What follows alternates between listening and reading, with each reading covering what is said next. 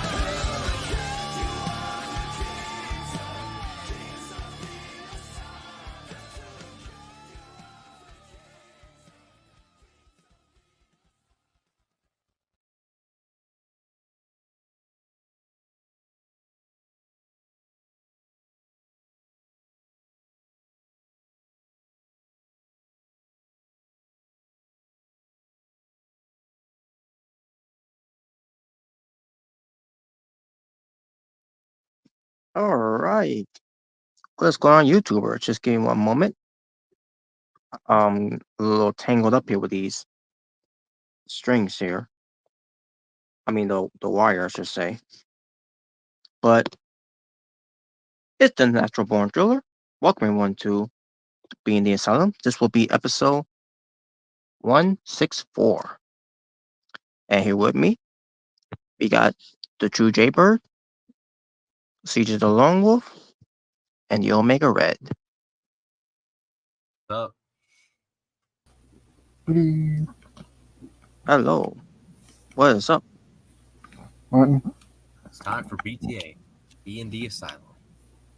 Looks like Jaybird's ready to go all out. Oh, that's surprising. I thought he would say I'm going all WrestleMania. I mean, all in.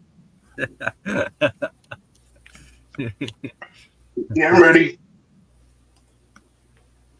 Well, yeah, folks, we will talk about AEW All Out or Great 2024. And all I can say is, your overall thoughts about the show itself.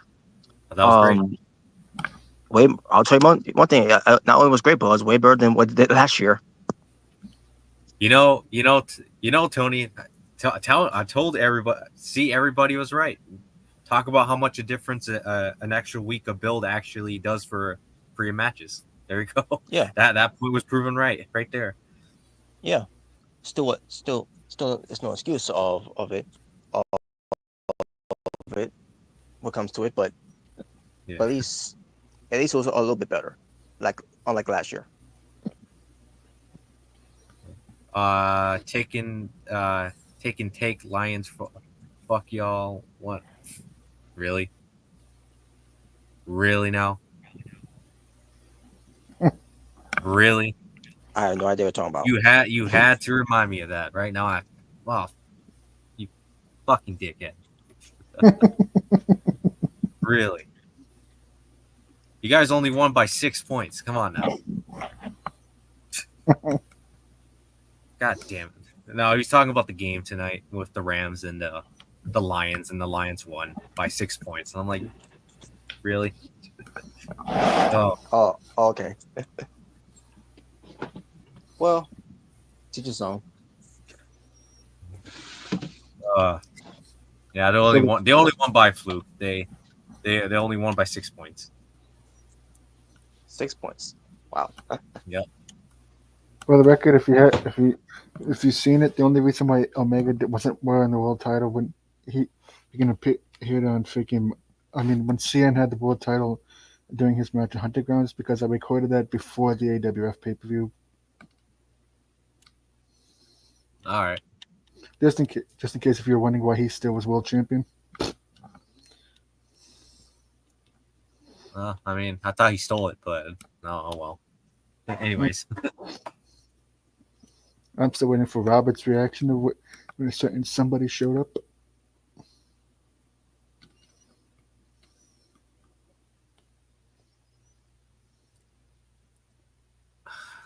Right.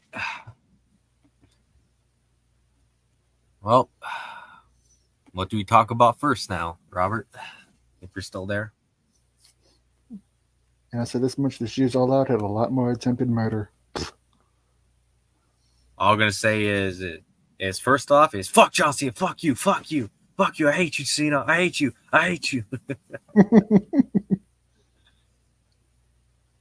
Crybabies All Out was too much violence. My kids can't watch. Yeah, it was.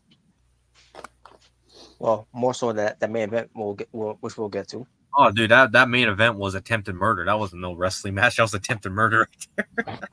Well, something else was attempted murder, but we'll get to that as well. You know, All Out, like Jesus Christ, might as well call all murder. Like holy fuck, how many attempted murders did we see in just that one pay per view? Like Jesus Christ. All was missing was me. What? Wait, what? What the hell? That's right. Natural born Was it? killer. Oh, I guess when it comes to Jerahog, right, or Sockface. Fuck the people what they want. It's like watching a freaking what? It's like watching a '90s freaking ECW pay per view. I was like, I don't know. I remember we seeing the end of the world title match, and he gets, obviously Brian Danielson gets a plastic bag put over his head. I was like, Jesus fucking Christ! Like, goddamn! Like Jesus, Moxley. I didn't know you wanted to freaking murder the guy too. Like goddamn. Yeah, we're gonna get to all that as well. It's actually could be the first one. How do you guys feel about calling All Out 2024 all murder instead? Because I mean, Jesus Christ, it really was all murder, literally, and on that night. All attempted murder, or attempted murder. All murder wrestling. Yep, all murder wrestling. All murder wrestling. AMW. That sounds like a CZW pay per view. Kind of does. Adam Page was a menace. Really wanted to kill Swerve. Yep, pretty much. It was all murder. Yep, that's literally what it was for All Out. It was literally all murder. Never mess with another man's family. Yep, Moxie stole from me. That's what I was gonna do to Jake. What the hell? Jesus Christ! Jeez, are you wanting to murder Jay Burton? Damn. What the fuck? Yeah, I'm pretty sure you know what he's talking about, Caitlin. with the Moxley. Yeah, I know. Yeah, I know. Damn. So yeah, we're not going to waste any more time with this, folks. We're going to talk about what happened with AEW All Out of 2024 in Chicago, Illinois. Trash. 0 out of 10. No, I was kidding. And I'm sorry, but to all the WWE bubble dwellers, it was not called WWE All Out. This I got news for you, boys. This isn't WrestleMania. This is All Out. It definitely wasn't sold out. Great. I'll say that much. and to all you NXT dipshit fickle motherfuckers, this ain't your stand out. This is All Out. Stand stand out. Stand deliver, I should say. Oh, Hangman so angry.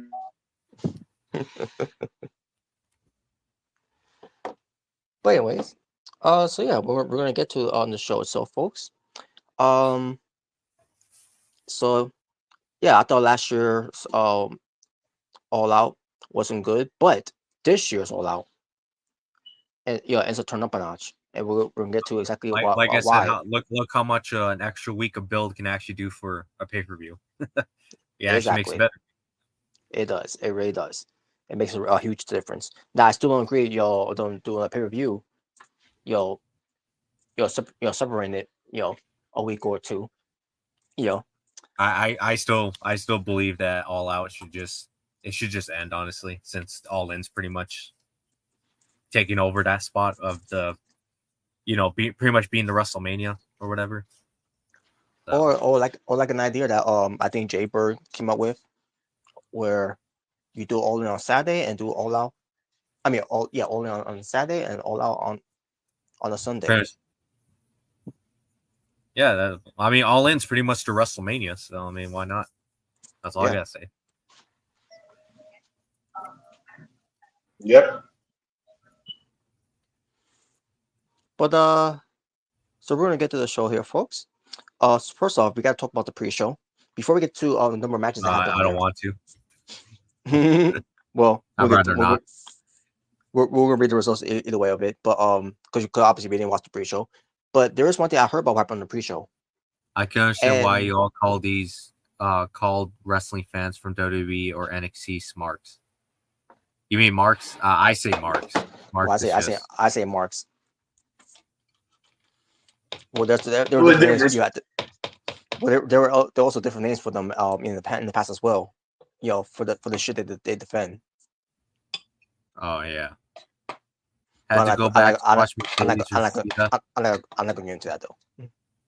That match was not bad like the IWCC clown said it was. I didn't think it was bad. I definitely prefer that match over Mercedes and Britt Baker from All In. What match talking about? He's talking about Mercedes versus Mercedes Moné versus Hikaru Shida. The match they had. Okay, yeah, we'll get to that about that too. I personally, once again, I thought that match was all right. There was issues with that match. It was not my favorite match of All Out, but I'll say this though, it's definitely a lot better than the Mercedes versus Britt. Nah, that's pretty much what I was saying. It was definitely a lot better, but there were also issues with that match. But we'll get to that. Yeah, that's why I said the match was all right. Like I didn't think it was anything great, to be honest.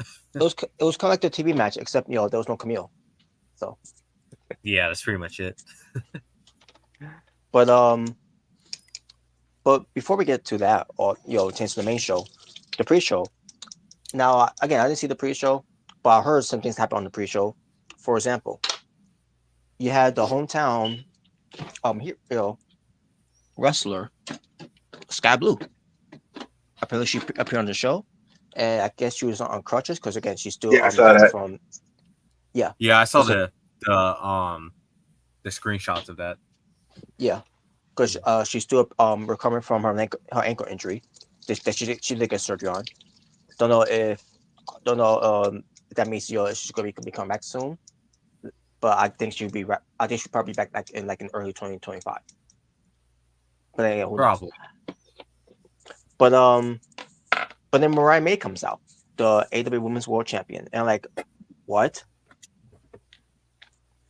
The moment I heard the AEW Women's World Champion show up on the pre-show of All Out, I'm like, huh?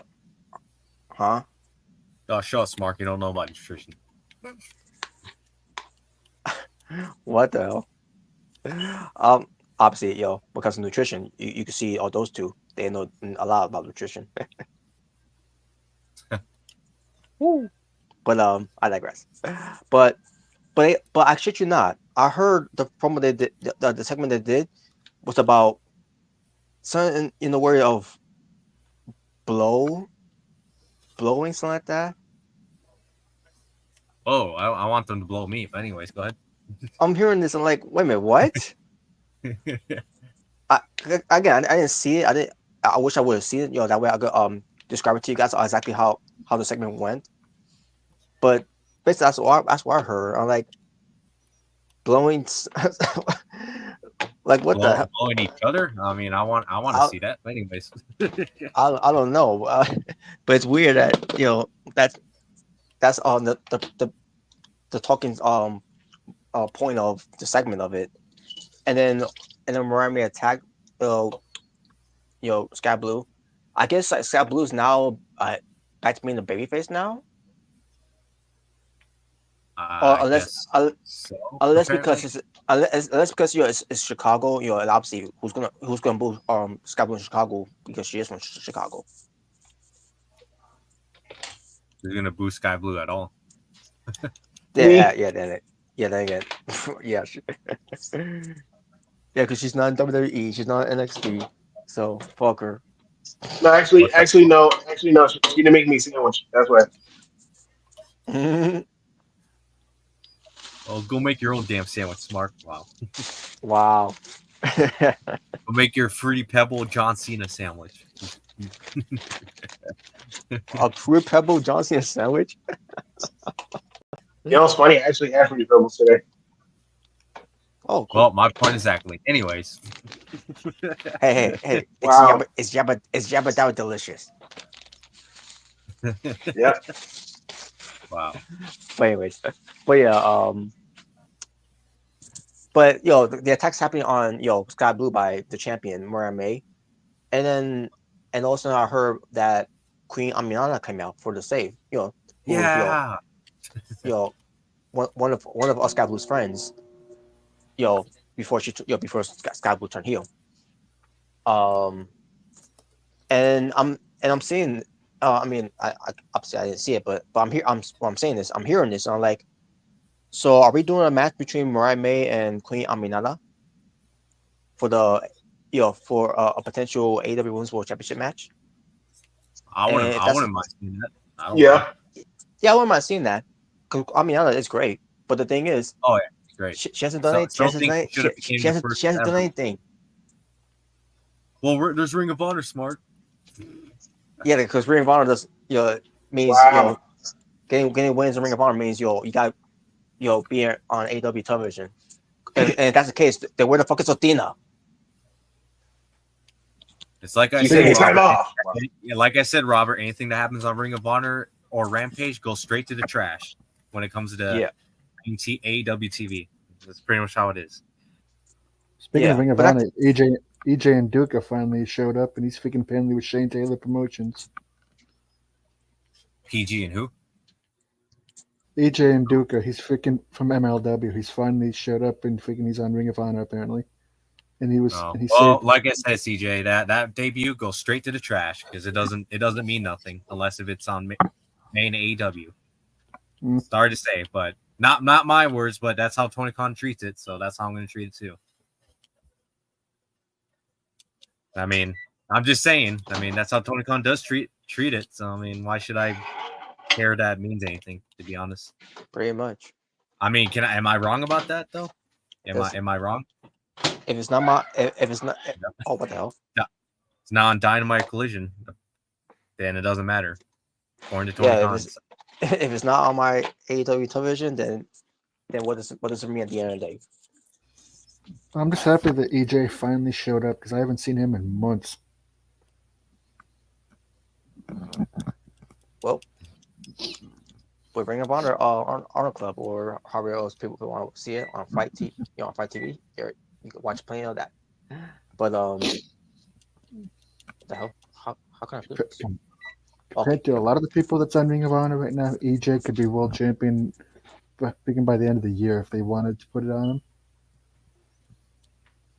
Well, they gotta sell on exactly who he is. You know, to give him that recognition on AEW, but now he's a Ring of Honor, so maybe he'll be the one to take off the belt for Mark Briscoe. Not that one to go off on anyways. Wow. I was gonna say though, didn't you say like freaking Lee Johnson's now in Ring of Honor too, apparently, or whatever? No, he's been a Ring of Honor, because obviously they got nothing to do with him. Because apparently he's got some partner that CJ mentioned, but at the same time it doesn't matter if it's not on AEW television. I'll be right back. Mm-hmm. It's pretty much like what Tony Khan says. Oh, it's non-canon. That's filler, so it goes straight to the trash. Yeah. But back to Mariah May. Oh, by the way, a little off topic. Because I just found out. Okay, remember when we noticed that Mike Rome wasn't on NXT? No Mercy. Oh yeah.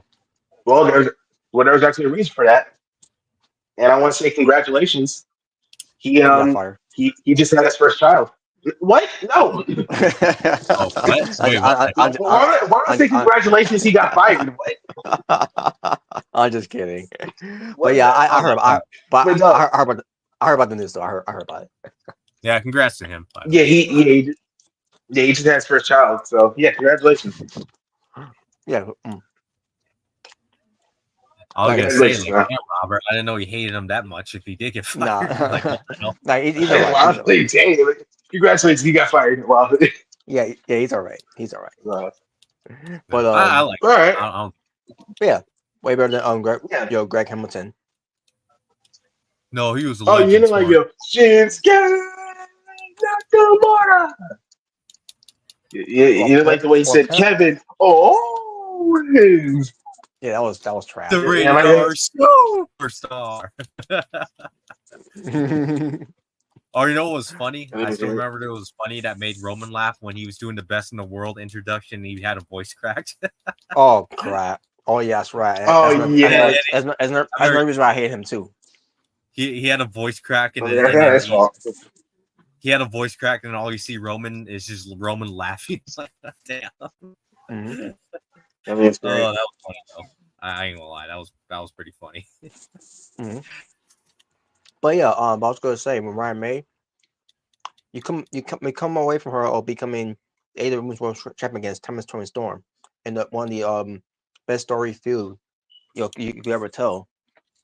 And I feel like now they're downgrading her, especially having her in the ring, in her first title defense against Nyla Rose of all people, on the ongoing show of all on Dynamite for All Out, only to her be on the pre-show and getting challenged by Queen Aminata, which nothing against her, but should have been on AEW. She hasn't been on AEW. Especially if they want to give, if they don't want to have Toni appear for a while, so eventually she can make that return and then, call her rematch against, Mariah May, because I think that's what they're doing. But but either way, though, it's like it should have done this maybe a couple weeks ago, maybe 2 weeks ago, after all, all in. But I don't know. But I mean, we'll see where this goes, though. But yeah, kind of bad that you want to put Mercedes over Mariah May, who's your literally for the women is your world champion. Like, what the hell?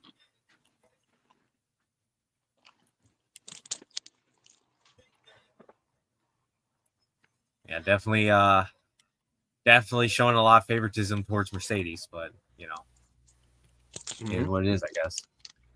Oh yeah, that's surprised. Yeah, she sucked up. Wow. Are you surprised? What the hell? Are you surprised that they're showing favoritism, considering the fact how much she's making, and considering the fact she apparently has creative control like freaking Hogan? Yeah, I guess so. But then again, when it comes to that, Tony has no one to blame but himself. Doesn't work for me, sister. And I don't know. I can't be the only one who thinks that she has not really showed why she's worth all this money. To be honest, she really did not. Like She's even definitely to me, she's been a bust in AEW. She's definitely one of the worst things on right now going on in AEW. I have to be honest. No, you're being sexist. Mercedes What? Monet is money, Sexist. so that's She's why she's the Monet. best. like even She's Cody, Monet. like even Cody, She Kenny, makes and that bank. like even Cody, Kenny, and the Young Bucks have put people over, and they were the EVPs. Fuck the Unplugs. Well, And Cody difference with Monet is that she's a CEO. So there you go. and Cody could have easily put the world title on himself if he wanted to, but he fucked himself out of that. Yeah, he did. I mean, I was just saying, like, I don't know, Mercedes and AEW, it's not doing it for me. It really is not. Yeah. It's we'll just get to- to me, it's just been a bust. Like, we'll get to one of the reasons why. When we get to that match later. yeah, But, it's just been a bust. I definitely say, in terms of outside WWE, what was her best run? Definitely New Japan. Like, her New Japan run is definitely way better than her AEW run. Yeah, exactly. Just So I don't know. Yeah, I agree. It's not doing it for me in AEW. She's just not doing it. She definitely to me has not showed why she's worth. Well, how much she get paid? Like $3 million, $2 million something dollars. I don't know. Because it's Snoop Dogg. What the what? What the fuck? Wow. Because he's related to Snoop Dogg. Yeah, pretty much. I don't know, but I'm just saying though, like I can't remember how much she got paid, but to me, she definitely ain't worth that money. So I heard something that apparently she was getting paid in like a lot of the main top guys in AEW. Well, can't be more than Okada. I think she actually might be getting more than Okada. I think, or they might be around the same. I don't know.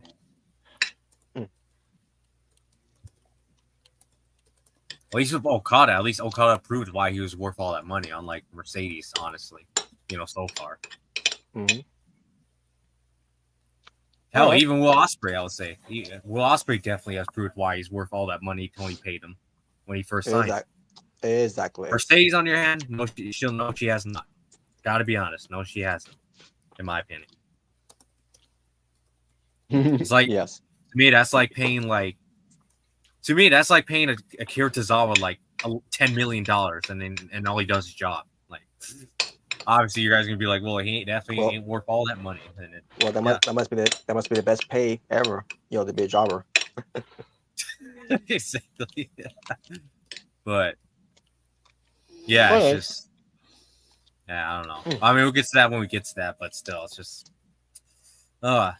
definitely has not been doing it. Nope, but we'll get to it though. She's your world champion, and you have her on a pre-show. Like, what the fuck? It's like having Bryan Danielson on a pre-show and not wrestling. So Ring of Honor dark matches in the early 2000s.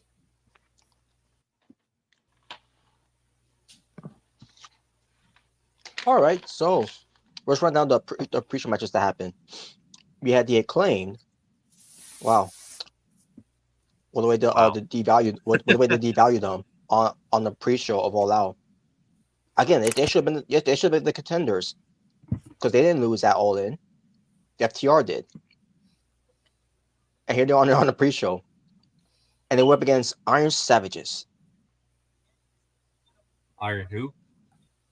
Iron Savages, which is Bronson and Boulder. Boulder, Bear Country. Yeah, this tag team is trash, by the way, and they got this guy named Jack Jameson, and and then the name Jack is fitting because he is legitimately jacked. I don't even know who the fuck these guys are. Well, don't worry about it. They're jobbers. Yeah, Iron Savage is more like Iron Jobbers. Oh, but yeah, and this was no different. They lost in 8 minutes and 10 seconds. Then we get to wow, what a great What a great showcase, man. Oh wow. Then we get to a trios match here. One of Omega's favorites.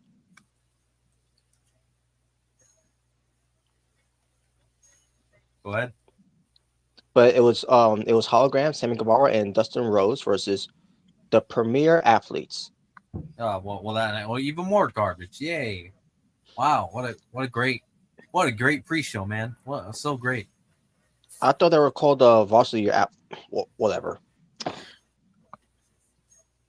They lost 9 minutes and 50 seconds. Oh wow, what a surprise, man. What a surprise. And then following that, we get to another trios match with the Bang Bang Gang. All right. And they defeated the Dark Order, 7 minutes and 35 seconds. You see, there's a reason why I don't just be. Could we just be glad you removed this garbage from the main show? Yeah, I mean, Just be glad. obviously, yeah. At least. All right. But then it gets better because we get a 3-way trios match. And is this for a normal competitive match, or are you just doing just a 3-way just to do a 3-way? They're doing it just to put people on the show, even though it's a pre-show. Garbage. But it was the Undisputed Kingdom versus Trash. Beast Mortos,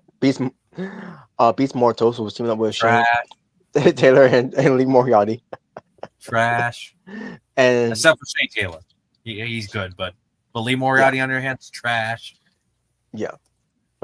And Top Flight and Action Andretti. Trash. With Leia Gray at ringside. Yay. But the Undisputed Kingdom won. And why do I give a fuck? There you go. That's my reaction to that. 10 minutes and 55 seconds, and there you go. That's the pre-show. It literally means that was the nothing. pre-show. There you go. A match just to have a match that means nothing.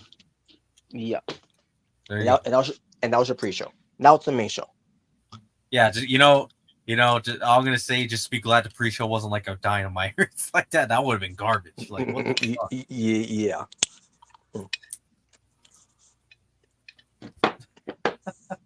So the main show opened up with a real package of All Out, and I wish I was sending out clip enough from All In. When it comes to to the introduction, but whatever. No. What the USA gets special type of treatments, but foreign countries they don't get that same thing. So what we got was the matches the one match that opened up the show start up immediately because we can't do a lot of entrances on the main show. Wow. But it was MJF versus Dan Garcia, 23 minutes and 40 seconds, and a damn good match, by the way. Despite how people feel about how you guys feel about Dan Garcia, just one of his best matches so far. Honestly, bro. I mean, yeah, I definitely agree. But honestly, this whole MJF versus Dan Garcia feud has honestly got me interested in Dan Garcia. I ain't gonna lie. Like, this is the most invested I've been in Dan Garcia in quite some time. I feel like they're doing something good. There you go. I'm sorry. Well, he hasn't really done it for me. It ain't doing it for me. Dan Garcia didn't do anything, didn't sing. So. Oh yeah, he didn't do the humping. So 0 out of 10. Wow. No, what should have been? It should have been a garbage indie match. It's going to be 100 kangaroo kicks, 100 dance moves. There you go. It would have been a dance. Yeah, let's have a dance off. Yep. I mean, if I remember, Dan Garcia and MJ did a dance off last year. When Adam Cole was also. Oh yeah, better than you, baby. Yeah, I remember that. Oh Jesus Christ! Yeah, that was Omega's favorite part. Oh, in fact, fuck that. In fact, it was Dan Garcia and Sammy Guevara. Jesus Christ! I think it's great. Who really pissed a lot of people off? Dance off between Garcia and Disco Inferno. Oh, fuck him. Fuck him too. And Fandango. Might as well bring back Alex Wright then. Anyone remember Alex Wright? Yes. No, you know what they should have done? They should have Maximum Male Models join in the dance off. Oh God. Oh God, no. That's what I want to see is Wasn't that Mansoor and somebody else? Mansoor and what's his name now? What's Mace's name now? I forgot his name now. I don't remember. Mace Madden or something. I don't know. Oh yeah. Maybe Jalen might know. I don't know. I can't remember his name. Because I was gonna say they're in Ring of Honor now, and they just did a job to the freaking Outriders, who freaking everybody was treating it like it was fucking Mega Powers winning the tag team titles. It is great. Yeah, another another hypocritical thing I gotta call out. In WWE, Maximum Male Models, oh, this is gay garbage.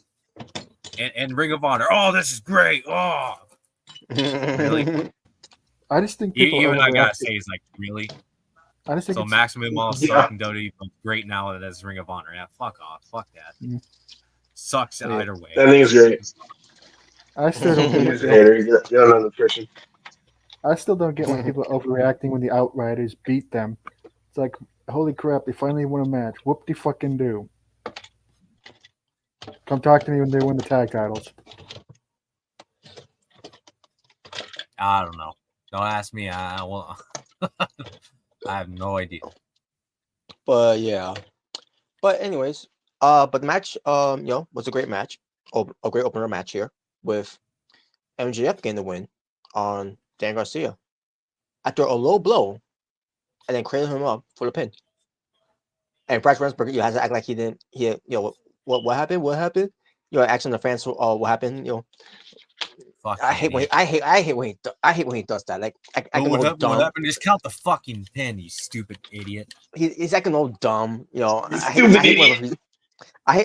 when they do that, especially Bryce Remsburg. He does that all the time. Like, wait a minute, what happened? What happened? Did something happen? Yeah, did you guys see what happened? To be honest, it's safe to say a lot of the referees in AEW, they just suck. Yeah. You know what's going to happen? You know what's going to happen? Yeah. What? You know what's going to happen? I thought Andrew was going to do the whole thing where he's going to pull out the brass knuckles that's taped up, and then referee Bryce Remsburg sees that and then takes it away from him. Or for him to get the diamond ring that he found the pawn shop that Dan Garcia, because that was a story that Dan Garcia pawned his his ring. So MJF found did a lot of digging and found on the pawn shop that he found to get his ring back. Obviously, MJF or maybe he could just gone to eBay. That could have been possible, but according to Dan Garcia, he palmed that pawn shop. But he could pull that out, and then he got off of it. Believe me, I'm just it's worth a lot. All I'm gonna say is, Dan Garcia just be glad he didn't pawn it off at GameStop. They probably would have ripped you off and said, "Oh, $10." Like what? Mm-hmm. Oh my god! And basically, MJ was still would have cheated to win by missing the diamond ring, and then still got the win. But anyway, this worked out. This worked out anyway. And then after the match, MJF extended his hand for a handshake to Dan Garcia. He's like, "Oh, I'll play along," and then he shook the hand and all that. And just tried to go for the low blow again, like he did before. Yep. But Garcia knew what he was doing, and MJF got a low blow for his trouble. And then Dan Garcia, got his revenge. He broke his neck from the Avalanche Power Driver. Yep, he broke his freaking neck. Don't worry, everybody. This is your first sign of attempted murder on this show. There's a reason why this show is called All Murder. Mm-hmm. Fuck MJF. I know this is your favorite part, so I know you love it. Cry me a river, Daniel Garcia fanboy. Anyways. Oh, wow. Yeah, I know this is the first sign of. CJ's favorite part. Anyway, this is the first sign of attempted murder on the show. So this ain't It ain't over yet with all this attempted murder. Yep. Apparently, So, from what I know this. apparently, sorry, but Go ahead. apparently from what I read, apparently that was how they wrote MJF off so he could film a movie because he's trying to be the Miz. Okay. no, MJ is way better than the Miz. Fuck him. No, Oh wow! Come on. come on. But Well, I yeah, was that's true though. But that's true though. That's why MJF it's gonna be run off on TV because he's gonna be filming a movie. So good for him. Wait, Hey, got more. he's getting that money, and I don't think he gives a fuck what people think.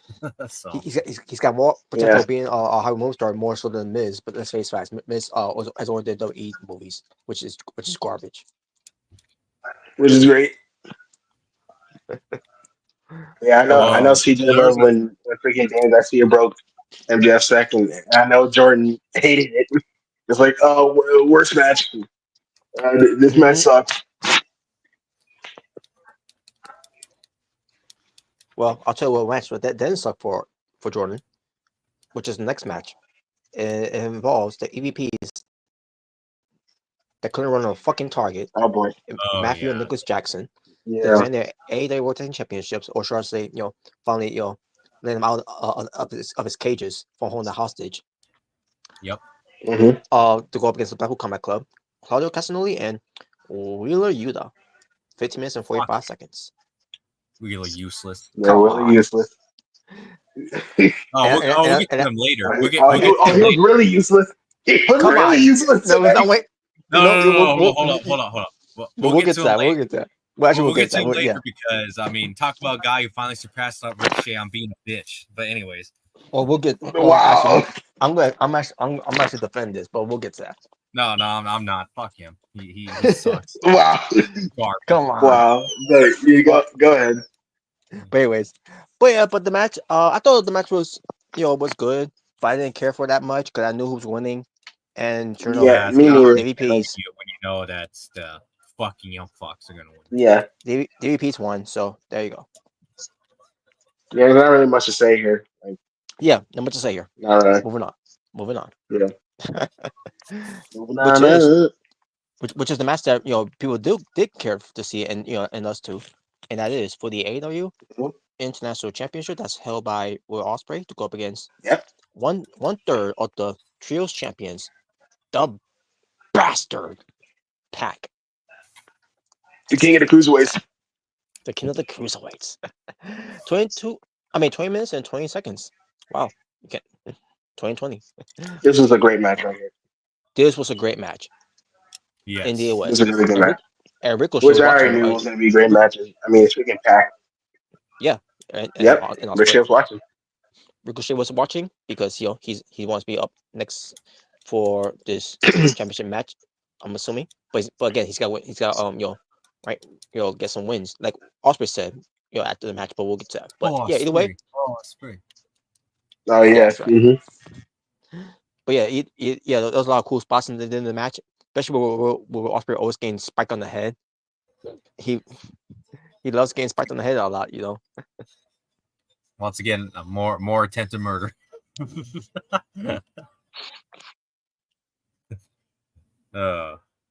Indeed. But in the end, great match. By the way, it was Will Ospreay getting the win. It was a great match. I wonder how many stars you get this one. Which, by the way, still kind of pissed me off that this match should have been on in both of their home countries. But oh well. Yeah. I agree. But again, I knew when MJF beat Ospreay for the belt, it was going to be it, but whatever. But hey, we got it all out, and it was good. It was great either way. So yeah. So then obviously Ospreay wins and retains, and then that's when Ospreay was being interviewed by Renee Burkett. But retains to talking about Ricochet. He basically I hope you watching. He's got to be ranking some. Rank some wins and all that. If you want to get a shot at this, against me. And then Ricochet come out of nowhere. Say I have been watching, and talking about how my back and all that stuff, blah blah blah. Talking trash. Why you ugly? Yeah, I was just about to say it's like I was going to say why you ugly. Yeah, I'll definitely say this in terms of that little promo exchange or battle, I guess you could call it, backstage. Yeah, Will Ospreay Yeah, definitely won that one. He definitely won that one. yeah. I mean, yeah, but I mean, I'll give Ricochet this. About time to show some aggression. So hope to see Yes. more of that. No. Yeah, yeah. He's gonna just say, "Why you ugly?"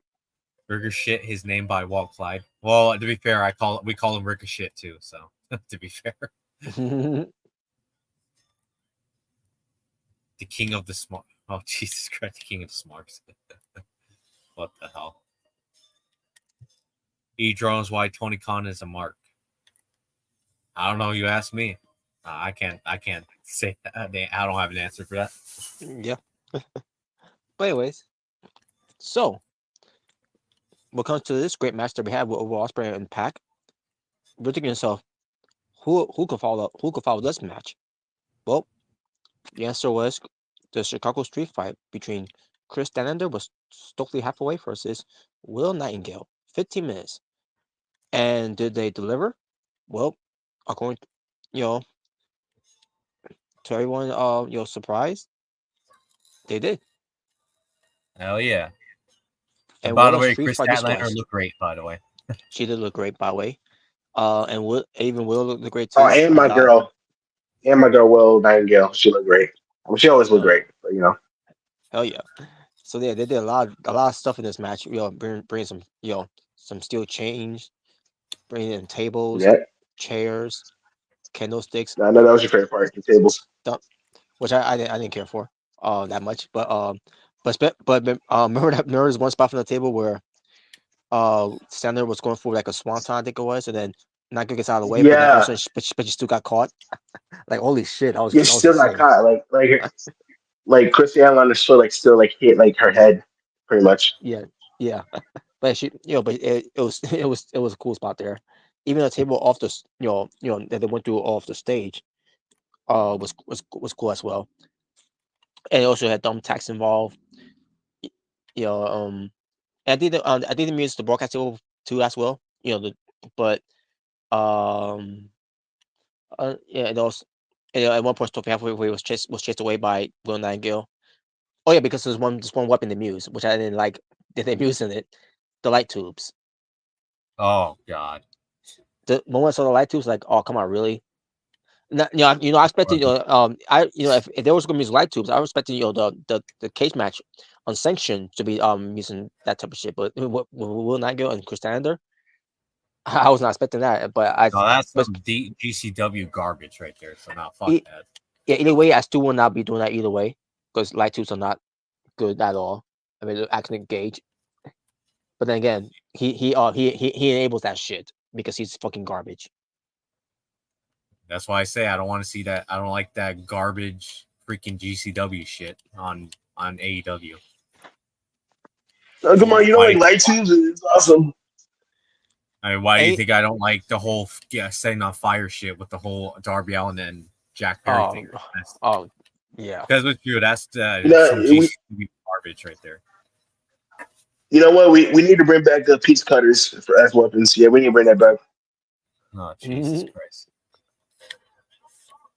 Give me the cheese grater more so than a piece of color. But No, yeah, we're gonna but use a cheese grinder. Oh, yes. But yeah, in the end, I was not expecting this win, but it was Chris Statlander getting the win on Will Niger after getting her the chain wrapped around her across her face, and then also across of her mouth in a way, and her throat. Will Niger, I guess she tapped out. I think that's she did, or gave up, whatever. Either way, Chris Statlander wins. 15 minutes yeah. into the match, and I'm like, holy shit, this match was good.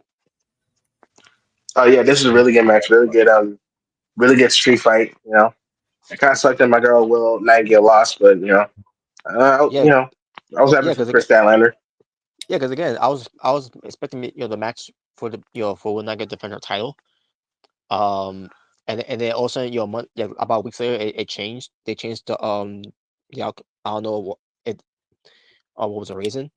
Will Knight goes to the champion for CMLL for the women's division, but um I don't know why they decided to change it now all of a sudden and ignore it.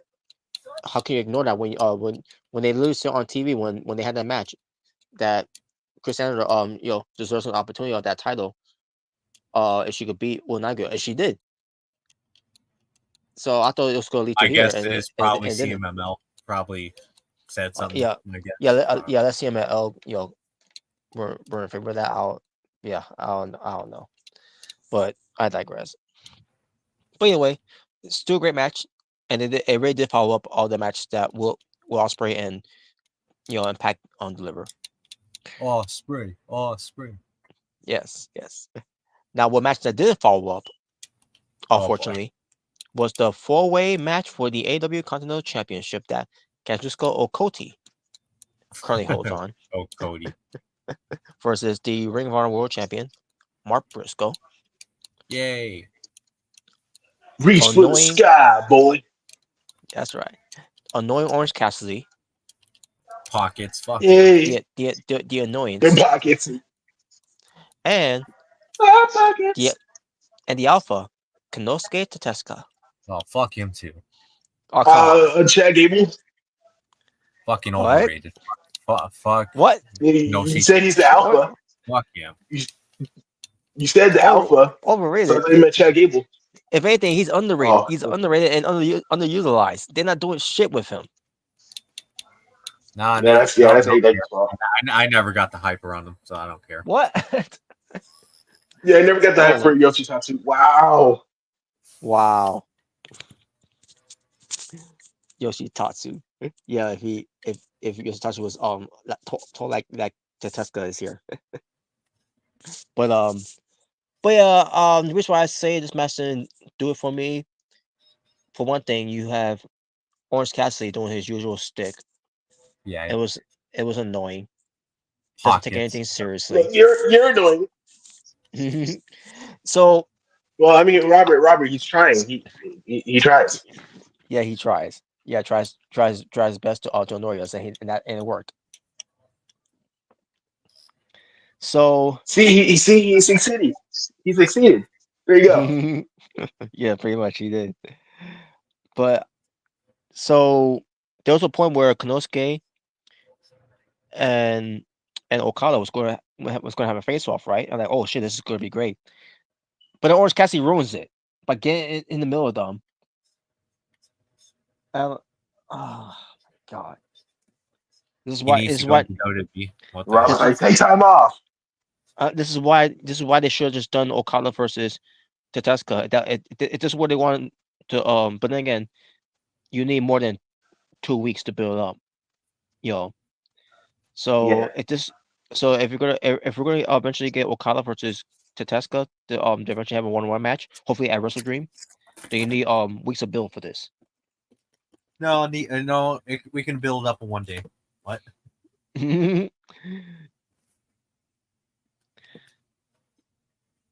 But yeah, but this match didn't do it for me. Mark Briscoe was bleeding, by the way. He pulled Moxley. By the way, even Dan Garcia pulled Moxley earlier, and Chris Tanner pulled Moxley. A lot of bleeding, by the way, in a lot of matches. Take a shit and needs to go to NXT. Oh God. What? But you know what? Wow. He'll be utilized a lot more, to be honest with you. No. I mean, unless they want to utilize someone named what was it, Dante Chen,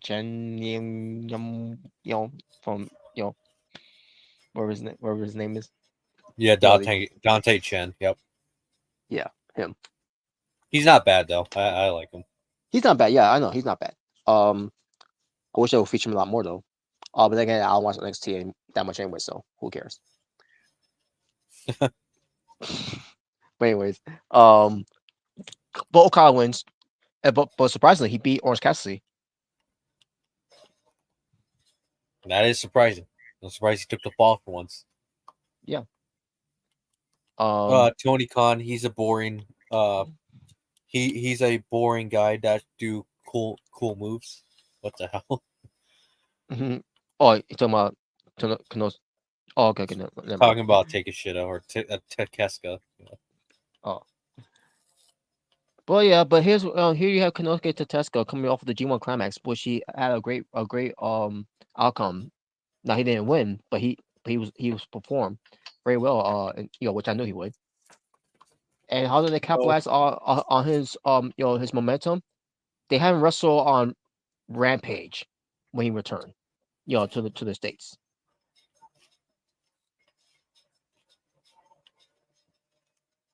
Come on, Rampage matters too. Unbelievable. And I believe one of the matches that involved was Beast Mortos. I could be wrong. Yeah. Unless I was talking about that collision match, where he had to get the spot to be in that All Out. Yeah, I think that's what I meant. But yeah, but then again, it could happen on the same Rampage show too as well when it pertains to that forward match was involved. But whatever. But yeah, this match didn't do it for me, unfortunately. So, but at least Okada wins. So, oh yeah, and Don Callis was there too, by the way. Yeah. Fuck him too. Well, apparently, even the Chicago fans chanted that. Fuck Don Callis. And he didn't do anything. He was just sitting there. Yeah, I'm just tired of seeing him in general. So fuck him. Oh, by the way, remember what was said on Daniel Garcia and MJF match from Sockface, because it's bad enough. It's bad enough that it's bad enough we have Sockface on commentary, right? But it's even more bad when he's mentioning, someone who's not on the show, which was refreshing. That we had the learning tree, the learning trash, and Chris Jarrett trash, Jarrett tree, Jarrett bitch, Jarrett eagle. Jarrett oh yeah, he was on the show. That's right. Yeah, he was not on the show, which was good. But of course, as Cowboy has to mention that because MJF did the Boston Crab right onto get Dan Garcia. You gotta get people what they want. Yeah. Oh, the Boston Crab, or in this case, the walls of MJF or the walls of Max, whatever you want to call it. Yeah, whatever. He was doing that, and here you ask Cowboy on commentary saying, his own version of the walls of Jericho. He's doing. He MJF and Dan Garcia. At one point under the alert tree of Chris Jericho. Like, are you fucking kidding me? Now. He did say that. That's right. Sony's I forgot he said that. Yeah. Fuck you. Fuck you and your sock face mask. I remember. Yeah, because I remember MJF or Daniel Garcia was one of them that put the Boston Crab on. They did Boston Crab. Because Jericho's the only one who's known for to do Boston Crabs. Because forget about Strong, right? Well, I thought you were gonna say real quick is that I thought Sockface was gonna say something stupid. The Boston Crab was invented by Jericho. I'm like, oh, shut the fuck up, moron. No, stupid ass Mark. Obviously not. If he said something like that, I would just wrecked his ass. I'm like, oh hell no! What the fuck you just say? You stupid ass fucking idiot. Pretty sure Chris Jericho stole that move off somebody, didn't he? And then he made his own, and then obviously he made it famous. Yeah, he and the way he popularized it. So yeah, it's like the walls of Maxwell. Yeah, the walls of Matt. Well, I usually say that as a joke. I don't say that they're copying Jericho, but still, it's just like, oh my god, fuck Sockface, fucking hate him. He's the worst commentator of all time. Fuck him, stupid ass Mark. Indeed.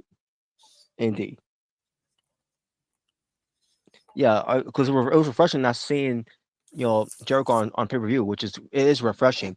But of course, you gotta have thankfully non-commentary too. Yeah, non-commentary too. But of course, you gotta have Sockface has to Stu mention the name Jericho at the learning tree. Ridiculous, man. Yeah, fuck Sockface. So, Today he gets fired from AEW. I'm gonna throw a celebration video. mhm. So, um, we get to this match. Mercedes Moné defending her Oh boy. AEW TBS Championship, where Camille's banned from ringside against Hikaru Shida. 16 minutes and 30 seconds. I think it was during this match where you had Taz and Tony Schiavone were on each other's throats, basically arguing back and forth. I think it was this match. I could be wrong, but I think it was this match. Did Taz get mad at Shivani again and tell him to It, it, wa- call the it, damn match? it, wa- it was some to that degree. I can't remember how it started, but I'm hearing, I remember. but Taz was so Because I annoyed. remember. Go ahead. But Taz was so annoyed. With something about Tony Schiavone saying he's been on commentary for for a long time, and then Taz basically makes some remarks on him, and then saying and then he said the word shit, and like what the fuck, what like man, do these guys not like each other or something? Like what the fuck's going on here? I don't think they do. There must be some Whoa, heat between those two. I'm like whoa, man, and if that's the case, then Because why is Tony Khan allowing these two guys to commentate together? I have no idea, no clue. But I was gonna say because I do remember on a random Dynamite, I think it was where or I think Shivani was talking about something. I don't know. It was something he was talking about. Something that had nothing to do with the match going on. It was Tony Khan. At the time. It was Tony Khan saying in Tony Khan's ear, because that whole thing. Oh yeah, and then that's when Taz said, "Just shut up and call the damn match." I was like, "Holy shit!" I remember when I heard that, I was like, "Damn!" Like, I was like, "Wow!" I never heard Shivani shut up that fast ever. Like, oh, I guess that's a smart thing to do because I mean, even though Taz is old and not as fit as he used to be, I mean, he could probably still kick his ass. But just saying. Yeah. But again, he's just got bad. He does got bad knees. So, but yeah.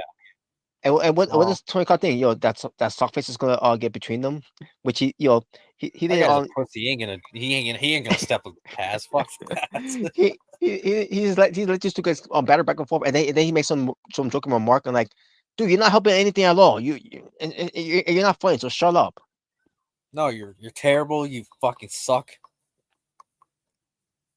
I mean, you're just on that. I mean, you're just on the EVP's freaking nuts. I mean, fuck you, sock face. Oh man. No, but anyways, so as far as this match was, I thought it was a better showing than Mercedes Moné and Britt Baker, but still one of the biggest matches on the show.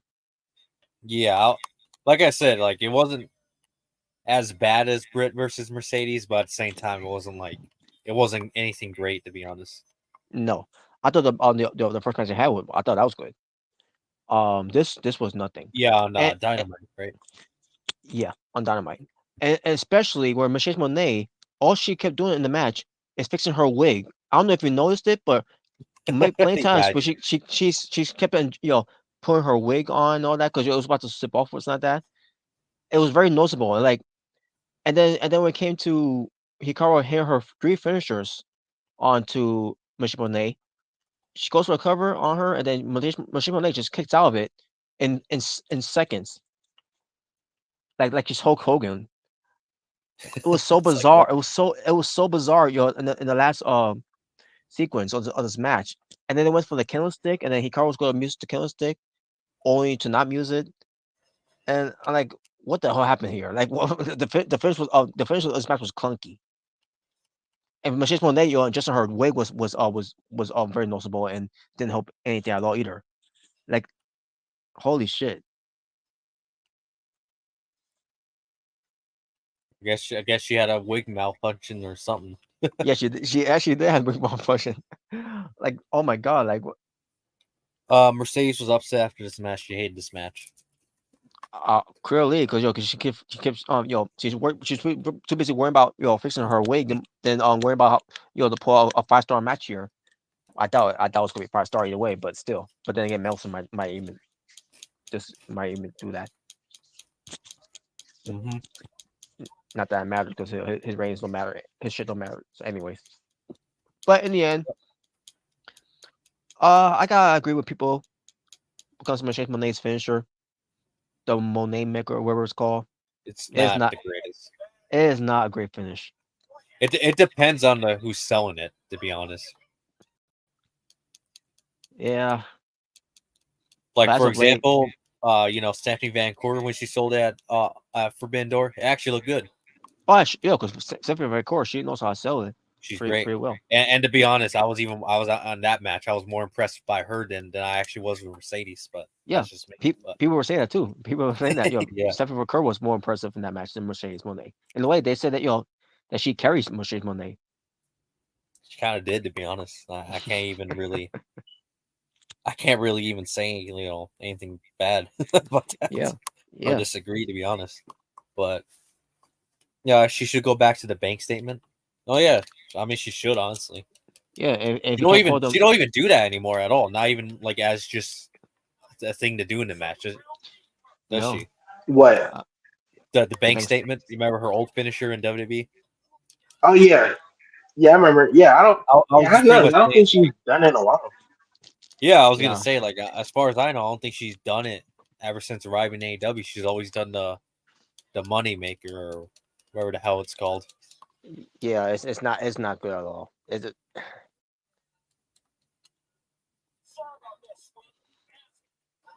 But Michelle Monet, she ends up winning, and then Camille comes out, because this time now she's she could be side with Monet. And then Monet yelled out saying to Hikaru, you should be grateful you was in the ring with me. Well, you can't say the same with Stephanie Verker because she carried your ass. Yep. She used it in New Japan against Momo a few weeks ago. Oh, okay. Oh, she did.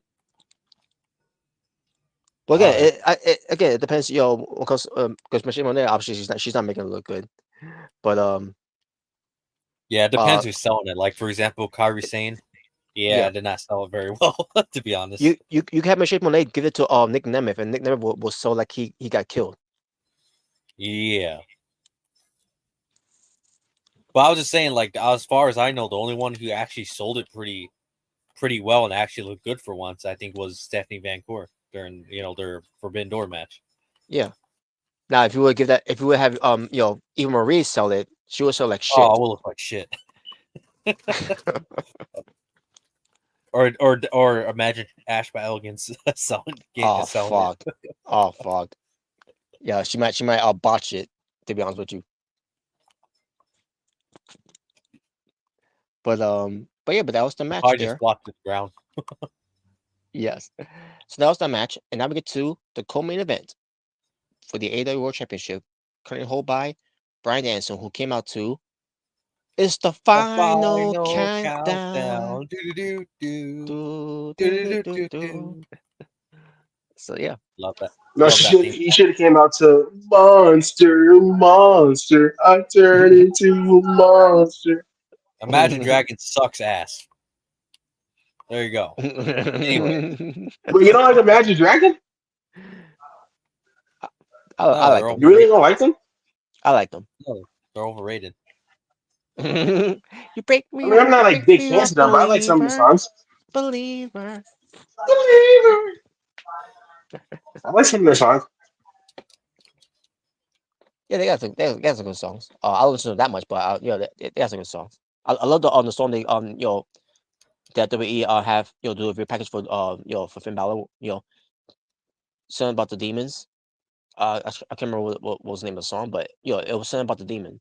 Because obviously Finn Balor was known to be the demon. It's the demon in me. I can't remember. Shut up, all e-drones that said Jack Perry can't wrestle. Oh, but Jack Perry, by the way, was the challenger for the championship. Who's the TNT champion. Well, I never said he can't wrestle. I just said I just wasn't digging him being the first challenger. No, he's not bad. He's not a bad performer. It's just that his attitude, especially the whole thing with he's a douchebag. With the Punk debacle, and then even before the whole CM Punk thing. Because I've heard stories about fans meeting him, and then apparently they're saying, "Oh, he's just a dick." Yeah, Like, yeah, pretty much. Like that's one fan asking him, yo, what if I want, yo, is this advice you want to give to me, if I want to be a wrestler? And he says, and his word was, here's one, don't do it. Wow, what a yeah, oh yeah, I heard about that, and there was like, and people were like, what? Like, what type of advice is that? Like, what? uh, like wow, what a influent individual there. Jack Perry turns to be for young wrestlers that want to be wrestlers. I mean, young fans that want to be wrestlers, I should say. Yeah, exactly. Yeah, sorry, Moxley. I definitely disagreed with that whole thing you said on Dynamite regarding Jack Perry. I know we only say it because obviously they're both heels, and you know how it works. But Yeah, yeah, Moxley, you take it now. I definitely disagree with that. but it'll be like Just Jack. It'll because be like I've heard stories about him, just being a dick to even his own fans, so that's why I don't like him. yeah, it'll be like Luke Perry, Jack Perry's dad will be ask a question of any fans of him. If I Oh want yeah, to be yeah. if I want to be in the showbiz like you, what advice could you give me? And then he comes from a rude remark saying, "How about not?" Yeah, and it's like, what? Like, what type of Obviously, advice is that? obviously, Luke Perry doesn't do that, obviously, because Luke Perry was is one of well-known respected actors, in Hollywood at the time. Oh yeah, and God rest his soul, obviously. God rest his soul, yeah. But Jack Perry, I don't know, who raised him, to act like this, or who taught him, to be like this. Maybe it's one of those things where maybe Daddy might have spoiled him a little too much. Probably. And I'm not trying to talk bad about Luke Perry as being a parent, but could have No, been one of no. those things where you spoil your kid too much, and And yeah, per, he per, turned ne- out to be some arrogant, egotistical asshole. and Power was never around. Be honest with you, Power wasn't around that much for him, Yeah, because of the shows he's done in movies. So or maybe it was his mother or whoever. I don't know if his mother raised him, but so. right, right. But anyways, Well, she probably did, but I don't know. but Jack Perry's interest though, he arrived with the scapegoat, the scapegoat. Just like Mercedes haters say, Mercedes is a dick to her fans.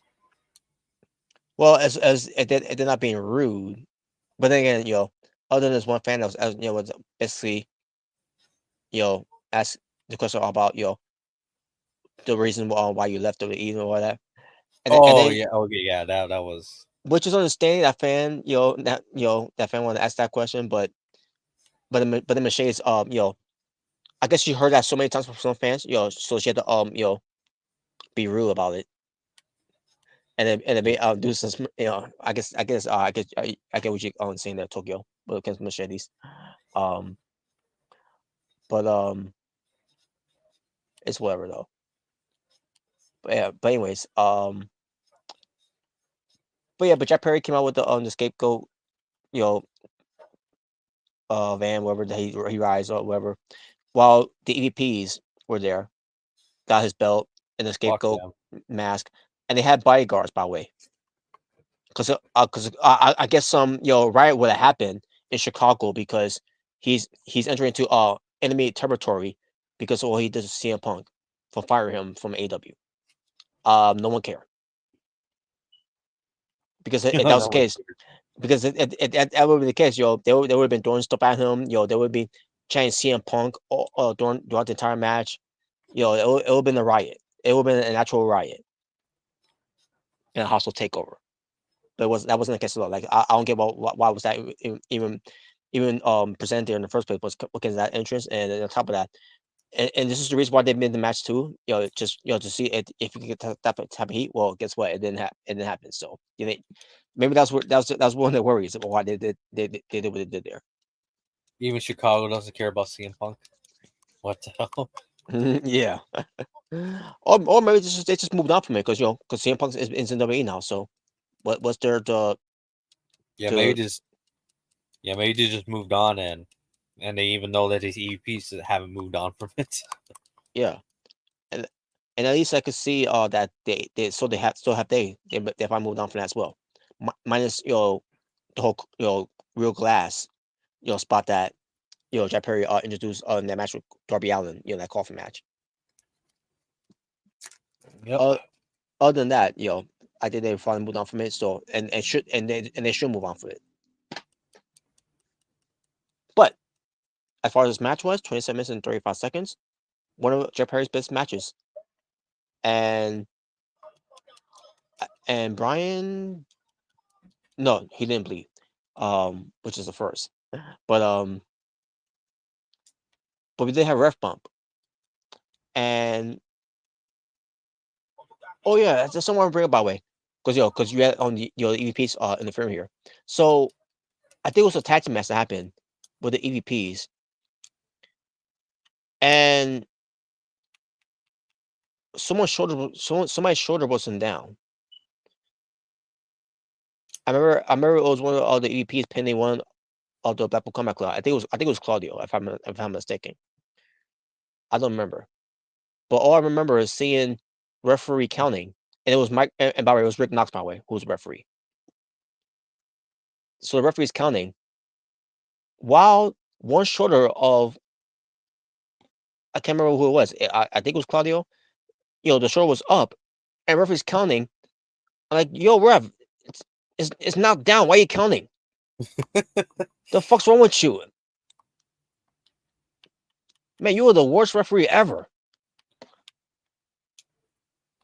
What referee was it? It was Rick Knox. Count, I'm not surprised. count someone's shoulder who's not completely down, and you can see it's clearly up, and he's still counting. What the fuck? You need glasses now to to do your fucking job? Guess so. My God, man. You want more? But A's crazy Steve. He's blind, but he can wrestle. He can wrestle while still being legally blind. Oh, Crazy Steve. Yeah, crazy Steve. Oh yeah, I forgot he was blind, or he is blind. Yeah. But anyways, but back to with Brian and Jack. Brad Frensberg, I think he was referee of the match. Yeah, he was. And there was a referee bump that happened. And obviously he's acting like he's at one point knocked out where he's having his head down on the mat, face down on the mat, I should say, because that's when the EVPs came by. So he's got to act like he's I mean, keep my head down, because I know they're there. I got to make sure no one sees I gotta make sure that people see that I don't see them. Yeah, it's very clear that that you're doing that because they're there in the ring. So great cover up there. It was. What were you talking about? And I'll get to more referees by the way when it comes to Paul Turner, when it comes to on the next match, which ends up being the last. But eventually the EVPs is getting away because Claudio and Yuta came out to chase him away. And it was back to being Jack and Brian. Yeah, so but anyway, so it was Jack Perry already showed off a lot in this match. Does that mean he should be a future world champion in the AEW? No. Hell no. No. Fuck no. I don't see him in that level. I know that's how they see him in that level because he's one of the 4 pillars. No. He's fine being a TNT champion. There you go. No, you're wrong. But and again, it's the same thing with Dan Garcia. Dan Garcia, they see potential in this guy. I do too, but world champion? No. Yeah. But in the end, it was Bryan Danielson getting the win. And the way it was done too, Bryan Danielson going for his cycle knee, and Jack Perry, he knew there's no way of he's gonna counter because at this point he's done because Bryan Danielson was kicking his fucking head in. Yep. Like literally. And then he goes for his arm crossing like he's Raven. That's been his thing. Throughout the entire time, ever since beginning the scapegoat, he's doing the Raven stick. Well, he's better than Raven. What? I guess. I've never seen Raven being that athletic like Jeff Hardy does, but I digress. But Raven's great, in his own aura. Mm-hmm. But Brian gets him the second knee and gets the win, 1, 2, 3, and after the match, after Brian celebrate, it's the final countdown. Do do do do do do do do. John Cena, socks, gonna lace Exactly. anyone's fucking boots. Did Exactly. you He'll never hear like. that? Did you hear that? Anyways. Hey, Oh, like you know it's true. Anyways, but but then all of a sudden, Killswitch shows up, and like, oh no, I can see where they're going with this. Kristen Cage. Yep. Christian Cage. But before that happens, Solution takes down Brian Danielson. All of a sudden, two old foes in the ring: Jack Perry and Killswitch. And he looked eye to eye. They look eye to eye, and all of a sudden, Christian Cage comes out. Yeah, he's got the contract. He's got Mama Wayne. He's got his son Wayne, Fuck him. and they're making their way. Yeah, and Luchasaurus. I mean, Killswitch also being me and him halfway at the alleyway. Because And it's that is crazy though that the entire time it was Kill Switch and Jack Perry literally just staring down each other the entire time. Yeah. I mean, honestly, if you really think about it, I wouldn't really care if they want to do like a heel version of Jurassic Express, but obviously not call them Jurassic Express. Yeah. Obviously, but Yeah, I don't know. I wouldn't mind that. If he did something like that. The Jurassic Heels. Jurassic whatever. Heels, I don't know, whatever the scapegoats or whatever the hell they want to call each other on. Fuck Well, either way, but I mean, at But least yeah. if they want to call them the scapegoats, it would make sense for Kill Switch, since he was always the scapegoat for Christian Cage. At least that would make sense. But mhm. but I don't know. What is it going to lead to anything? Probably not.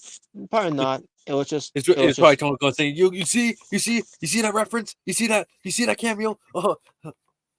It's probably Yeah, it was something more. they want to do. It was more of a nostalgia moment more than anything. To see them again. In the same ring.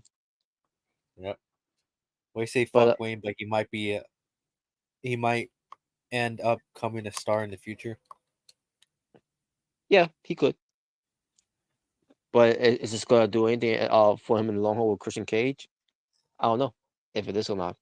If anything, it's more benefiting Christian Cage, because of being this deviant deviant heel that he is. Yep. Which is which is fine. But here we had Christian Cage, coming down, and Chris was me and them, on the alleyway to get to Brian Danielson that Chris took care of. Also, John Moxley shows up, and Christian Cage, Wild thing. yes, which is not that he's not about that no more. He basically done away with that since he returned. And there's a good reason why too, and we'll get to more of that. But Christian Cage, see no threat, against just Moxley there. All of a sudden, here comes the trio's champions, Claudio Castagnoli, Ryo Yuta, and Pac, coming in and making the the odds even. And the patriarchy thought twice of it and walked away. They said we'll get him next time. And then they get in the ring. Brian Danielson was seeing all this, and he was smiling, because he obviously he always got friends in high places or always lurking somewhere to protect him, and that's what happened. Yep. So then they all get in the ring, celebrating that Brian Danielson ends up you're retaining and being saved. Only for Claudio to go for a European uppercut, which I didn't see. I did not see coming. And then Moxley pulls out a plastic bag, while Pac is and Yula hugging and all that, and then Yula seeing all this, and then Moxley starts crying like no. and Moxley proceeds to do like what Terry Funk did with Ric Flair, with the plastic bag, yo, yo, choking the life out, suffocating the life out of him, and we really couldn't do anything about it. He was whole back pack, He's like, and then and then, and then crying like crying like a little bitch. Tears rolling down oh his come eyes. on. Being then, a by the little way, crybaby. like when Claudio hit the uppercut, like just seeing like Daniel Bryan's face, Bryan Danielson, like yeah, like he was shocked. He was like, what the hell was that? He's like, what the hell was that? what was that for? And then that's when Moxley tried to kill Bryan Danielson. Yeah, this is murder. He wanted to kill him. He didn't want to end him. He wanted to kill him. Like you're gonna die. You're not gonna go home to your wife. Like damn, Moxley. and Marisha Fear comes out and fights fights off the doctor. Moxley did it too, and the referee, and Weird Yuta trying to help, and there's nothing he couldn't do because Pacquiao is holding him, is holding onto him, make sure he doesn't do anything. He doesn't do anything. He's so strong that he apparently can hold back. really useless. Pacquiao, he is strong, obviously. See, Rob, more proof that why he's useless. Anyways, he is not useless. Come on. Yes, he is. Yes, he is. I get he's not. I get he's not super strong, because his physique and all that. But if that's the reason why he's useless, because he couldn't help Brian. Give me a break. He was like, Moxley, what are you doing? But yeah, man. I'm seeing all this. I'm in shock seeing all this. I'm surprised that Wheeler is not involved in this. And I'm surprised that he's they didn't for him in this. For now, it might be a ruse too. You never know. I don't know. I mean, if that's the case, that's what helped in the acting in this, because if he's not involved with it yet, which is why they didn't do anything to him either, because they would have attacked him too. If that was the case. But I don't know. This is confusing to me. Like, now I have some theories about this. Moxley, since coming back, from his vacation, talking about to Tony Schiavone that this isn't your company anymore. Obviously, what comes to what Tony Khan's guys that he trusts, what comes to his company, Tony Schiavone is one of them, and another guy, Bryan Danielson. Maybe you know what? Maybe I think I know what the real reason why he did that. He decided to choke him out. Oh, maybe he decided. Maybe Bryan Danielson actually fined John Moxley, so he wanted to get revenge for giving him a fine. Maybe that too. He was trying to kill Bryan Danielson. It's like, this is for not beating Roman Reigns in SmackDown when he cost you your career. Wow. And that's why Claudio did it too. Like, it could have been me. It could have been Daniel Bryan versus Cesaro for the world title. You messed it up. You ruined it. Yep. You ruined it. Here comes the money. Yep, pretty much. That's why I think he's probably gonna show up. Oh yeah, because Dynamite's gonna be doing their 5-year anniversary pretty soon. Again, this could all lead to Shane McMahon coming into AEW, leading the charge. That involves Moxley. So kind of makes you wonder though. So if the EVPs are quote unquote in charge, and then now you got Shane McMahon coming in, being quote unquote in charge, is there going to be some war for control or something? Like, is that where it's leaning to? I now own AEW. I mean, I know what people are going to say. I know someone's going to be like, "Oh, Omega, you idiot! They're both heels." Yes, I know, but you got to make it make sense too. Like, so wait a minute. There's two groups in a power struggle. Being wanting in control of AEW.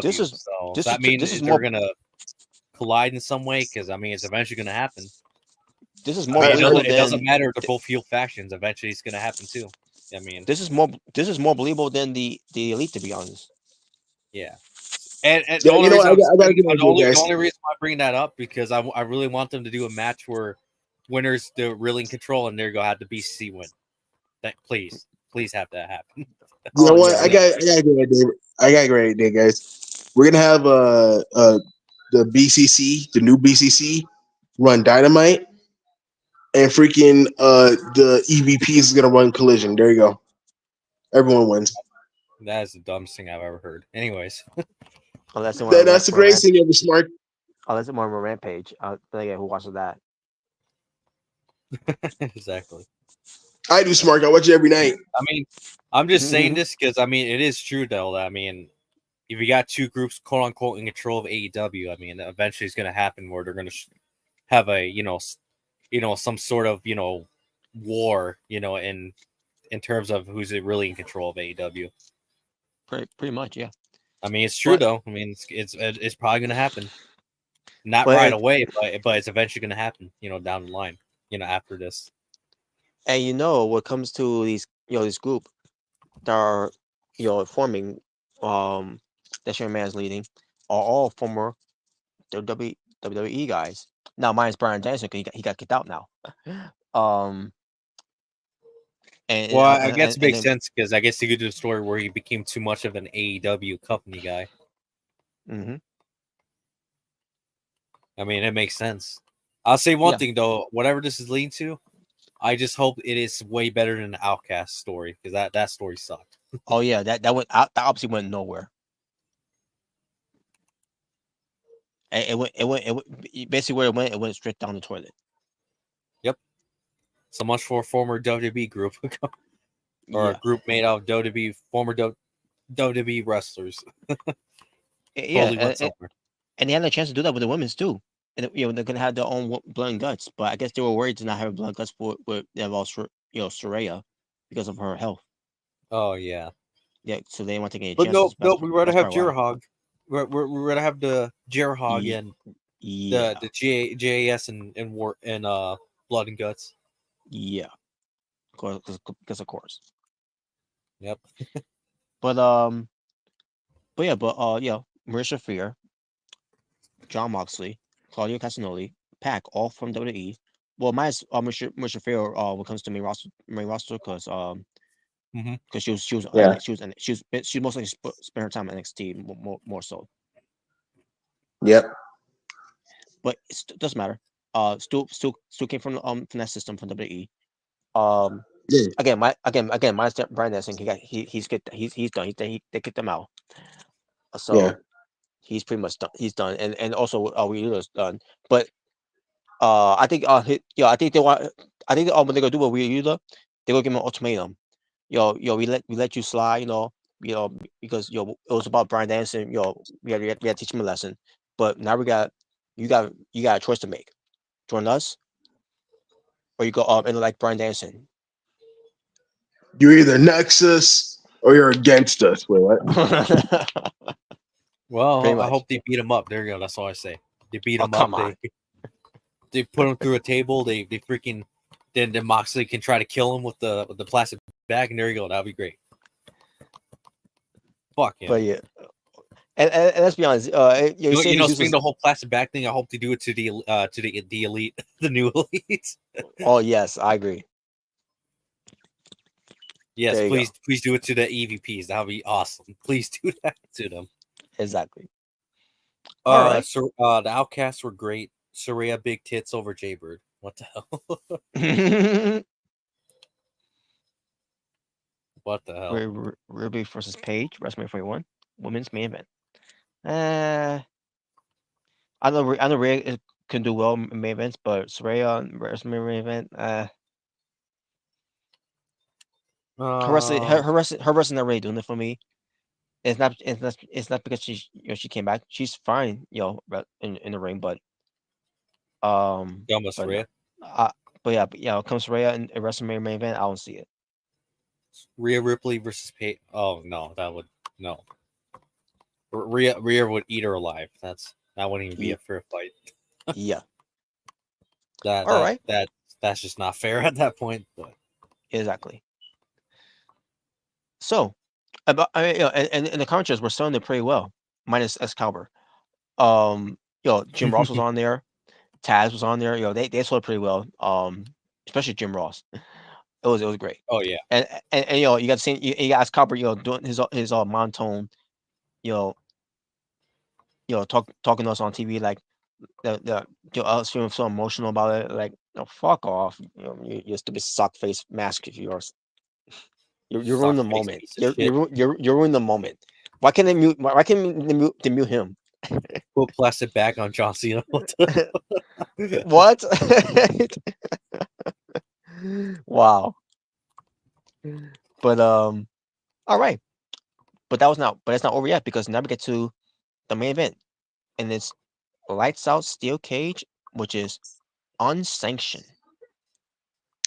Mm-hmm. Hell yeah. 31 minutes and 30 seconds. And The this Hangman match was and great. it was Hangman Ellen Page versus Swerve Strickland with Prince Nana. So Swerve, swerve, swerve. that's right. Now obviously there was some things that maybe not like the match either. At the same time, I'll get to why, but um and no, it's not what you guys think. It's not the table. No, Um, that's why you hated it. It's because the tables, dude. which I didn't mind the table being there either. Did it have to do with the syringe? No, not that. But same time, Oh, I wow. like something new. So I didn't really crap on it that much. But I was worried about what he was doing with it. More so than but we'll get to that part. Um, but yeah, but um, they were killing each other in this match, obviously. Because I mean, this was what Yep. Lights Out Steel Cage match is about. Oh, this was a murder. This is a murder. This wasn't a fight. Yeah. Yo, Oh but, man. hey man, ever since Heyman had got that mustache, bro, he's been going wild. Yep. And they added that the whole thing with the house burning, and Hangman sitting on the couch. Mm-hmm. At part of his Tybetron. And Yeah. I like that's a cool visual there. No, son. You know what's crazy, bro? Like the build up for this match, like for the feud, like I mean, I like Swerve. Don't get me wrong, but honestly, bro, I was more on the side of Hangman because, to be honest, freaking Swerve started it. Like Yeah, he he did. went to his house, talked to his baby in his crib, and put a shirt on him, like on the crib. Like, yeah, Apparently, I would yeah, apparently talking to his baby because they were trying to sell yeah, the fact that no one was home, and then he was right there at the crib and pertaining to talking to his baby and like I yeah, don't know. It was weird. It was weird how they did that, but essentially, yeah, yeah, I get it. yeah. No, don't worry. So like, yeah, Next week on Dynamite, we're gonna have Swerve kidnap Hangman's baby. Whoa, what the hell? oh Whoa, jeez. Then come I on. really wouldn't support Swerve. Then like, yeah, I can see why this is the why freaking Hangman try to kill you. Like, bro. Unbelievable. or you know But what? I yeah, have a better idea. Swerve could say, "You know what, Hangman? You want a death battle? I'll give you a death battle." He grabs an AK-47. Well, guess what? We're gonna drive by at your house. Whoa, what the hell? Whoa. whoa. A drive by. Who would win a death battle? Yeah, we're gonna do it. You think you're a cowboy? You think you want a death battle? Well, guess what? We're gonna do an old school gun draw. Well, what the hell? Yeah. Now, I remember on commentary in this match because this is unsanctioned. I remember on commentary saying, because what came to on the beating, I believe when it came to Swerve of the beating he was getting. So I think Mhm. I don't know if it was Tony Schiavone or it was Excalibur. I don't know which of them said it, but saying something in the lines of referee should call off this match. You know, Oh, you fucking idiot! You I like fucking are you and as soon as I heard that, I'm like, well, Omega's going to be mad with that happens, because no I will be unsanctioned. mad because it is supposed to be Unsanctioned. unsanctioned. Well, I mean, for one, they added like obviously, to win the matches, pinfall, submission, and knockout. Yeah, So they did. Well, knockout's different, but I'm talking about like if referee stoppage like that. That's just Yeah, dumb. yeah, yeah, but yeah, it unsanctioned. but again, there were some things that maybe not like the match, but I still love the match either way, but there's some parts I didn't like either. For example, well, first of all, they had the weapons of choices they have here was a barbed wire, staples. You Oh boy. had a table, you had chair, um, you had the I wasn't was there a black bag that happened to be in there where I think they put a needle or something Yeah, I think it was else. needles. Yeah. Which I'll get that momentarily, but um, and I'm trying to remember what other weapons were used out here as well. But and now mine's a cage that also used as a weapon too. But oh yeah, okay. The center block. The center block is what I didn't like about it because the moment they had Heyman on the center block and then Swerve got popped out later on it, I was saying to myself, is that a real center block that I'm using? Like it's not a prop. Yeah, I thought. Yeah, when Yeah, Swerve pulled out. Yeah, when Swerve pulled out the center block, I thought it was a gimmick. Center block that sometimes they use. Like that like that sometimes fake wrestlers one use. you used with the Cole Keith Lee thing. Yeah, that's what I thought. So I was like, Yeah. okay, it's probably just a gimmick one. I didn't think much of it. But Yeah, then, the more I saw that, well, Heyman, because it showed the marks. yeah, it showed the marks on Hangman's back. So like, oh wait, no, that was real. That was That was a real real. center. I'm like, are you fucking kidding me? Like, That's And stupid. not only that, he hit a vertebraker. He hit a vertebraker on the yeah. I think it's stupid just for the center fact that that could really hurt somebody. Like, Can you imagine if Swerve would have done the vertebraker on Heyman on the back of his head? How bad that could have been from Heyman? that could probably kill him if he landed in the wrong way. Like, holy shit, man! And this was not any better either, because this reminds me of I mean, it's not like what Shawn Michaels with the casket thing from Royal Rumble from '98. But holy shit, man! Like, that was wild.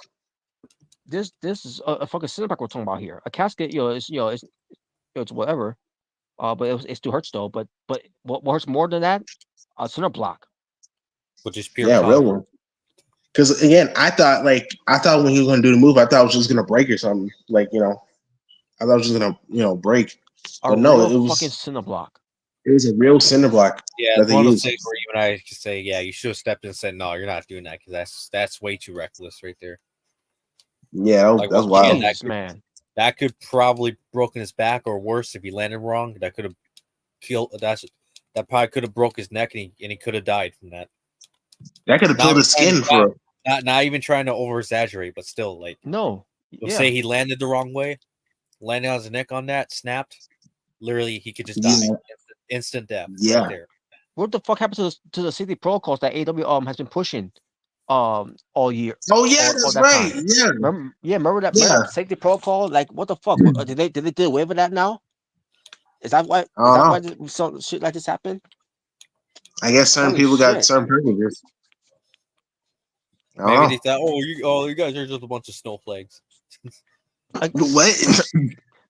The snowflake is what annoyed me, because it was not even a prop. It was a real shit. Same reason why I hate the whole fire shit that they were trying to do with the Darby Allin and Jack Perry's feud. Yeah.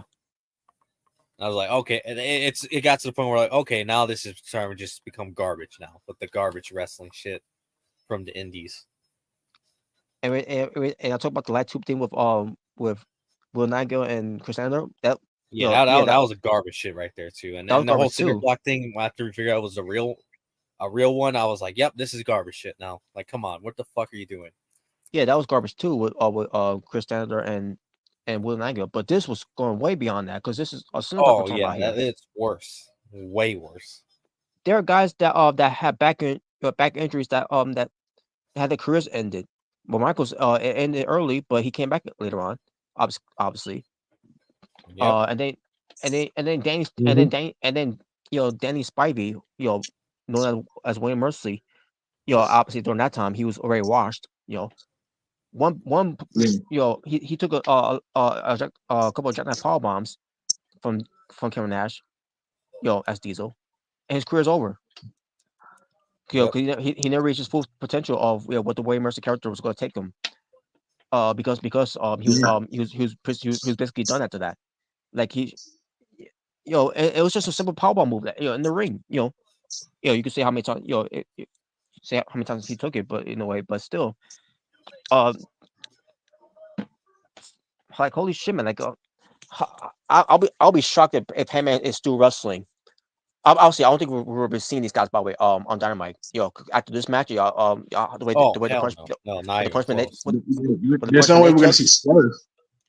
Yeah, we're not going to see Swerve, obviously. Yeah. Um, Yes. but Heyman should not be on here on TV too. After that too as well. I don't Oh care. I yeah, don't he care. If should. he, I don't care if he We'll was probably see walking. him do a promo. I don't care if he was walking out of there. With his own 2 feet. I don't care. He should. There's no way. After taking a sin block, that he can't be sore from that. He'll probably be there for a promo, but not to wrestle. Probably. Yeah. Well, Robert, why is Darby allowed to do it and he can't? Darby Allin is. Oh my God. He's a different type of cat. He moves. Well, here's the He thing: Darby's great, but he's stupid at the same time. There you go. he's great, but That's how you describe Darby. he's great, but stupid too. He and He's great. He definitely can wrestle, definitely entertain as hell, but at the same time, he's an idiot when it comes to nobody that should be type doing of that stuff. shit. You're on national television. This ain't the Indies or or GCW, garbage can wrestling. You're allowed to do that type of shit. Yeah. And I don't care if you're on pay-per-view on doing this shit. It's still stupid. No, you're just a snowflake. What? But yeah, all I'm gonna say is, even though I personally loved the match and I thought this match was great, I can't wait to hear Cornette bury this match. Oh yeah, he's going. Oh, he's definitely gonna bury this match. I know he is.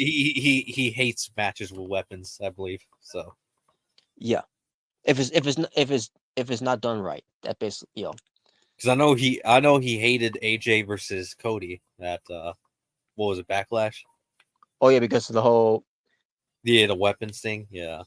I can't remember exactly what was. Even though I will say this, I definitely disagree because I was like, okay, I think you're going a little too harsh. I don't think it was that bad over weapons, but Mhm. but still, I mean, I can see where he was trying to come from when it came to that match. Maybe because a uses of too much weapons. Because that's not what Aqua match was all about at those times. Yeah, But again, this is not it's not on your times anymore.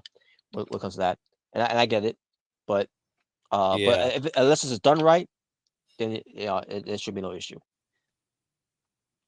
But yeah, but the sin block was very reckless. yeah. That was just unnecessary. Whoever Like called I wouldn't that, have cared. I I don't wouldn't have know. cared if it was like a a prop or a fake one, but like since Yeah, it's a real Yeah, one, if it it's was like a fake one, what are yeah. you doing? Like, Yeah, but it wasn't the only time that they weren't done with the Cinnablock. no, nope. because Swerve got powerbomb on it too. Yeah, And he yeah, got powerbombed. once again, if he landed wrongly, let's say, like I said, could have snapped his neck and killed him, or worse, could have Yeah, broken a bone in his back, and he would not be wrestling for probably the next couple years.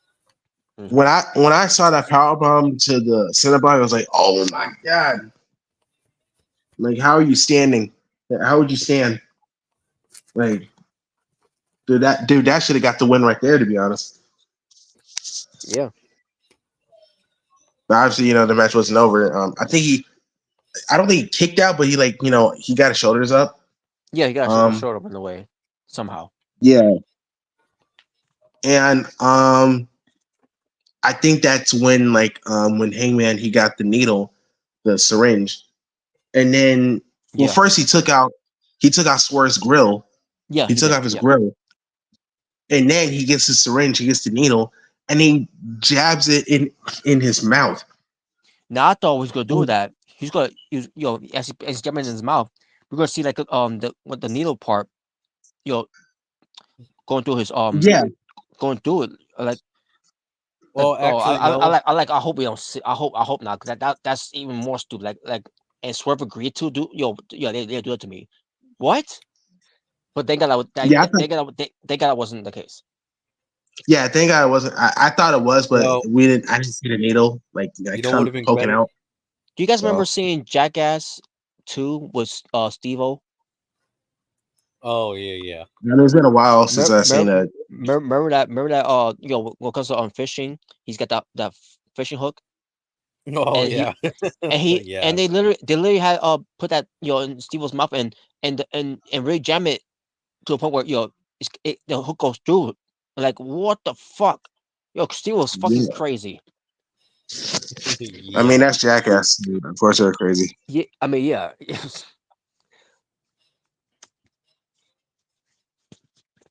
But I thought something like that was gonna happen with Swerve there, but again, that didn't happen. So I don't know what that was supposed to do, really. no, I don't know. no. I don't know. Well, I actually, don't no. know. Smart. I don't It would know. have been great. Remember on Raw when John Moxley got a shot up his ass? Well, yeah, that's what Hangman should have done that Swerve. Wow. Oh God. Well, that was You guys remember that when literally they did a segment where Moxley was getting a shot up his ass? Well, to be honest with you, Yeah, I that was mean, the same segment that broke. That was a breaking point for Moxley. Like, yeah, I'm getting out. I'm getting out of this company. Yeah, I know, but I'm just saying. You remember that?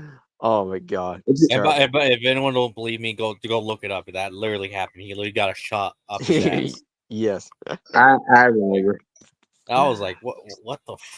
I was like, what the hell is going on? Like, Nice view, Dean Ambrose. What? Wait, what? yeah, Ambrose, you got a nice ass. Oh, okay, I'm out. Well, what the hell? I mean, after what we've been hearing, I wouldn't be surprised. Yeah. But yeah, Well, like after Swerve got the deal in his mouth, mhm. freaking Heyman got a steel chair Yep. and he hit Swerve with it, which obviously knocked him out. And the chair broke, so The chair this broke. had to this had to been a gimmick chair. It had to be. It is, Yeah. but still doesn't make it better either, because he took an unprotected headshot. Yeah, and obviously that's what ended the match. Obviously due to knockout. Via knockout. Oh, and by the way, I gotta mention this part, because I hate this part, by the way. I like why is referee also trying to instruct some rules, because the Oh, hang because the hangman was gonna miss a steel chair onto Swerve, right? yeah, he's gonna use it. Yeah, And Paul Turner is telling him, "You don't need this chair. You don't need this chair." Like, it's a fucking unsanctioned. Why do you give a fuck? unsanctioned. It's unsanctioned. And It's kind of then like Go ahead. and then referee was taking a while to pick up the chair, whatever, like that. And then this was going to be the spot where Swerve does the hand stand all over to the referee to do the buckshot, and it turned out and it ended up being pretty bad botch. Yeah, yeah. And I'm like, what the fuck? Like, what was that? Was that necessary? Like, seriously? Like, referee Paul Turner also, he got some conscience. Like, oh, please don't do that. Don't miss a chair. Like, are you kidding me? But a center block is okay. Yeah. A fucking center block. Yeah. Yeah. Yeah. Yeah. It You is. know, What you gonna? Yeah. Yeah. It is. What you gonna do about it? What? what you gonna do? This kind of reminds me, like, remember when Triple H and Batista had the Hell in a Cell match, Yeah. and then the referee was trying to tell both of them come on man, come on man, don't do this, man, don't do this. Yeah, I think because Triple H had a sledgehammer in the ring. Yeah, I hate when I hate when they do that. Like, yeah, it's no rule. Like, and I mean, I get for the referee, it's gonna be it's gonna look painful, it's gonna get gory and stuff, but it's unsanctioned.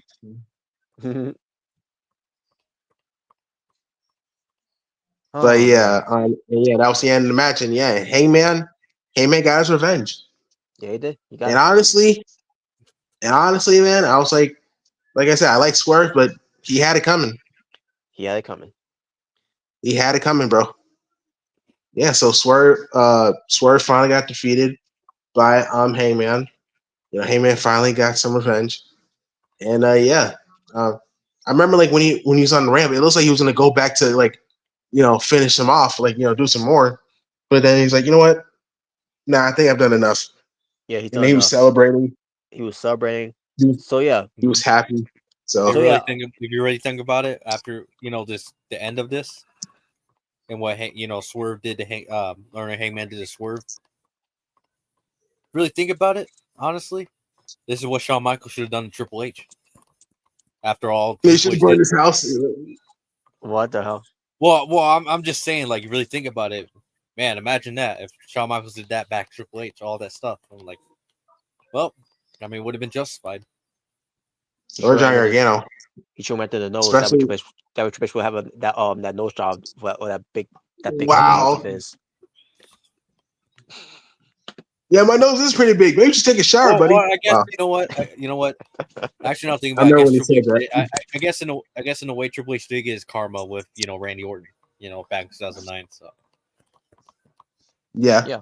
I guess it makes sense. So I know Robert loved it, but I'm just saying. But anyway, Yeah. But yeah, man. Obviously, yeah, despite some of the spots, that was kind of they didn't need to do that.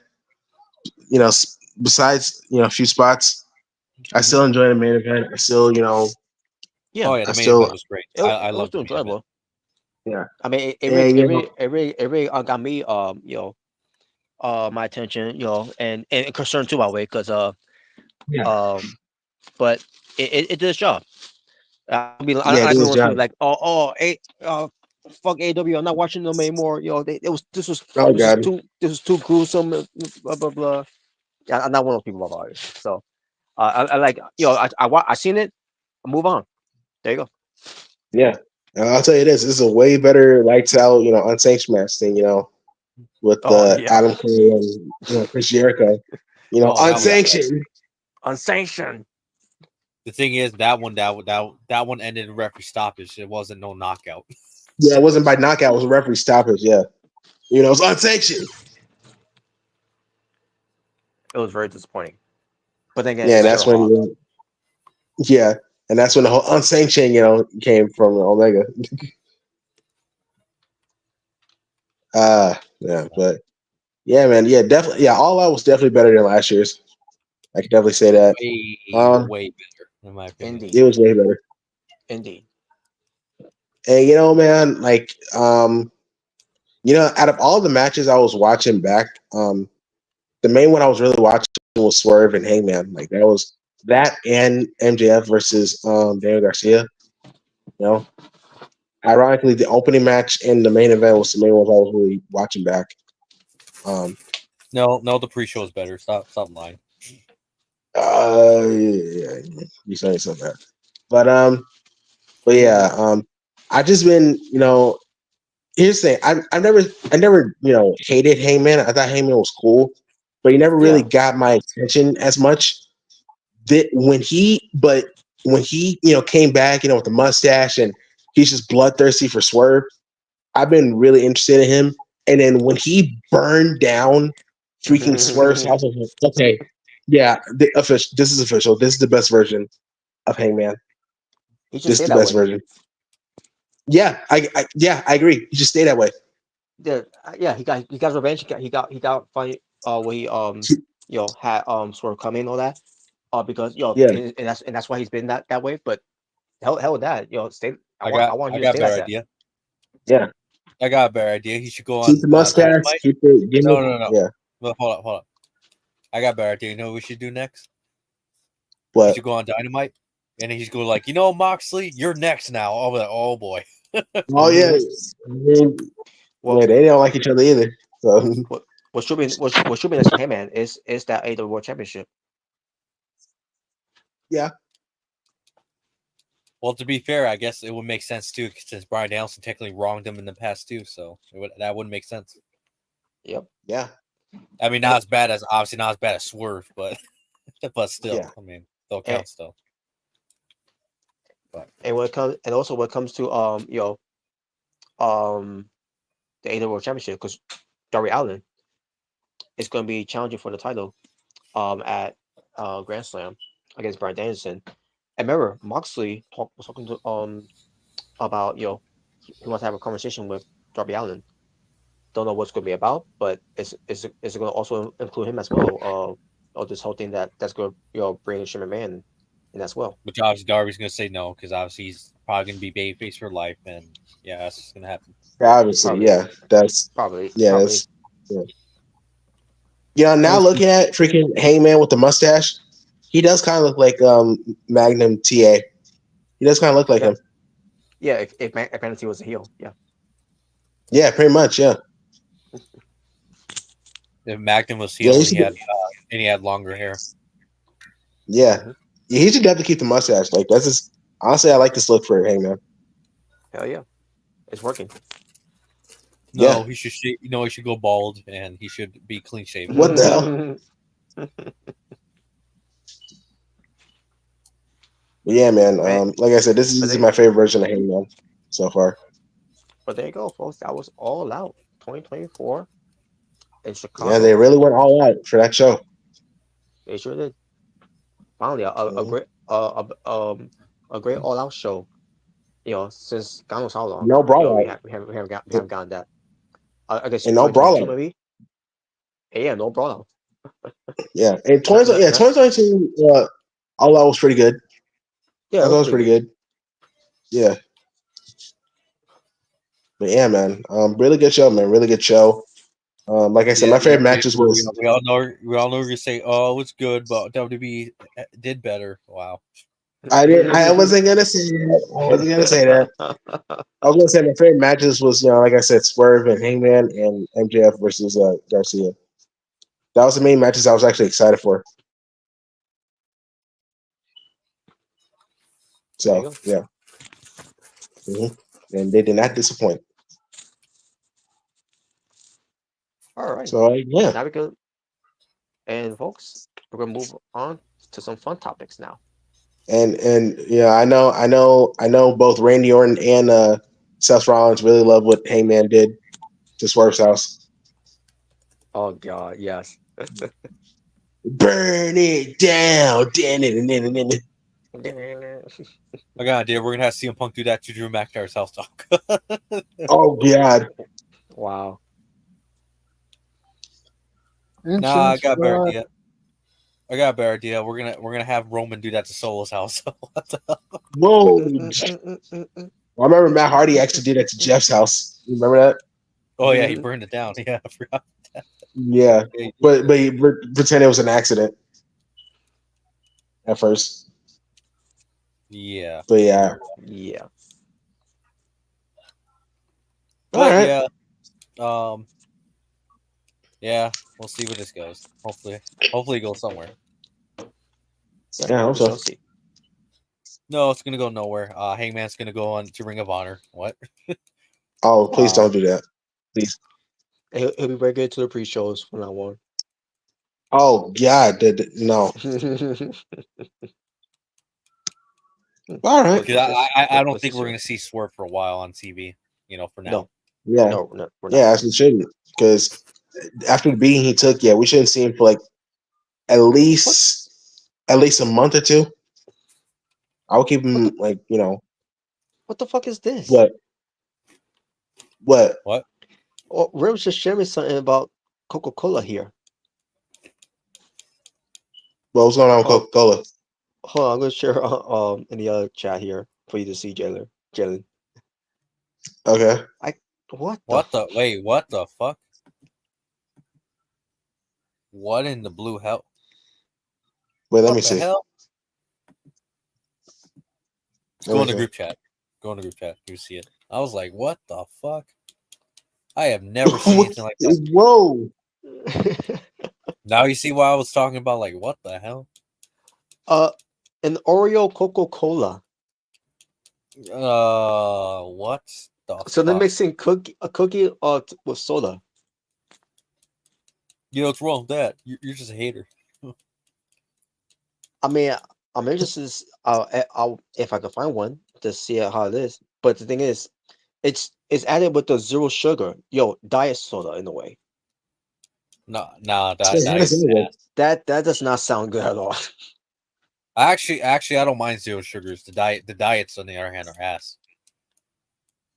Yeah, I don't like diet soda. It's Zero sugar's fine. I mean, at least it's still the same flavor, just not you know, Yeah, extra. zero If you guys sugar. know. Yeah, zero sugar is actually fine. I've had zero sugar Coke. And Yeah, it's good. not saying it's great, but I mean it's fine. Better than diet. Yeah, diet that's just ass. Yeah, it's just disgusting. But Wow. I mean, well, I don't know. I don't know what to say about that. To be honest, I don't know. I had never seen anything that crazy before. Didn't Rem just like upload a video about soda? Was Yeah, that this it? is the Yeah, one. that was the Yeah, one he uploaded. Yeah, this is the one. Yeah. Yeah, because I saw like because I saw he uploaded something about soda, but I didn't pay attention to it. he even had a Rhea Ripley soda. Was there a Rhea Ripley soda? I didn't know that. A You real talking Ripley about Rem? soda. I You didn't know talking that about Rem either. Choku? Because I had no idea that was a thing.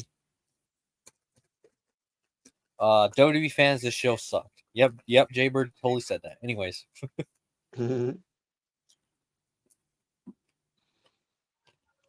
Okay, so No.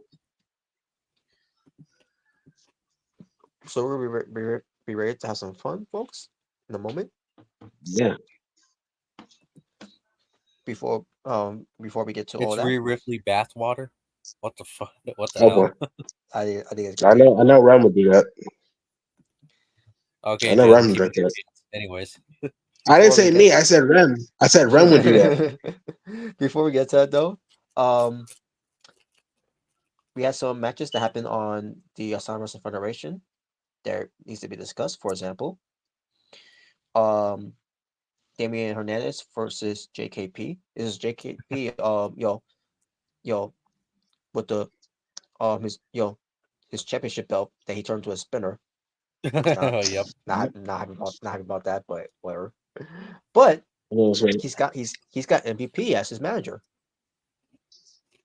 Yep. It's the Hurt Business, Yep. and JKP won by count out. Mm-hmm. But besides that, I Yep. thought it was a good match. Let me say I As enjoyed it. long as I win, it don't matter. That's right. We had the Omega also coming come in with with his championship goal.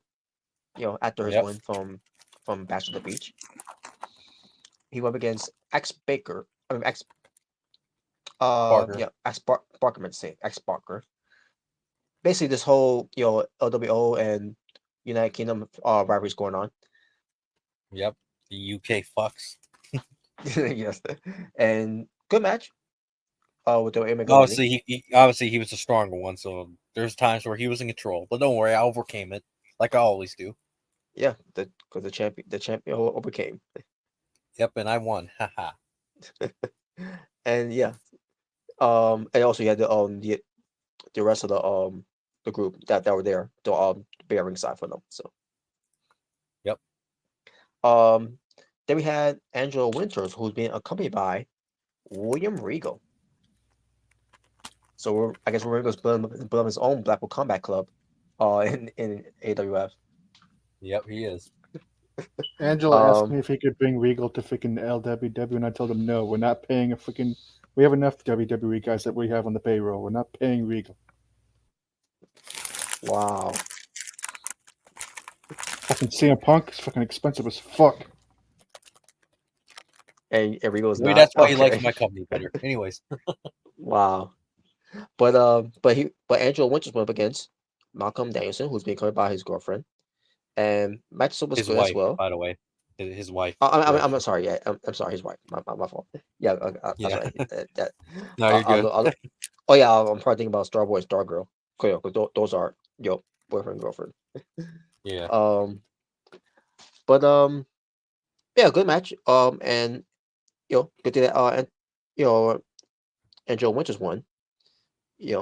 So It's funny so because she was trying to cheat for him, but obviously she got ejected.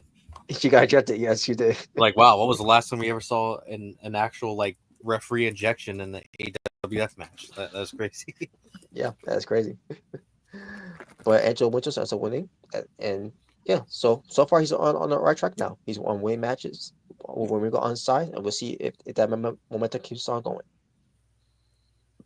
And by the way, he won with one spear, so it was easy Yeah, work for him. If it wasn't yeah. for Amber Danielson trying to, do her shenanigans. But That's right.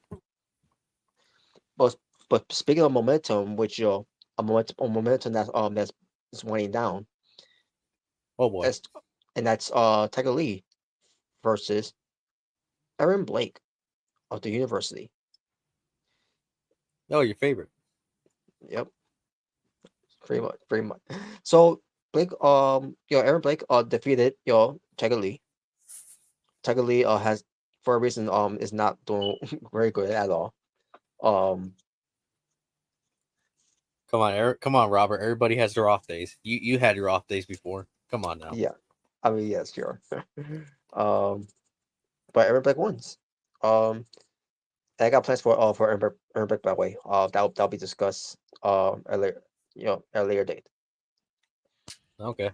And finally, the for AWF, a 5-way elimination number contenders match Mm-hmm. that featured Victoria Walker, Yay! Amber Danielson, Yay!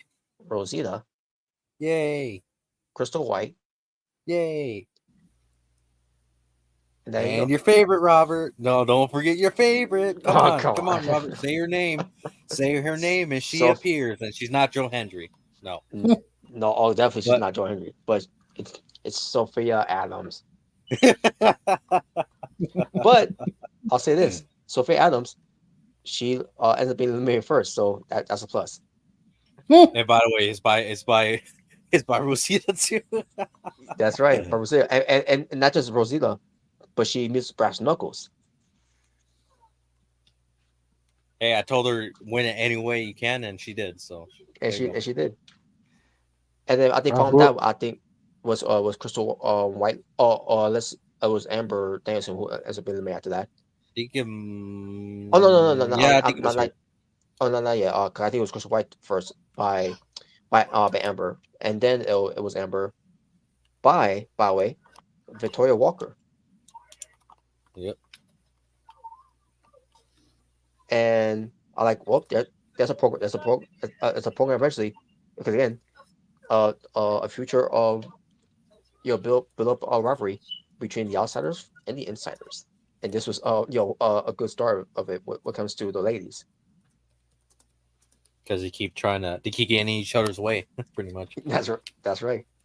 And then in the end, it was between Victoria Walker and Rosita. Which was a good one-on-one, little mini match, I guess you could say. I thought it was good. was- So It was pretty good, and surprisingly, Rosita won. So yeah, I guess we're not completely away from these loser world order guys yet. But oh well, we'll just beat them again, just like we did the last time. So, but yes, she's gonna take that championship to our group, and we're truly gonna be on top. That's what's gonna happen. Serena's still pissed off that her match at Hunting Grounds got interrupted. Oh boy. Oh, Fucking Well, Valerie. Well, all I'm Valerie gonna say, CJ, in response to that is, it's a good old quote that I heard in a movie before, but it applies to this. I forgot the part where that's my problem. So there you go. That's why I think of that. wow, really? Fucking Valerie just came out of fucking nowhere, invaded my show, and freaking interrupted the freaking women's title match. Well, like I said, I forgot the part where that's my problem. That ain't LWO business. That's their business. That ain't my business. So that's why I think of that. I think it's great. I mean, the only thing that's LWO business is that AWF Women's Championship. There you go. Serena told me that she doesn't care if it's Valerie, Sonya Blade, or freaking Sarita. Freaking, she'll beat everybody and freaking hold that title. All right. But yeah, Alright, she will be facing. It'll be Serena King versus Rosita at No Way Out.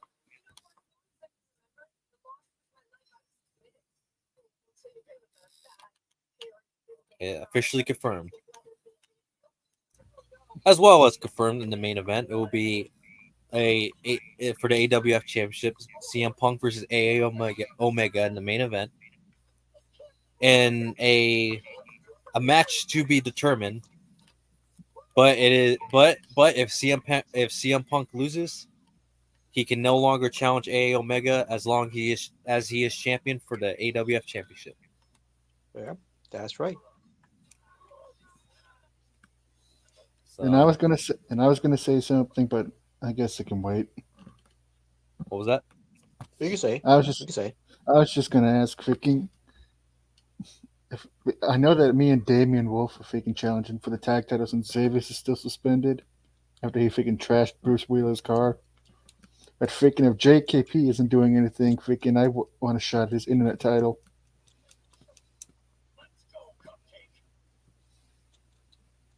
Well, That's I up to mean, Rob. hey, if you want to lose, be my guest. Just do a roll up again. There you go. Anyways, That's awesome. All right. All right. So, yes, have some fun. So, I guess CJ's new gimmick is I want a shot at this. I want a shot at that. give me what I want. all right. So, obviously, we got these heroes right here. Who are your top 3 heroes from Nickelodeon? So we got Jimmy Neutron. Yeah. Yay! We got XJ9/Jenny from Yeah. My Life as Tina Throwback. Yay! We got He's a Phantom. Yeah. Danny Phantom. Yeah!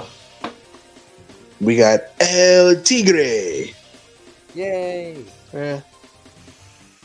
We got Aang. From I was about to say that too. and we got Devon Dudley. A Dudley puppy from Tough Puppy. Fuck Yeah. John Cena. Anyways. What? Wow. Do you mind Yeah, so we need do you mind with you? I thought that was gonna be Giant Bravo's pet dog because he's wearing that black shirt. Yeah, No. When I saw his personality and then I saw his physique in the show, I was like, "Yep, this is John Cena if he was a Nickelodeon character." There you go. Wow, really? That's what you thought? What? Wow, that's great. That's crazy. Wow, Like, that's I would actually take what the fuck was this dude's name again? Dudley Puppy. Yeah, Doug the puppy over Cena. I would take him. Oh my god, enough with Cena, bro. Jeez. So pretty much pick your 3 favorite heroes, pretty much. Yeah.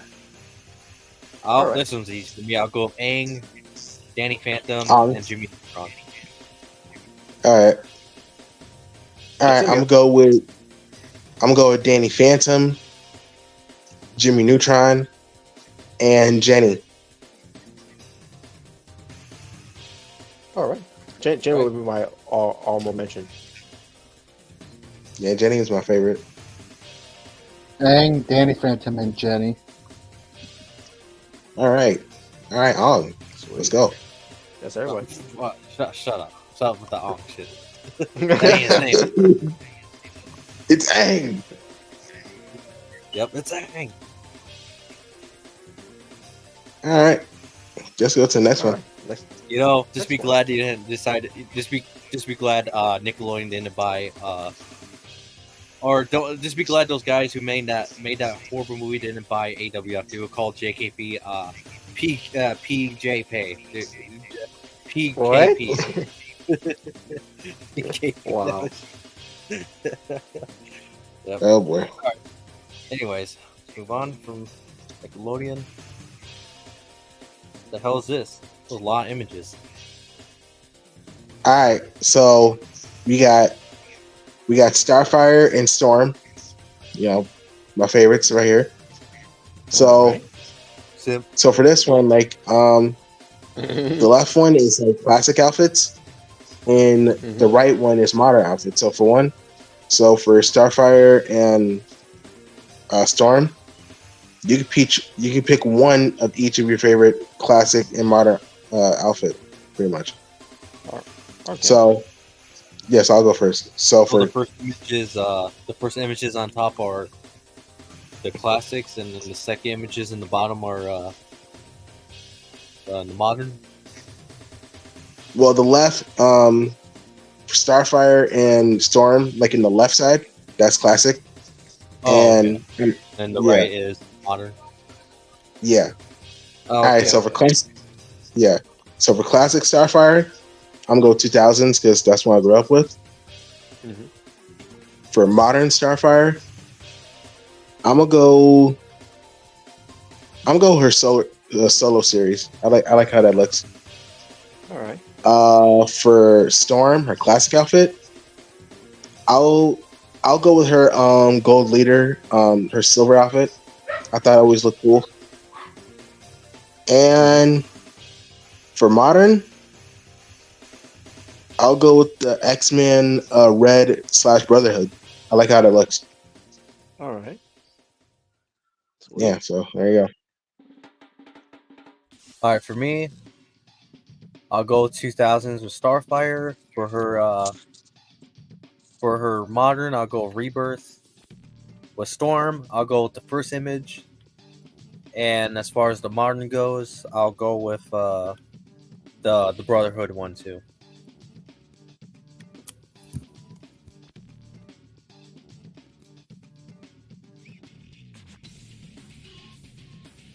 Robert? All right, who's next? Or CJ, you there? I'm here. All right. Lord, freaking. I like the Teen Titans look, not the freaking current one, but I like the one she had in the original Teen Titans. Oh, fuck Teen Titans Go. Teen Titans. Yeah, I agree. Fuck Teen Titans Go. And I like Storm in her white outfit,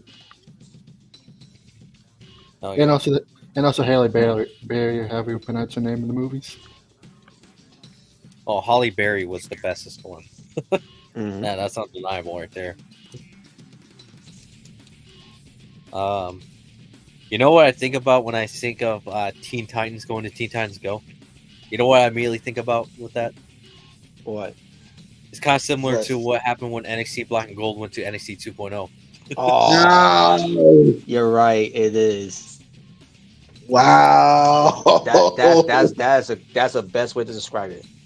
You know, well, you know what's sad? Wow! You want to know something that's even sadder?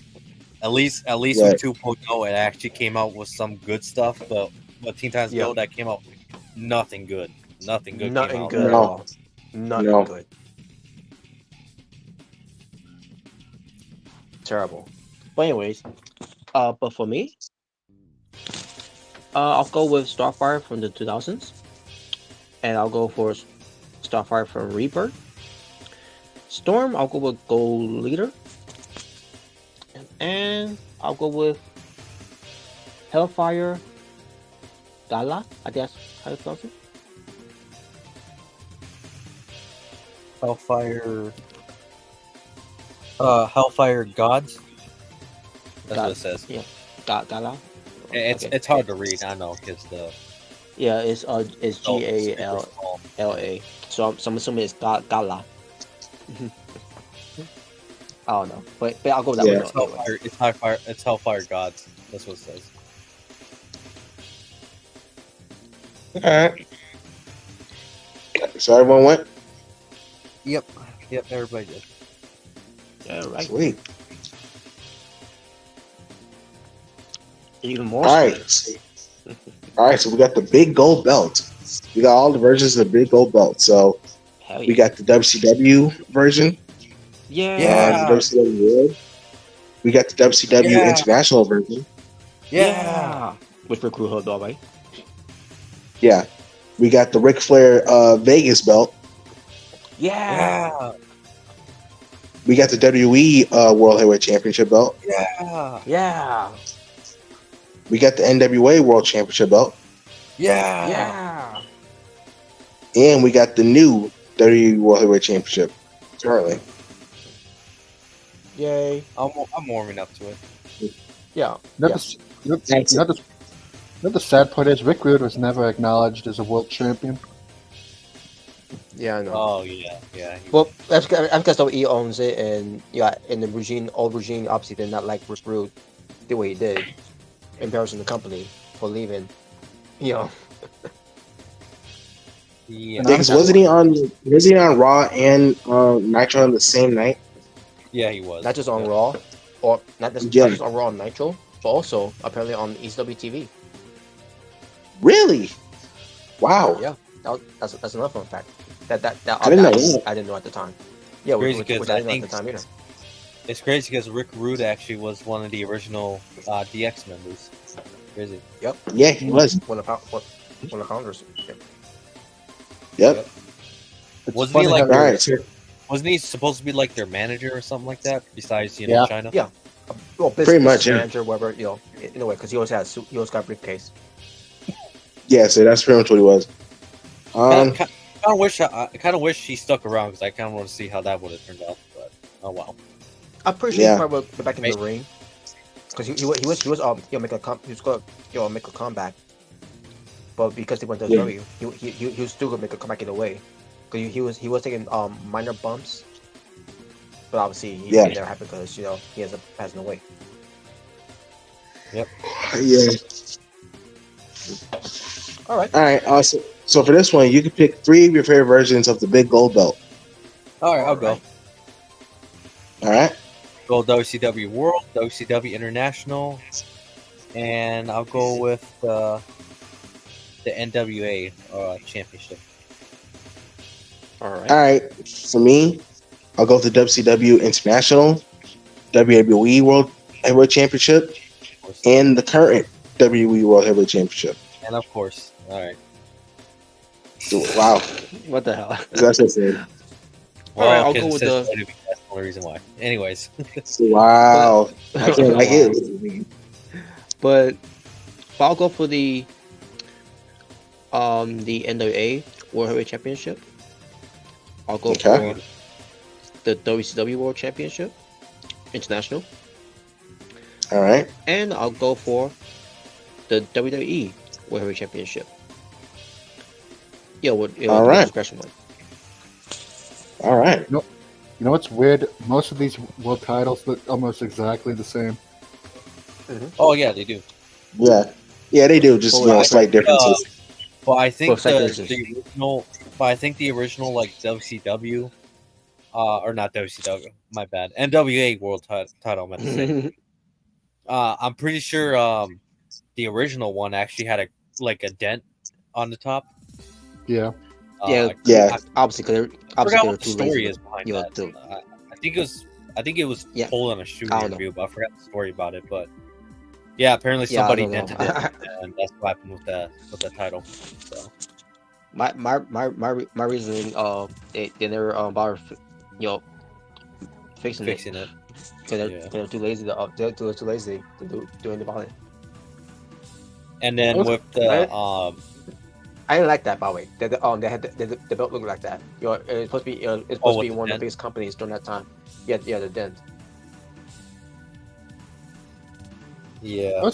I was gonna say when Booker T won the belt, it looked like it was beat to shit and falling apart.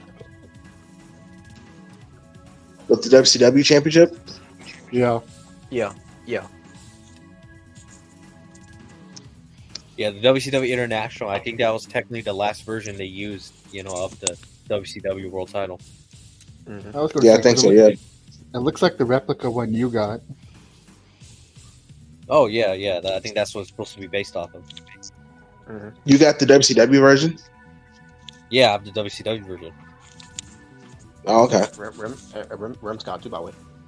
Yeah. Yeah, I know Rem has it. I'd be fine with either version. I just want the world title. Yeah, me I too, wanna- bro. I kind of I want to would- get the curve too, to be honest. I would probably get both. The WWE version. Well, I'll get The three of original those. the original WWE version or the new WWE version?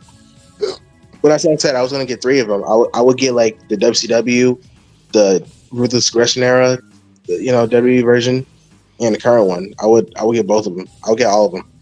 They actually After that. sell another one, which is the NWA, the original NWA version of the title with the brown strap. Oh, do they? Yeah, they sell in a WWE shop. Yeah, Damn, I didn't know that. So yeah, it's the NWA version of the big gold title. If you plan on Wow. getting all those, if you plan on getting all 3 belts, Jalen, that's going to cost you a couple $1,000. oh yeah, I know. Well, I know that would. I mean, if you work hard and save up much enough to get it, then I mean, Yeah. there you go. I would make myself the undisputed champion or the WWE World Heavyweight Champion. You know, if I had the belt. Oh yeah. I like. My honorable mention would have to be the brown strap NWA World Title, but I like the international one because it looks like the replica one that I see you guys have. The WWE one Undertaker held. Yep. And, Undertaker, Batista, Edge. And the NWA World Title looks like it's like darker on the bottom next to the current world title. Well, I think it's supposed to be like faded. I think it's a little faded. It probably wasn't like that, back then. Yeah. Because I heard stories about wrestlers not taking very good care of their belts back then. Like they really wouldn't. So in the fact I heard a story that Macho Man tried to clean the Intercontinental title, but apparently he faded like the paint off of it. I think. And that's why it looked like that. Yeah. Hey, you got to give him credit. At least he tried to clean it though. I can't. Yeah, he tried to kill it. Yeah. Yeah. I remember in the NWA days that people had to put down a deposit as part of how they would win the world title. Damn. That's crazy. That's why, like, nowadays, like, for WWE, they'll have, like, multiple belts. Like, they'll have, like, one for, like, TV, one for media, and one for live events. And one for live events. And then one for spare in case they lose it. Yeah, and the spare one, just in case, they lose it, so. Yeah, or Brock Lesnar, since they didn't have a spare Universal title, just have him wear a replica. Yeah, because I think he actually did have a replica one time. Yeah, because I guess apparently the real one got lost in Saudi Arabia, so they just gave him a replica. Yeah. I mean, the replicas look actually like the real thing. Yeah. Well, until you look at the back of the leather. In person, but on TV you can tell it's fake. Like you can tell that it looks fake. I think it's great. And then you know what's funny too? You guys remember with I think it was either Jay or Jimmy, but it looked like they were wearing replica tag titles and not the real ones. Yeah, I think that happened one time. Yeah. Because I was like, because you could tell on TV, like maybe not in person, but on TV you can tell when the belts are real and when the belts are just fake replicas. Because the replicas look like plastic, while the real ones obviously look like real like gold metal and stuff like that. Yep. Like you can just tell. I've seen people in the crowds with replica belts that look legit. Oh yeah. Well, I'm saying like in the ring, like because you know how in the ring they have different lighting than the crowds. I was just saying like you could definitely tell like it's replicas, just by the lighting. But you know that belt that we used to have was the AWF title for the longest time till I won it. The Big Eagle. Yeah, that belt is cool, but I don't like how the design of it. Mostly like the center part. It's like I don't like how big it is and everything. Wait, what? Like you don't like it? Wait, which belt? Oh my god! I think like CJ said he didn't like the big gold title. The Big Eagle. Oh wow! Really? I like the belt we had before that one. The one that Cody was supposed to bring back. Oh yeah, I still like the Wing Eagle better. I still like the Big Eagle. Yeah, the Wing Eagle, is great, but I always loved the Alex Herrera belt. I always thought the Alex belt was great. You mean like the Big Eagle? Yeah, CJ apparently didn't like the Big Eagle. Apparently, I mean that's what he said. I don't hate it. It's not my favorite design. That's the first time I heard somebody say they didn't like the Big Eagle. Normally, I hear people say, "Oh, that's one of my favorite titles." Well, personally, Stone Cold didn't like it either because he has his own custom belt. But I thought it was great. Yeah, I always thought that belt was nice. Obviously, I do agree that I like the Wing Eagle a lot better, more than the Big Eagle. But that's just me. But But yeah, I still like the Big Eagle though. I mean, I still liked it. I like the Yeah. undisputed WWE Championship that Robert had. Oh yeah, I love it. I love it. Oh yeah, JJ that was a great belt. Yeah, until it got changed to a shitty spinner belt. But yeah. Okay, Goddamn. okay, okay, calm down. Anyway, You know what's funny? The Vegas belt. You know what's funny? I think Triple H actually owns the Vegas belt now. Yeah. Because I seen because I think there was an interview in his house where you can actually see in the background, like on display, like in one of those display cases. Yeah. it is. Oh, I feel like wow. I feel like a lot of the wrestlers, when they win a belt, after they lose it, they get to keep the belt. yeah, either that or they'll have a replica of the belts that they won. Yeah, I think they that- do because obviously there's multiple versions of the belt. They probably just give them the spare one and it's like, oh, you can keep this one forever. I don't know. Because I don't know how to do it. You know how Rock does promos in his house, and he has like the whole room with belts. Yeah, The Rock, Stone Cold, Jeff Jarrett. And mhm. here's one of my. Here's my. Just give me a few. Oh yeah, Seth Rollins, Becky Lynch. I've seen their like belt display, you know, in pictures before. Yeah. And here's one of my favorite mid card titles. Oh yeah, this is my favorite one. All right, so here we got the white strap IC title. So this obviously, Hey. so here we got all the holders of this belt. So for this one, you can pick like 5 of your favorite holders of the white strap IC belt. By the way, they did. By the way, on Instagram, I saw photos of like the wrestlers that held the white strap belt, like Yeah, actually take photo shoots of it again. yeah, I saw it. Like I saw it in YouTube. They had Yeah. Shawn Michaels, Lloyd Barrett, and The Miz. Mhm. Yeah, Alright, so but, But Workhorse I'll go title. with. Yes, indeed. But Mhm. I'll go with Cody. I will go with Cody Rhodes. I'll go with The Okay. Miz. I'll The go with Miz. Alright. Dolph Ziggler. Yes, Dolph Ziggler. Alright. I'll go with Seth Rollins. All right. Square 4. And Shinsuke. I'll go with. I wasn't really. I didn't see his run as Intercontinental champion, so I can't go with him. I Unfortunately. mean, the belt looked great on. Oh, him. that's I'll say shocking. that. but Well, I'll it say looks this. great. I'll say It this, does the look belt great. looked great on. It does Yeah. look great on him, though. Yeah. Mhm. You know what's funny? I think this belt looked great on everybody. To be honest. Oh yeah. Yeah. It looked great on I'm me. sorry, I like the current one, which I'm sorry that belt does not look great on everybody. I like the current one. And Well, The current one looked to me. The current one looked horrible on AJ. I don't know, that belt did not fit AJ at all. I felt like the white strap. I wish the White Strap was around with AJ Styles could hold out to it. And to be honest, I don't want the Miz to win the Intercontinental just because I feel like the new one will look terrible on him. You know, unlike the white strap. So Mhm. You know they'd only give it to the Miz just so he could break Jericho's record. I know Which Robert would love that. which I want to care. I can see him do that. I can see him do that definitely. Which But, I wouldn't care because you know fuck your hog. But anyways, Well, Yeah. I'll go with Kofi Kingston. And there you go. That's my 5. All right, for me, I'll go with Cody Rhodes. I'll go with Seth Rollins. I'll go with The Miz. I'll go with Kevin Owens. And one more.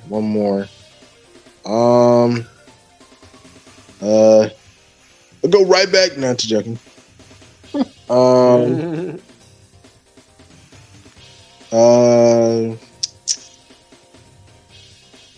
Said Cody, Seth, Miz.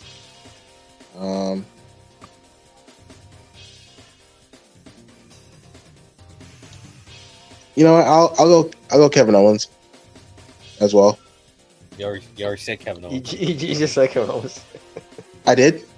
Yeah, you you just said Kevin Owens. Oh, I did. Wow. Smart. Wow. Nerd. Watch it, man. Wow. I will go Dan Bryan, but it didn't really last long. I like the win last long. because he won on That's my why- birthday. I'll That's say why- I'll that's say why I this: can't go with the belt looked great on him. I'll say that. I mean, great. Yeah, it looked great on Yeah, him. it looked great on him. Once again, one of those belts that honestly looks great on everybody. To be honest.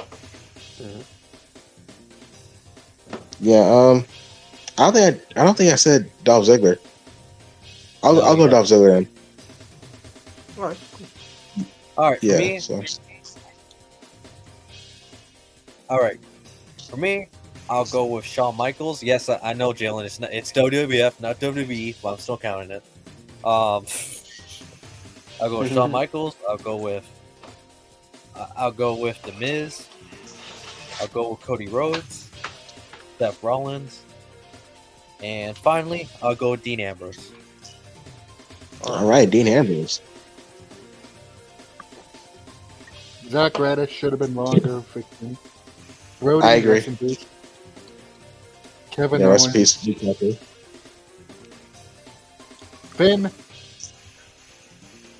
and I'm gonna get some shit for this, but this last one is a tie between Michael McGillicuddy, aka Curtis Axel, and Ryback. Oh wow. Well, Curtis Axel, yeah, I mind him being the current champion, but Ryback. Yeah, Ryback. Ryback, it's whatever. And also Shinsuke. And Shinsuke. Right, sweet. Nakamura. That's right. I remember actually Big E actually beat Curtis Axel for IC title. It was on Monday Night Raw. Mm-hmm. 3 ain't enough, man. I need 5. Love that theme song.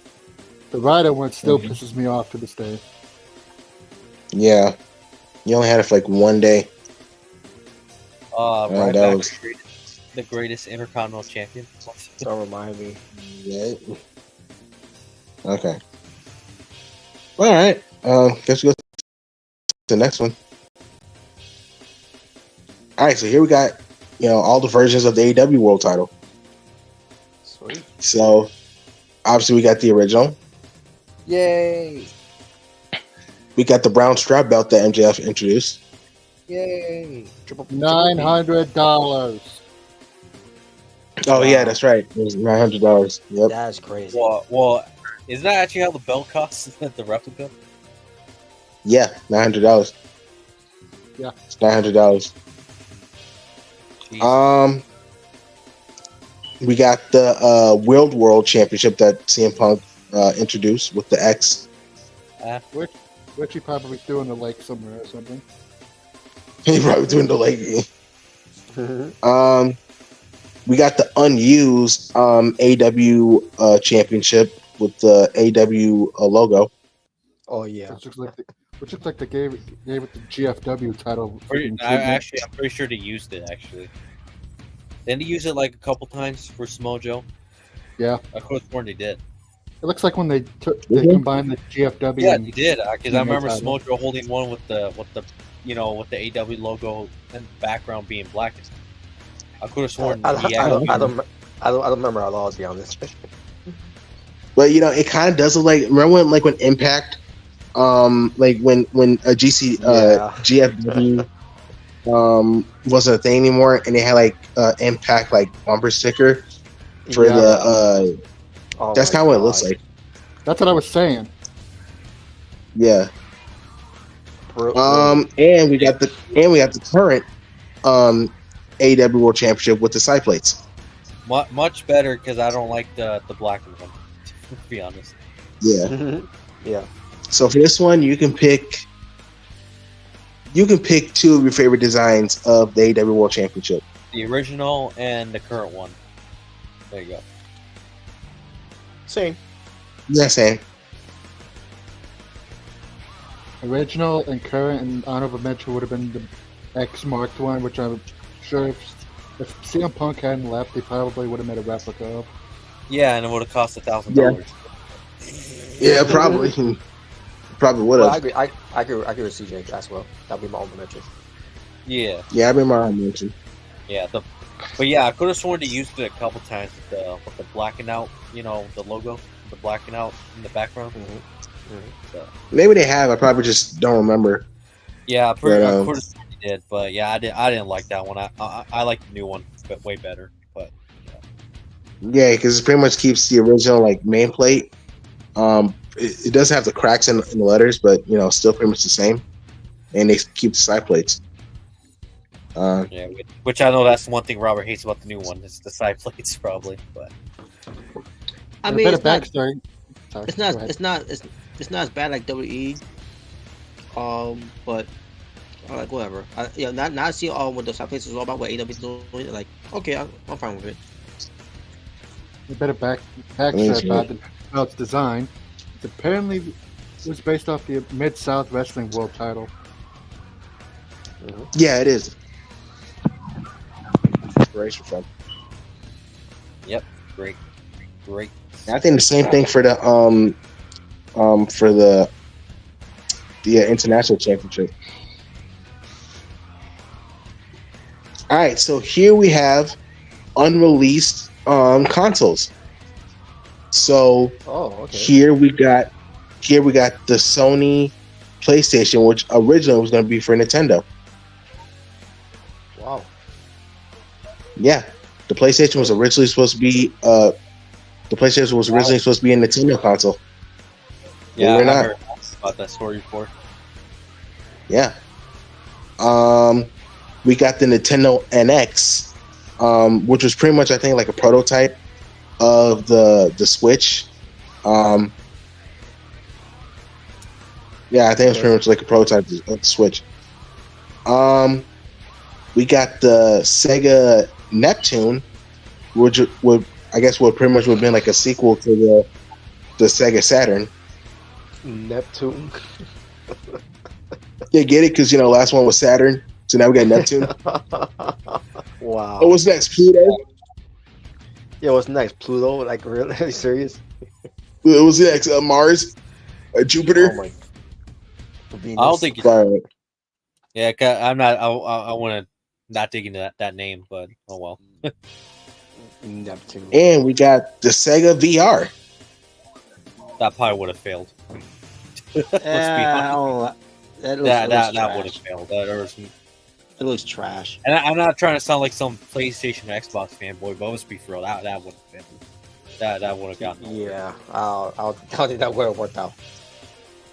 All right, so which two consoles would you like to see, would you like to see, actually released? I'll go with the Switch prototype. The NX? Okay. Yeah, and I'll go with the Nintendo PlayStation, as funny as that might sound. Same here. yeah, same here. Oh, that would have been interesting. Imagine playing like God of War, but you can also switch to Mario. Like, oh wow. Yeah. Oh wow, yeah. But Yeah. yeah, same here. Yeah, the VR would have failed because, I mean, Yeah. that's just like a puppy dream right there. That's seems Yeah. unrealistic. So, but for that time, I should say, not now, obviously, but around that time, yeah. And plus, for the Sega Saturn, it wasn't like a big success. Like, it wasn't a big success for the consoles. So I can see why they kind of canceled the whole Neptune idea. Yeah, it wasn't as as loved as the Dreamcast, obviously. Yeah, for her, it's not terrible. It's just it didn't. It's kind of like the Wii U. It just it didn't. It just didn't sell well. Games on it. It had great games. Yeah, on it. Yeah, just like the Wii U. The Wii U had great games on there too. It's just it wasn't like it didn't sell well. Yeah. Yeah. All right. Who's next? CJ? The PlayStation thing, and the thing that looks like they took a Nintendo 3DS and taking a Switch and put them together. The Switch The prototype. NX? Okay. Yeah. Switch prototype and the Nintendo PlayStation. Yeah. Yeah. It's sounds crazy, funny, man. but the fact that was actually going to be a thing, though. Yeah, it's crazy. Like we almost got it for Nintendo, but yeah, because I think Sony was teaming up with Nintendo at the time, but then I guess I forgot exactly what happened. Like I guess they couldn't work out a deal, so they just made their own thing, and yeah, it's crazy because I'm a PlayStation guy, and it's crazy to think it almost became a Nintendo console. All right, that's copyright there. I gotta stop you on that. Copyright. But I remember, from what I remember hearing about what happened, is Nintendo didn't have much confidence in Sony, so they went with a different company to make a system that turned into a flop. And Sony got so pissed off that they decided to make the PlayStation. Yep, and look what happened. It turned into a huge success. Yep, they Why the- created one of the biggest competitors until Xbox came around and took that spot. Yeah. I guess. I did not know Michael Jackson was an anime. Yeah, so Well, pretty I much think this here is we like anime designs. I right. think. Yeah, so here we got Michael Jackson in different anime art styles. So we got Bleach, we got JoJo's Bizarre Adventure, Mm-hmm. Okay. we got Fist of the North Star. No idea. Don't know. It's a classic anime. It's a classic anime. The gate Um, station. Whoa! What the hell? Oh boy. Yeah, we'll make sure Rem don't hear you say that. Yep. Oh, got- no. Hey, motherfucker! What'd you say? Well, I was kidding. But Oh boy. you probably won't do that. We got- but still, I was just- Yeah. We got Naruto. Mhm. Yeah. We got Ghost in the Shell. Yay! I don't We know got- what that is, to be honest. We got One Piece.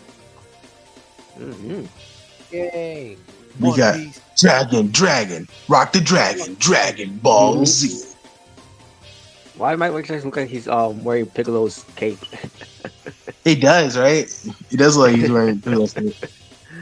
I mean, that's We got, cool, but Yeah. Bum it. We got Jujutsu Kaisen. Yeah. All right. And we got Fire Force. I watched that. All right. All right, so for this one, you can pick 3 of your favorite art styles of Michael Jackson here. All right.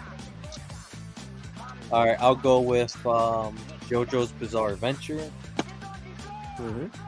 I'll go with Naruto, and finally I'll go with Jujutsu Kaisen. All right. I'm gonna go with Bleach because I like how he looks in Bleach art style. Looks like Edward Scissorhands by the hand. Yeah, it does. I'm gonna go with Fist of the North Star because I kind of like how he looks in that style. Mm-hmm. And I'll go with Jujutsu Kaisen. My honorable mention would be JoJo's Bizarre Adventure. All right. Okay. I'll go with Fire Force. I'll go with One Piece. All right. And I'll go with Ghost Shell. All right, Ghost in the Shell. Okay. Yeah. Okay. All right. Cool. Sweet. Jordan. I mean CJ.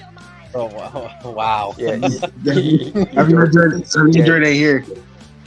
Yeah, Joe's not here. Look, I know you JoJo. Sorry. No, go ahead. Sorry, I was gonna say Jo- a joke. Sorry. JoJo's Bizarre Adventure, One Piece. Why does he look like fucking Rambo in freaking Fist of the North Star? That's my question. And Dragon Ball Z. And also freaking Ghost in the Shell. Yep. All right.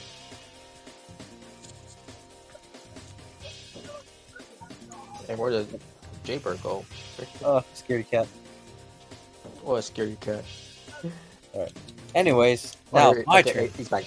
He's back now. Okay, of course he comes back with the WWE topic. Anyways, Wow, the internet was going off. all right. But anyways, I- this one pretty much is these are every WWF and WWF and WWE logos here That's a from mouthful. throughout the years. So from the original all the way to the current one. So out of all these logos, pick 3 of your favorite WWF, WWE, logos pretty much. Pick 3 Alright. favorites. Three favorites. All right, I'll go. Mhm. I'll go with the WWF scratch logo, the WWE scratch logo, and the current logo. All right. Current logo sucks. Anyways, Wow.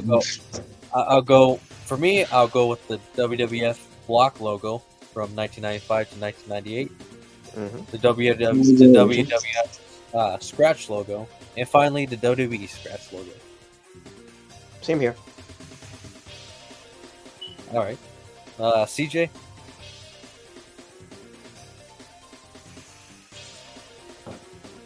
I like the 97 to 2002 logo, then 02 to 2014, and All right. 85 to 98. All What right. about the current one? The current one looks great. I like how it looks. I don't. No, Well- sucks ass. Fucking corporate shit. Fuck that term. Fuck that logo. I don't mind. I don't mind it. It ruined the championship belts. Fuck it. Yes, there you go. There you go, Jay Wow. Bird. You hear us, Jay Bird? You hear us? Why is it against me? I just said I liked it. Wow. Wow. Jeez. I did not. I'm, know I'm, McDonald's I'm was a pretty sure. barbecue So, place. so, I'm pretty sure someone would say, "Will you hate it if it was the WF logo?" Yeah. Yes, I would, because it looks stupid. You're Yes. stupid. Man. To answer that question. All right, so I now for this one, it's McDonald's. So Fa- pick your three favorites. favorite McDonald's logos throughout the years. I did not know they were a barbecue place. Yeah, that's news to me. I didn't know there was a barbecue. Yeah, that to be honest with you, that's news to me too. They've been around since 1940. Jesus Christ, McDonald's is old. I know. I didn't realize it was that old. I thought it started in the '60s. Yeah. All right, but I'll go for. Let's see. I'll go to 1983. Excuse me. Okay. I'll go with 1993, and I'll go with the current one. All right. I'll go with 83. I'll go with 2003. And I'll go with 2018. All right. I'll let Omega go next because there's this little story I was going to say, but I didn't want to, take too long. All right, for me, I'll go with 1983, 2003, and I'll go 2018. But, 93, 2003, and 83 for me. And there's this one McDonald's that we had to drive a ways out to get to back home where I grew up. But it was like one of those like old-fashioned ones that had like old records and like had an old car out in the front and everything. And it always played like classical music, like from Elvis's time and shit like that. And it's like a retro McDonald's. Freaking, it was Oh, wow. it was one of like the coolest McDonald's that I've ever been to, and I hope it's still there. Where I remember where it used to be. I know it was when last time I went up to New York, it was still there, thank God. And I miss like all the ones that had like the playground and shit that you could go play around in when I was a kid. It's crazy. They got- Sorry. No, I was gonna say, it's crazy. I actually when I went to Florida a couple years ago, I passed by the largest McDonald's in the world. Oh wow. Sweet. Apparently, it's 2 stories. Like that's how big the McDonald's is. 2 stories. Wow, are you kidding me? That's crazy. Jesus. Yeah. If you guys are wondering where this is, it's in Orlando, Florida.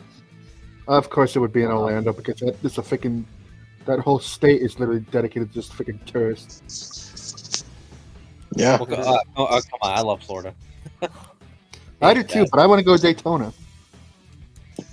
Daytona. I know why he wants to go. I know why. Daytona 500, baby. Daytona, let's go away. Someday before I die, I will see the Daytona 500. All right. All right. Guess we go to the next I one. hope your favorite racer wins. Me too. Well, I'm talking about Kyle Busch. Wow. Wow. Fuck that crybaby faggot. Wow. Whoa. Holy He really shit. hates that guy.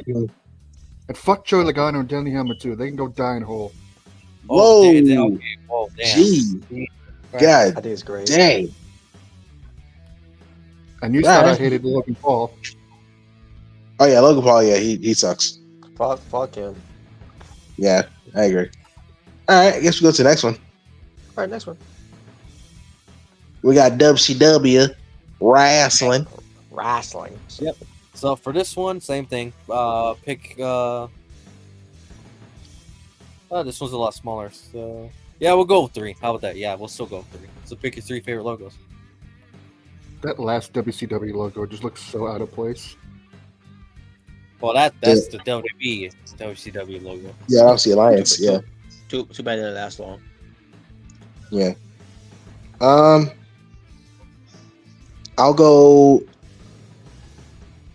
with 82 through 85. I'll go with All right. 88 through 99. And I'll go with the Alliance WCW logo in WWF. All right. I'll go with 82 to 85. I'll go to 88 to 99. And I'll go with the 9 Days logo of WCW. Oh, their final logo. Yeah. Okay. Okay. I saw an interview where Eric Bischoff said he hated that logo. Yeah, I'm not really big on the logo, to be honest. I liked it. It I doesn't know. look bad. I don't think it's terrible, but I'm not. Especially the stage they did. I thought it was pretty cool. Yeah, the stage was cool. I just wasn't really big on the logo, to be honest. Yeah, I get it though. But But yeah, for me, that was great. But yeah, for me, I'll go with the, 82 to 85. The Ric Flair era logo, I guess you could call it. The 88 to 99, the most iconic logo. Mm-hmm. And finally, I'll go with the Alliance logo. It looked pretty cool.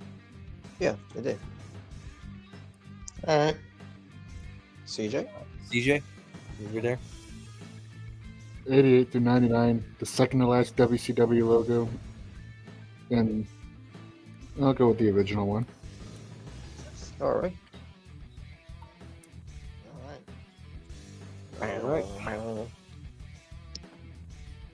I wish they had the logo they had for WCW Monday Night Nitro on there, though. That logo, especially in like the 2K games, looked awesome. Mm-hmm. Yeah, Oh, WCW Nitro. All right, so we got Wendy's. Yeah, for this one, yep, same thing. So pick your 3 favorite Wendy's logos.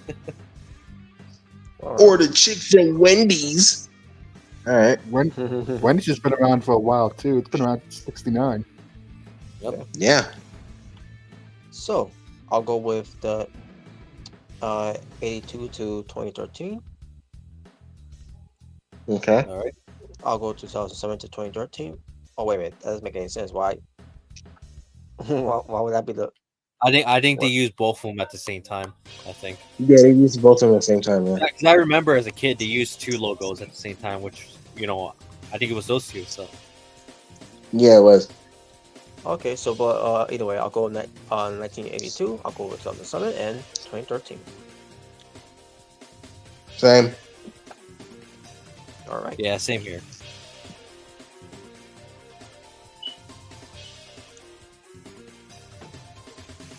And CJ, All right, CJ, if you're there. unless you hate Wendy's. Well, Wendy's old fashioned burgers. yep. I like Wendy's. Wendy's I don't go there a lot, but I like Wendy's. Nah, Wendy's is really good. I love it. Yeah. Love it. Yeah, it's funny. Like when I left the speaking of Wendy's, if I remember correctly, on the Asylum show a couple years back, didn't Christian do a topic because apparently he got like really bad service from Wendy's or something like that? I don't remember. His area. I don't remember actually. Oh, I know we've done Wendy's like fun topics. all right.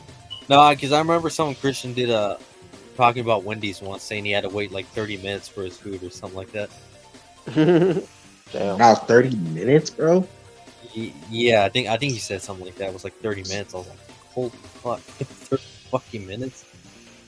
That was I'm wild. pissed. I'm like, man, I want to fucking eat now. I don't want to eat in 30 minutes. Fuck that. Yeah, man. That's insane. That's wild. All right. Yeah. Oh, the next one. Yeah, I guess CJ I'm here. is idea. Oh, Okay. wait, okay. Go back to it real quick. All right, so pick your 3 favorite logos. Then. 82 to 2013. Set the 69 one, and Which one? 2007 to 2013. It's weird how they had the figure 82 to 2013 one, but they also had one from 2007 to 2013. That's kind of weird to me. Yeah, they had like two different logos. Yeah. Yeah, because I remember as a kid, they used 2 logos for like for current for like different locations, I believe at the time. Yeah. I think that's what they were doing with that McDonald's that I mentioned, with like the one that was set during like the Elvis era. Yeah. Man, I still remember as a kid. I love the old-fashioned McDonald's setup. I don't like the new modern way they have it now. Yeah, I don't like the one I normally go to a lot here in Mooresville. It looks so weird with how they remodeled it. Same with my Walmart. They remodeled it to look where like all the DVDs and stuff is. They look more like Best Buy now. Oh yeah. That's how they did my Walmart too, in my local area. Yeah, I think it's great. You know what I used to love too? How the interior of Taco Bell used to look. You know the color scheme and the kind of had like that 90s feel to it. If you guys remember, Yeah. Before they made Taco Bell all modern. They had to remodel the drive-thru, picking up one of the Taco Bells here because they used to be like 2 ways you could enter the drive-thru, but it fucked with traffic like no tomorrow. And traffic in Mooresville is ridiculous. I bet. You know what's funny about my local Walmart is there was one time where like apparently somebody drove right through the entrance door. Were they driving a fucking tank or something? No, like he ran. I don't know what happened. I guess he lost control of his car and he rammed the car right into the entrance door of the Walmart. He broke the 2 doors on there. Damn. And literally, there's photos of the car inside the Walmart. That's insane. That's just crazy. Well, I'll say this. Thankfully, nobody was hurt. By the way, so That's amazing. just to clarify, I'm not. I will never laugh at somebody getting hurt. But Me either, but the fact that not even the driver got Yeah. hurt. But yeah, I thought it was crazy. I was like, what the hell? Sounds like some shit you do with a tank. Oh hell! I remember one time I walked in there and there was like a fist fight going on in the parking lot. I was like, what the fuck? You haven't seen Look, Black two Friday. random dudes fighting each other. I was like, what the fuck? Sounds like typical stuff that happens on Black Friday. No, it wasn't even Black Friday. It was just some random summer day. That's Oh wow! Because I know, because Omega, you and I've been to Black Friday and it gets crazy on that night. yeah. Well, And not so Omega- much here anymore because obviously everything's online now. But yeah, back then though, on the other hand, yeah, it was crazy. Like pre-pandemic, freaking Walmart would get packed for Black Friday and it gets crazy. Oh yeah, I seen people fight over a flat screen TV before. So I believe it. yeah. All right, but anyways, enough about fighting over TVs. So here we got the Ring of Honor logos. So we got the original logo, the 2004 to 2011 logo, 2011 to 2022 logo, and finally the current logo. So, out of all these logos, pick 2 of your favorite Ring of Honor logos. I feel like the current one was trying to be like a throwback to the original. Yeah, that's what's supposed to be. Yep. It's kind of like a mixture. It's kind of like the original, and the second one had a baby, and that's what came out pretty much. Yeah. Pretty much, yeah. All right, so okay. So 2, you can pick 2, pretty much. Yeah, 2004 and 2011. Yeah, same. Same. Yeah, same here. The 2011 one is what I was introduced to Ring of Honor. Like that's the logo I think of. Me with too. that, like with the letter O, like how it looks. That's how I always saw Ring of Honor. Same here. I like the first 2 logos though, but I was introduced to Ring of Honor right at the time when the Elite was still in Ring of Honor in New Japan, right when they started. When they were about to start All In. Yeah. The Bull Club. For life. The NWO. Which I still think it's funny how that one comment by Dave Meltzer on Twitter is what really started AEW. Yeah, that's what started off. They open up his big mouth. Fuck Dave Meltzer. Anyways. Because Cody was like, freaking, you think we can't sell 10K tickets? Bet. Challenge accepted. All right, man. Now this time we got Mountain Dew. So pick your 3 favorite Mountain Dew logos. Do what the hell? Do? I don't want to. Anyways. Yeah. I remember the 2005 one. Yep, me too. I wish it would stuck with that. All right, so we got I'll go with 2005.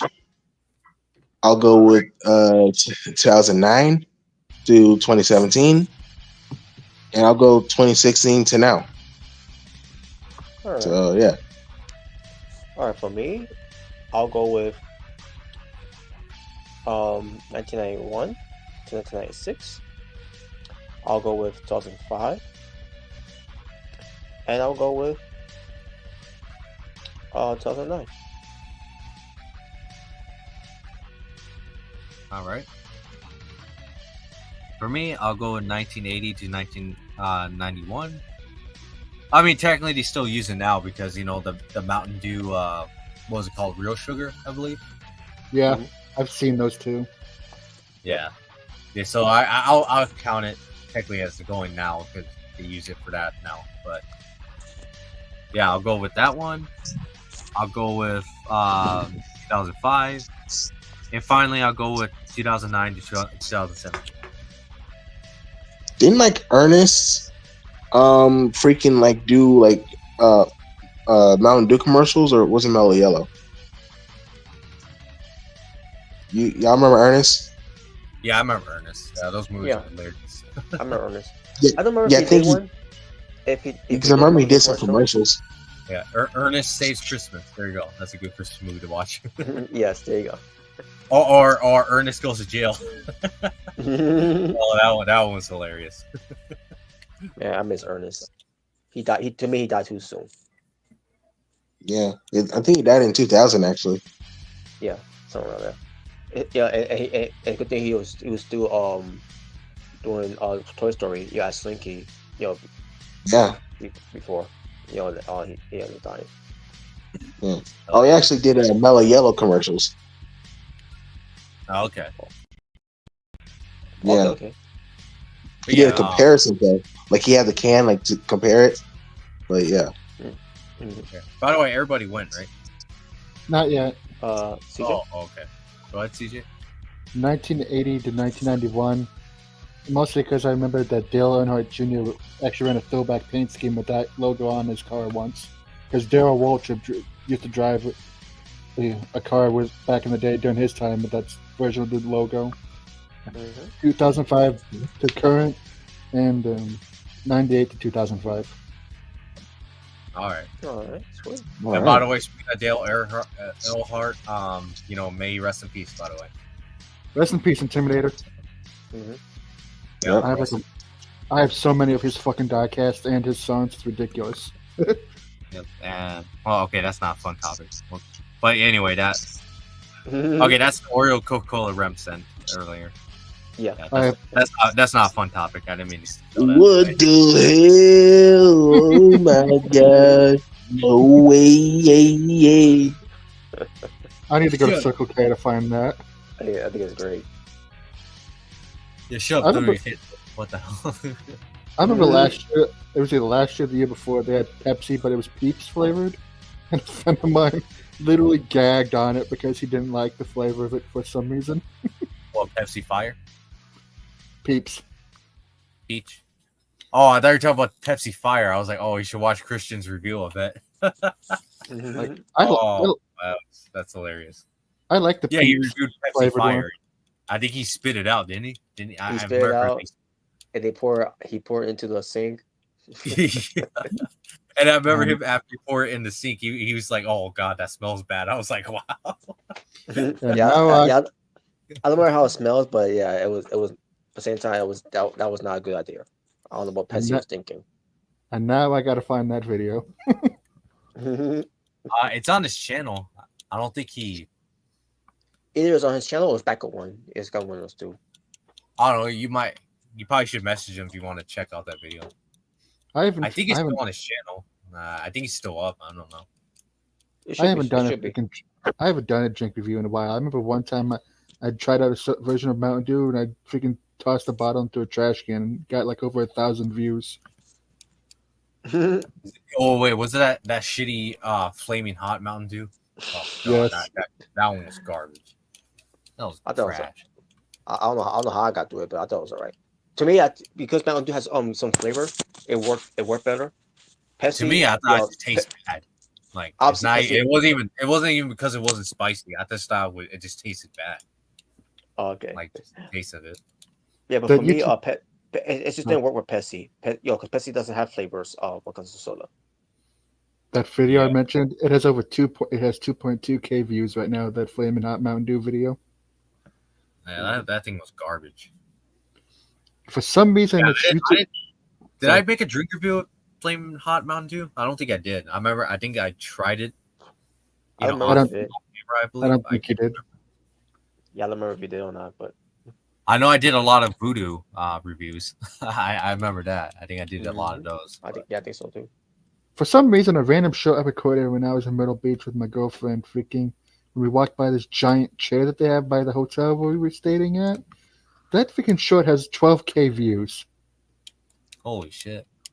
I was like, what the fuck? Wow.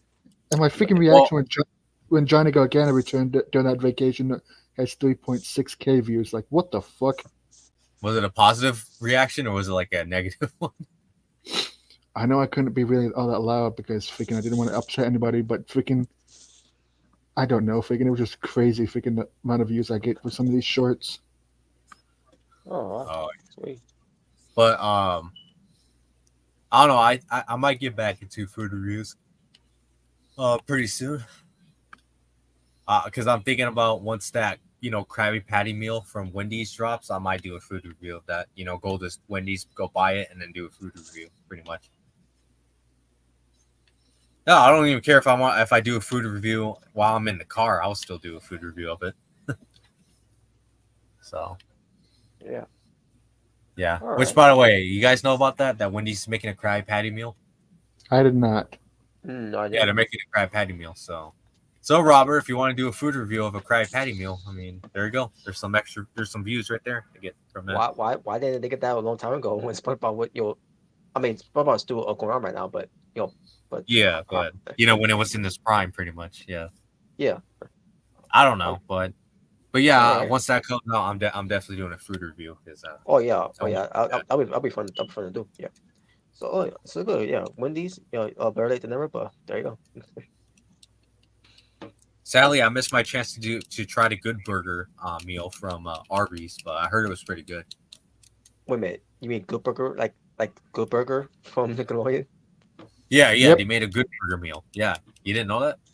I did not know that. And Arby's, yeah, they made a Good Burger meal. Based off the movie. The meal from the movie. Yeah. Are they still doing that? I don't think so. Well, I Power- think they power- added the burger onto their menu though. I don't think they're doing the meal itself now, but they added the burgers on the menu. All right. So, I didn't know they were doing that either. So I guess you want to try the good burger, like that real good burger, then Yeah. I mean, Wow. go ahead.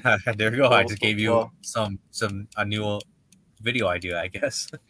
Well, let's just hope that McDonald's won't do any Mondo burgers or Burger King. Oh God. You know, there was one meal I actually forgot about, but I remembered the other day because I saw a YouTube recommendation of it. I completely forgot that McDonald's at one point did a Travis Scott meal. What? A Travis Scott Yeah, what? Travis Scott meal. You know, based off the rapper Travis Scott. Yeah, I know what you're talking about. I don't Wow. listen to rap outside of Eminem. I did not know that. Yeah, apparently they did back in 2019. I was like, oh shit, I completely forgot about that. Yeah.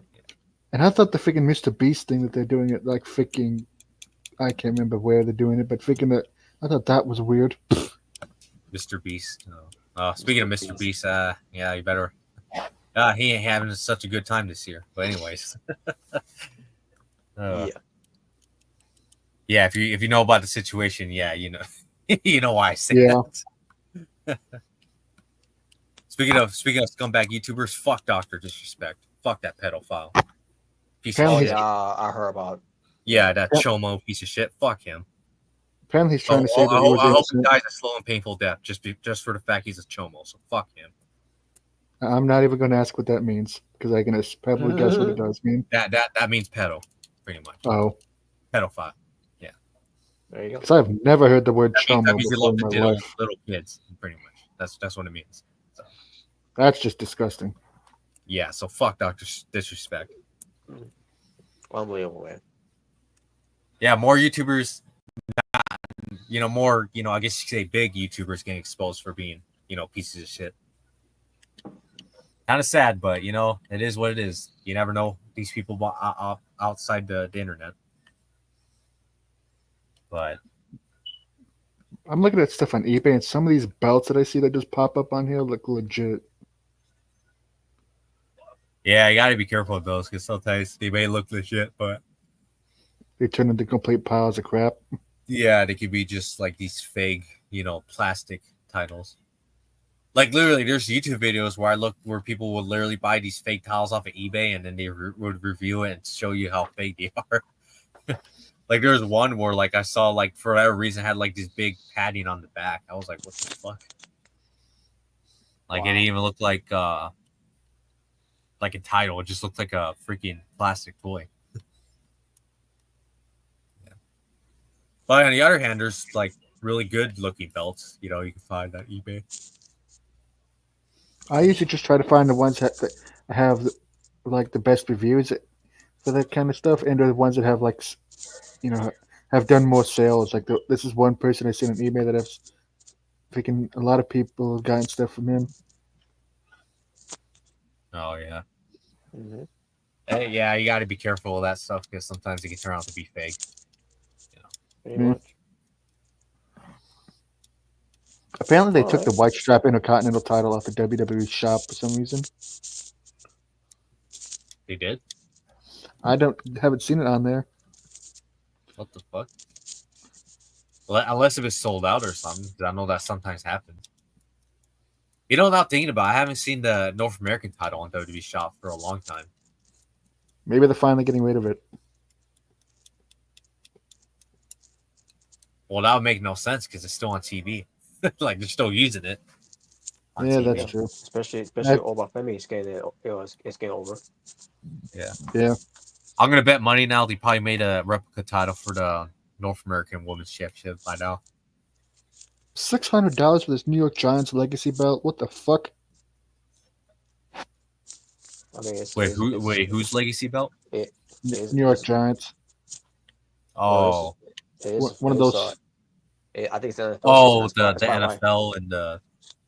Yeah. Either it's NFL season or It makes sense or, why they do that because because obviously they're, fanatics. Yeah. Owns WWE shop, but also owns NFL shop. So, yeah, it makes sense why they're doing that, so they can get more money off of both, pretty much. Mhm. It's weird how they made belts for football and basketball, indoor baseball teams now. Don't worry, CJ. Today, Fanatics buys NASCAR shop. They're probably gonna have NASCAR wrestling belts too. Oh God. It probably will happen if Fanatics ends up buying NASCAR shop. If NASCAR even has a shop website, which I think it does, but I don't know. Not really. I don't know where the shirts. I don't know who makes the shirts, but I know the company that makes diecast is Lionel. You know, the train store. Oh yeah, sorry. No, I was gonna say it's the same company that makes the Fast and Furious, car toys or whatever. Yeah, it's the same company. The Fast and Furious diecast cars are fucking overpriced as fuck.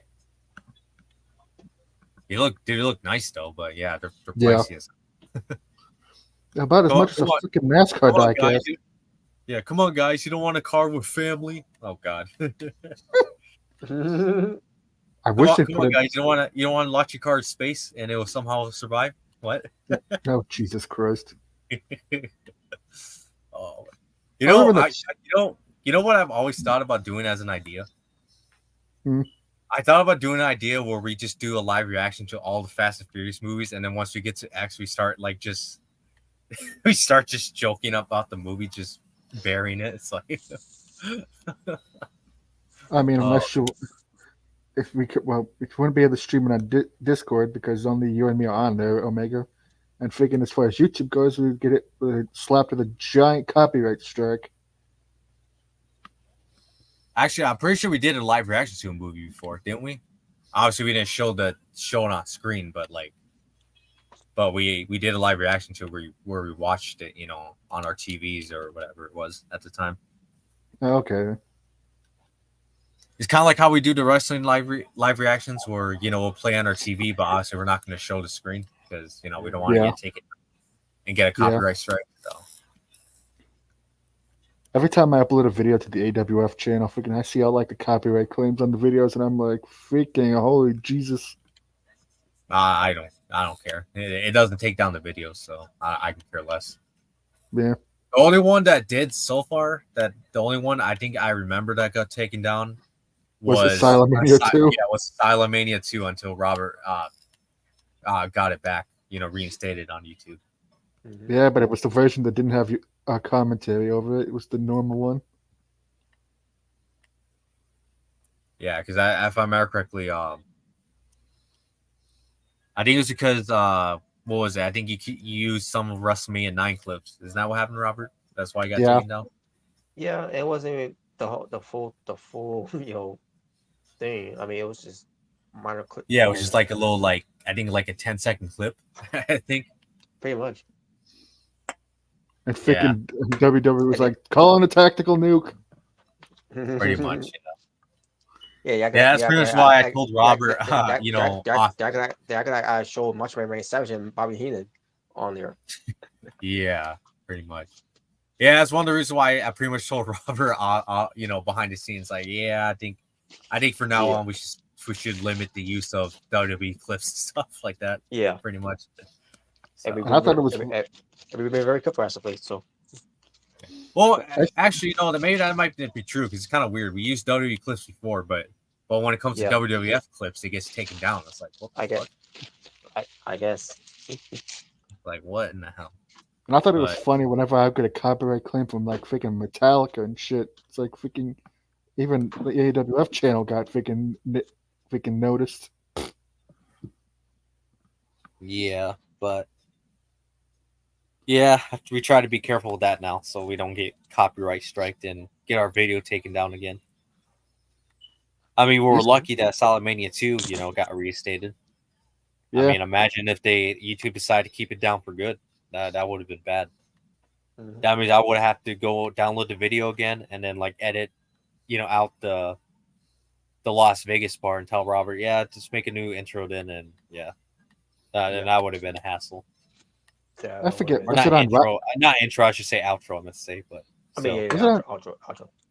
Was the Asylumania 2 reaction that had our commentary? Was it on Robert's channel? Or was it on your channel, Omega? It was on my channel. I I peeled it, but it never got reinstated, sadly. So I'm like, fuck it. Oh, Kind of sucked because I know you, sometimes we love going back watching our own live reactions to the matches and stuff. I just like listening to your guys' commentary during my match. Oh yeah. And CJ wins. He is now your new AWF World Champion. Yep. The era of the Lone Wolf has begun. Yep. 90 glorious days, and I was 8 days off from breaking the record. Damn. And I could say 90 because my match, I was pinned after midnight the day after it, when it would have hit 90. Damn. Oh, you're talking about when you lost the title? Yeah. Literally, I lost the belt right after it hit midnight on the Damn. 90th day. On the 90th. Damn, that's crazy. So you're technically your record is 90 days. Wow. So, I mean, you can make the argument it's technically 89, but, you know, freaking superlatives, you know? Yeah. Mm-hmm. I might. So yeah, I think for No Way Out next Saturday it's gonna be like it's gonna be after Collision. So That's right. Conclusion is back hopefully. on Saturday. What was that? That's right. Conclusion is back on Saturday. Yep. So sadly we don't get the luxury of having it early at 7 because of no Collision. But oh well. Yeah. And I'm hopeful that me and Damien both walk out with the tag titles. And I'll be a 3-time tag team champion. Yeah, I don't think so. 3 Anyways. times. 3 times. But so. By the way, Robert, so- did you ever see that video I uploaded with that told about why Xavier has a beef with Bruce Wheeler? Yeah, I seen it. Well, Robert, you want to give your thoughts on that, CJ? Then. Yeah, I was kind of confused of the story. I felt like I'm not gonna lie, CJ. I felt like there was like 4 double turns all in one video. I was like, "What the fuck's going on?" And Triple, what the hell? and Triple H doesn't help at all. oh, wow, Triple H. Wow. Well, I wasn't sure who else to have freaking Bruce Wheeler get the chair tossed to for him, so I figured, like, screw it, I'll just use Triple H. It's not like freaking Bruce Wheeler, it's like Darth Maul or Darth Vader, where he can just use the Force to grab a chair. The Force. Well, come on, CJ. Remember when God saved Roman? Yeah, that could have been the story. God saved Bruce. What? You know, somebody in the ring crew got chewed out for when that rope botch fail happened. Yep. But that yeah. attire Xavier's had in that video, freaking was his SmackDown vs. Raw 2008 attire, but you know, more modern. Yeah, that's kind of weird. I can't imagine Xavier with short hair, no beard, and a wearing regular wrestling gear. That kind of looks weird. I ain't gonna lie. Imagine if I try to create that in 2K24. I'll be like, damn, he kind of looks weird now. That was his original attire back in his younger days. Yeah. I think that's bad. Wait till if you ever see the attire I originally gave him back in the day when I first started playing the 2K games. Damn. Yeah. But yeah, I mean, I'll do the match, but you know, I don't think it'll probably won't be No Way Out, just so we can do the whole suspension thing. You know, if that makes sense to you. Yeah. We'll probably be heading towards Halloween Havoc, pretty much. Halloween, you know, if you wanted to build up for Halloween Havoc, you know, this year. Amazing. Yep. All right. You know, speaking of battle royales, you know, the Halloween one's gonna be coming up already next month. Oh yeah, that's right. And I got a freaking rep. I have to try and freaking win that battle royal again because I won it last year. Oh yeah, you did. Oh yeah, that's right. Going for the repeat, hopefully. I think this year I'm still debating if I should do it, but I also want to do a Black Friday battle royale. A Black Friday Battle Royal. And before anyone says anything, no, it's not going to be just filled with black wrestlers. Just to clarify. Yes. But If it was up to me, if it was possible to turn into a scramble match, I would put like freaking about half a dozen guys together in the match, and figuring whoever so the last person to get a pinfall wins. But if it's for a belt, wins the belt. But I don't know if they have a scramble match in 2K24. no, they don't. Um, Sadly, I wish they did, but no, they don't. I wish. Yeah, that'd be one thing. I wish still they brought back. add the Iron Survivor Challenge. I feel like that would be fun to see. To play, pretty much. That probably will save for next year, maybe. Hopefully, yeah. It's Because I feel like we definitely, I definitely guess. would do a lot of AWF matches with the Iron Survivor Challenge. That'd be great, honestly. Hell yeah. That'd be an entertaining match for the hardcore title. Hell yeah. Oh yeah. But yeah, yeah, I might do Black Friday Battle Royale. I haven't filmed it yet, but I might do it actually. I'm gonna wait for this new DLC to drop, and then I'm gonna film it. The one where we finally The get new DLC is gonna Cargill. have Dragon Lee, Carlito, Lyra Valkyria, and Jay Cargill in the next DLC. And you know Jalen's gonna freaking be jizzing his pants. Oh yeah, I know. I know, but oh well. But you see, those are people. You see, those are wrestlers people actually want to play as, not just Pac McAfee's friends from the last DLC. I will never understand why they wasted a DLC for that. Yeah, it's just bad. The one with the Dudleys, Sandman, and CM Punk is freaking more better DLC than fucking Pat McAfee. And Yeah. and his cronies. Yeah, and especially that one dumbass. Oh, people don't like our DLC because a bunch of marks. Yeah, fuck you, fucking dumbass. Fuck you. Like I was when just you tweeted that. You know what guy I'm talking about? That dumbass with the black beard. I forgot what his fucking name is, but yeah, fuck that guy. Yeah, I don't know how they look. They all to me they all look the same. I was excited for the CM Punk DLC. That was the first time he's been in a WWE game legit in years. Yeah, Since since 2K15. Mhm. So almost 10 years. Yeah, in like 9 years, it's the first time he's ever been in a WWE video game. Yeah, crazy. Really crazy. But And it was Sandman's first time being in a WWE game since 2008. Damn. Even though his And, moveset and entrance has been in the games for a while, but sorry. But so we're gonna have Bret Hart on Monday Night Raw. yep, I saw that. Now I don't know. I know because it's gonna be in Canada, but Are they going to But, be in Calgary or is it going to be Alberta? I don't know, to be honest. But he's gonna be there. Now I don't know what for he's gonna do. I don't know if they have any plans. To do a segment with him with someone, but either way, it's interesting to see what they do. It's funny how Bret would still show up in WWE for the payday, even though he's supposed to be so jaded and everything. Mm-hmm. Well, he's the best there is, best there was, and best there ever will be. Yeah, but besides that, what comes to NXT? Because NXT, when would they be moving to CW again? I think October. October? Okay, October. Yeah, they're going to be moving to CW and not. No, actually, no. They're moving to CW. I believe next week, actually, or 2 weeks from now. I believe. I might be wrong. Okay, actually, no. okay, It's 2 weeks from now. 2 weeks from now.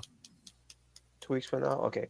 October is when they start hitting the road. Like going on tour, pretty much. Yeah. That's what it was. Because we got Julio's gonna be wrestling Chelsea Green. Oh Yep. God. Oh, come on, Chelsea Green's great. Come on now. I mean, she's great, yeah. But they failed to capitalize on her after her Money in the Bank spot. So see how over she was during that. Yeah. But I know. Go ahead. Sorry. but No, yeah, go ahead. Junior's gonna be wrestling against her on NXT this Tuesday. I know I'm like the only one here that probably still follows NWA just for reasons. But freaking, you used to remember Bram? Yeah. He's the NWA World Champion now. He beat EC3. Oh shit! There he. Oh wow. All right, that's cool. Is he go by But Tom? Does he go by Tom Latimer now? I think. Tom Lautner, yeah. Okay, yeah. Man, but yeah, as that's far cool. as Julia goes, well, be prepared to see what she can do in the ring because she's great in the ring. So That's right. yeah, this is going to be her first match on NXT. Her And Jordan official debut. Grace this coming Tuesday is gonna be doing her TNA Knockouts World Championship Open Challenge. Yeah, we'll EC3, see who enters the challenge. EC3 was NWA champion for 370 days. Jesus Christ. Wow, it's been that long. After being And I thought tireless. freaking when Aldis was champion for over 1,000 days before he lost it to Cody the first time was long. Mm-hmm. And that reign felt like it dragged on forever. Obviously, because of the pandemic, is why. Yeah. But with But for Aldis, when he that, was champion, it was like throwback to like the old days of the NWA. Hell yeah. But yep. as for but Jordan Grace who did her Open Challenge, she did also on TNA Impact where it's gonna be someone that she's gonna do an Open Challenge, and who answered it? It was well. The thing is, she came out, but she was not in her ring gear.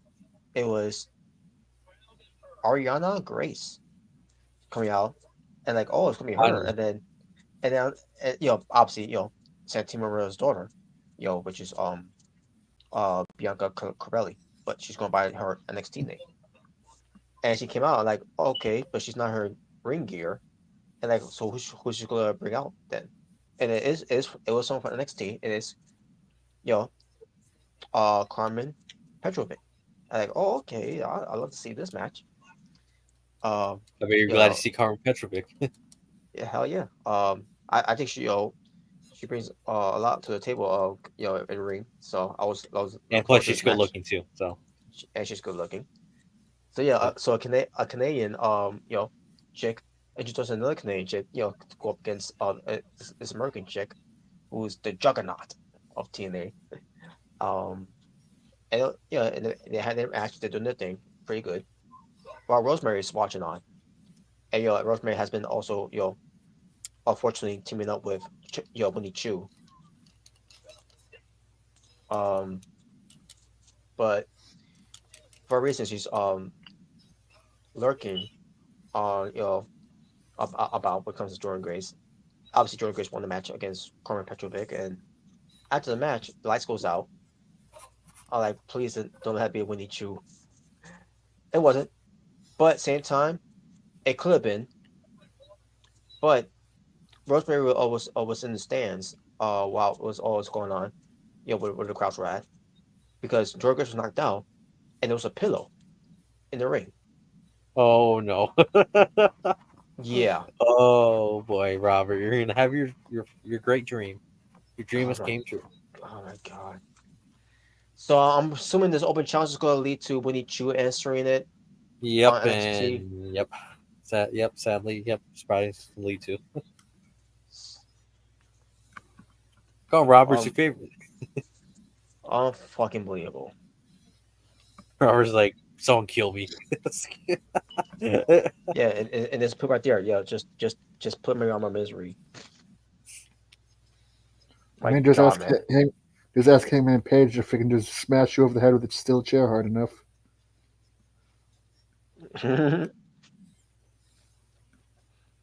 Yeah, so I don't know what Robert's reaction is right now. Someone kill me. This is ridiculous. Oh, But something else happened with on TNA. Now after Emergence is in the books, Moose, he was teaming up with JDC, and they're going to be facing Mike Santana. And when you say his name, man, he He appears. appears. I believe in Joe Hendry. Yeah, because they having a statue match in the main event. And Moose was saying to JDC, this is your chance to prove yourself uh, uh, with the system. And like, wait a minute, so I mean not Sunday, that Friday, when they did the show, was it enough? Yeah, I mean, yeah, won. So basically saying, we better win. If we don't, you're out. You're you're out, basically.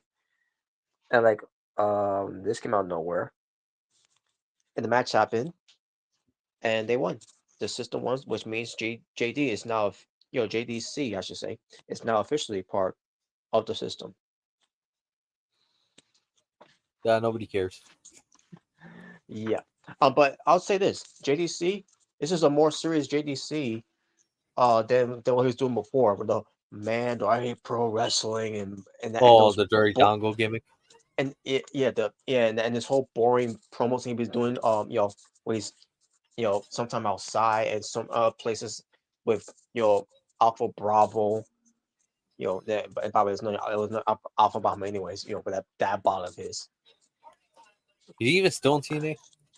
He is, but he works behind the scenes of TNA. The thing is, he needs to be a referee, for TNA, until they start using him on as a TV character when it comes to Johnny B. Trash, uh, lot Ty Valkyrie, and then with the whole thing with the marriage thing, with the whole marriage thing with Rosemary, and he got shot. Then he's with Johnny Bravo, and then it's just what you doing with this guy? To do something great, you're just a hater. Who cares? Like, who cares? I do. And then they brought Vladimir Kozlov, and they completely bury him. Oh yeah, I completely forgot he was in TNA. Well, Yeah, I think he probably still is, isn't he? I think he's still there. But not doing No longer on the wrestling role, which is just probably not for the wrestling. best. Yeah, After that whole thing. but yeah, this is a better way to use JDC than anything. I remember he was cutting a promo, with the system on Team Impact. Okay, I was thinking to myself, what he's gonna say here? Like, let me guess, he's gonna say you hate pro wrestling, or whatever. Instead, he says, Yeah. "Shut up," and he gets microphone to Moose. I'm like, huh? Oh, wow, what a enthusiastic promo there that JDC cut, Wow.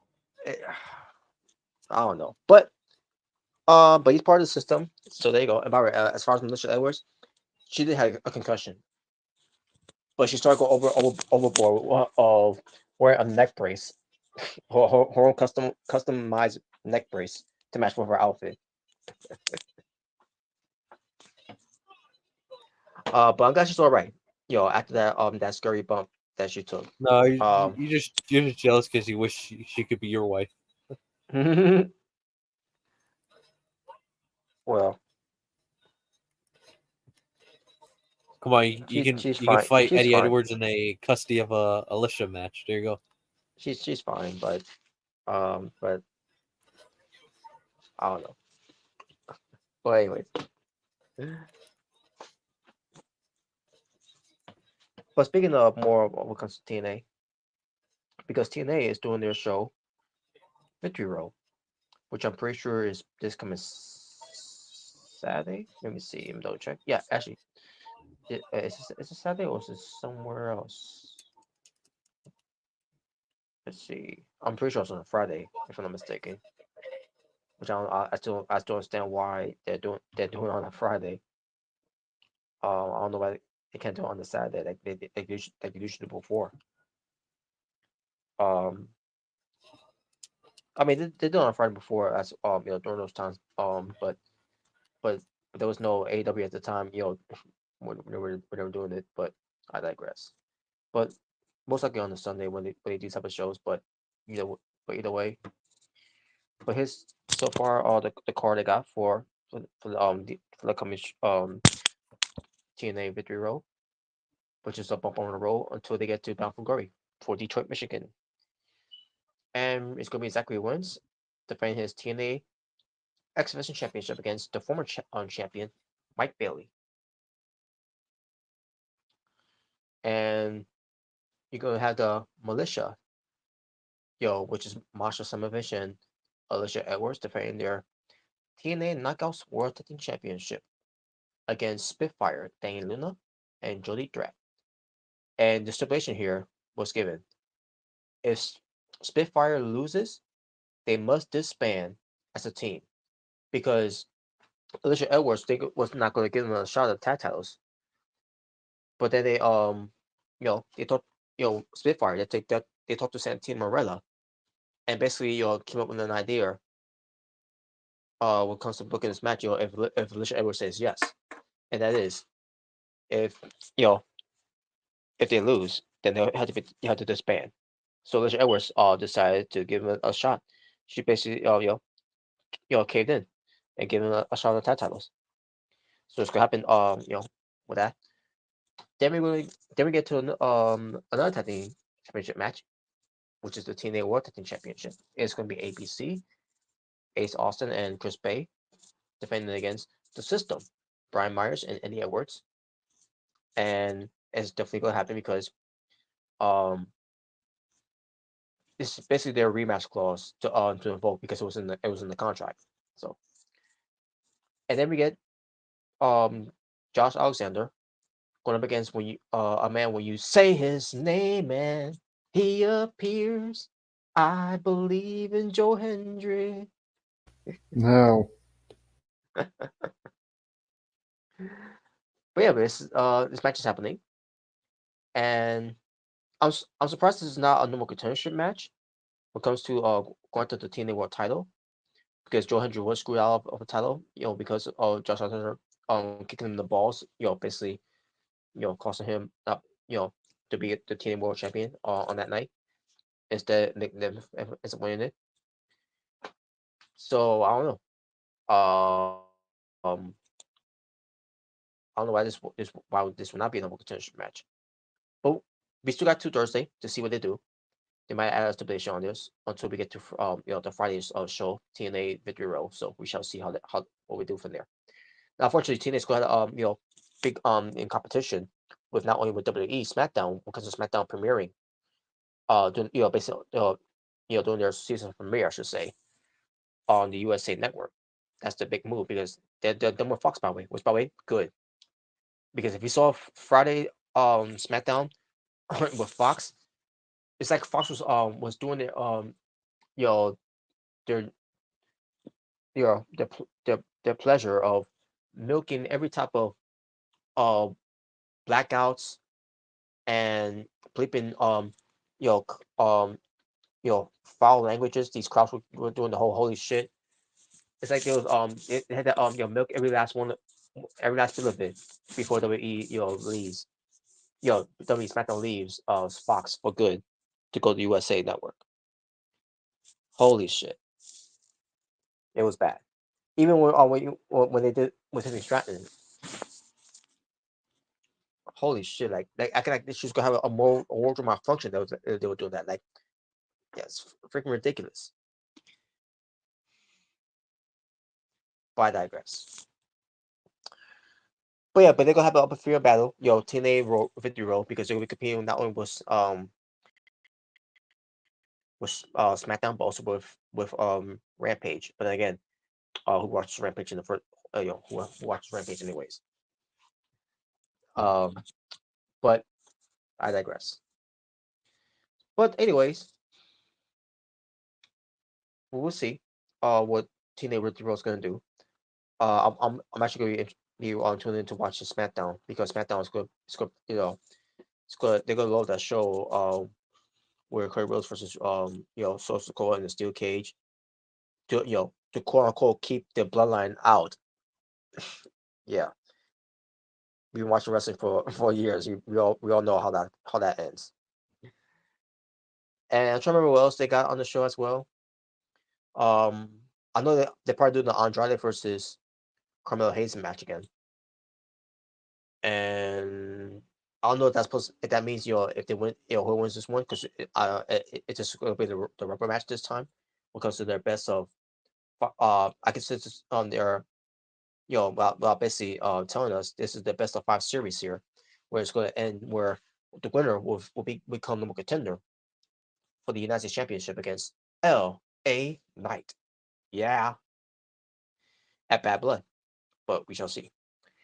We might see the return of Randy Orton on the show to team up with Kevin Owens against A Town Down Under, which is Austin Theory and Grayson Waller.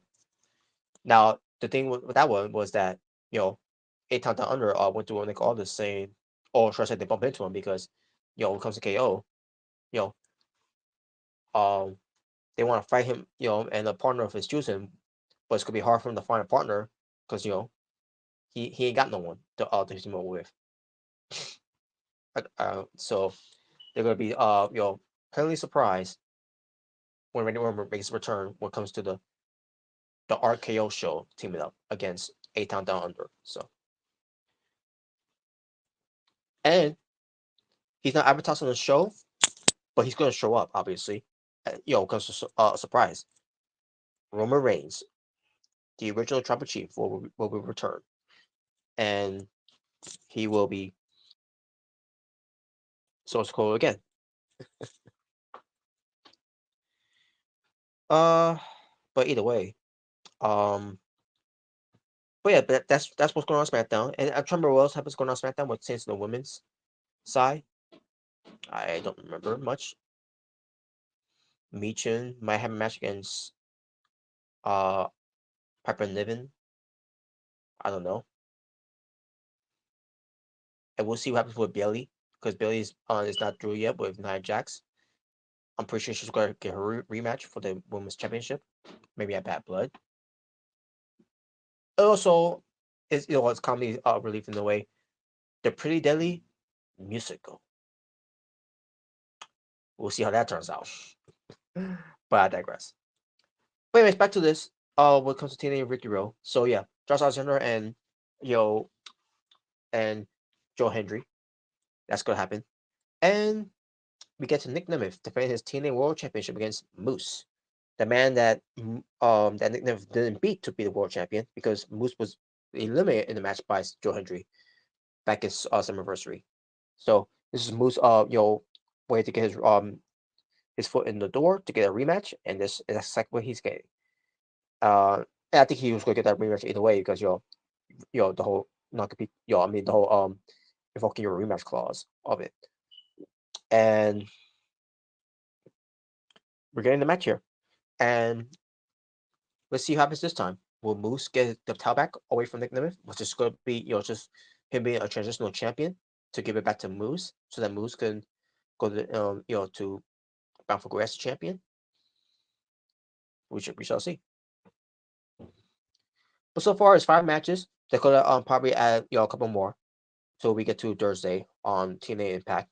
That's gonna be the go home show for TNA Victory Road. So I'm pretty sure they're gonna add a couple more matches on the show here. And plus, there's no pre-show match announced either, so they're probably gonna announce some pre-show matches along the way. So yeah, wait and see for that one. But yeah, let me see if there's anything else to talk about here. Okay.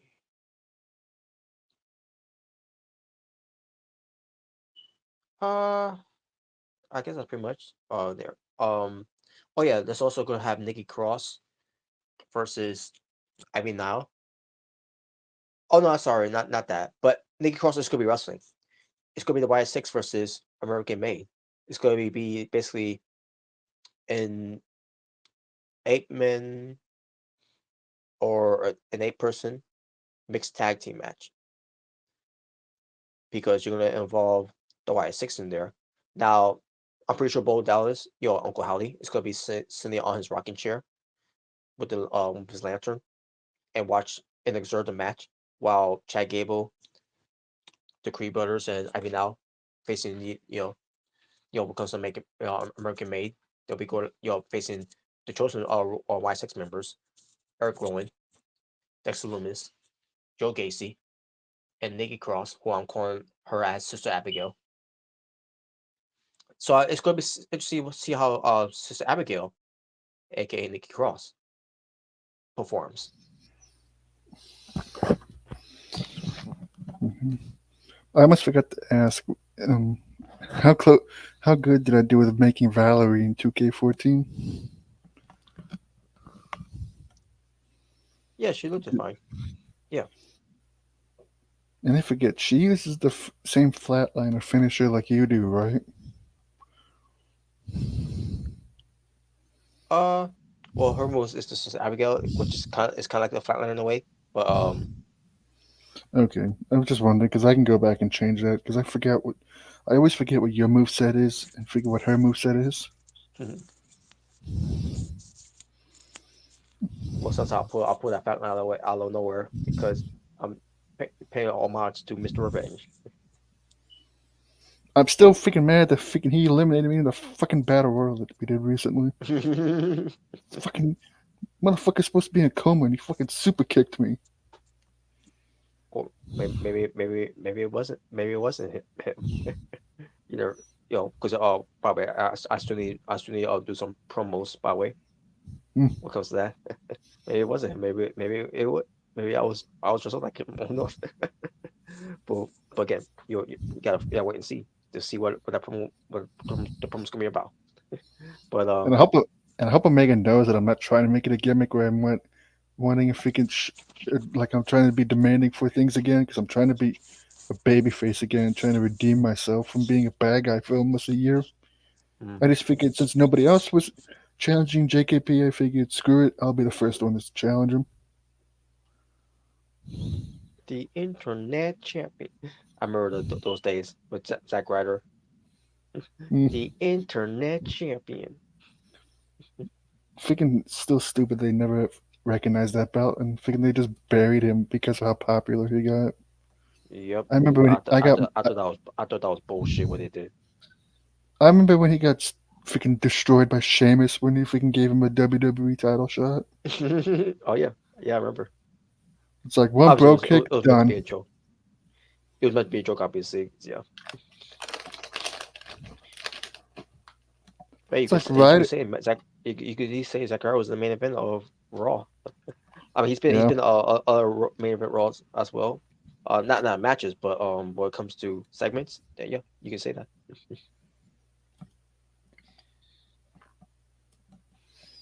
apparently he said at some point that he's thinking about going to wrestle for a major company again instead of just being the indie god. We shall see. Fingers crossed he goes to AEW.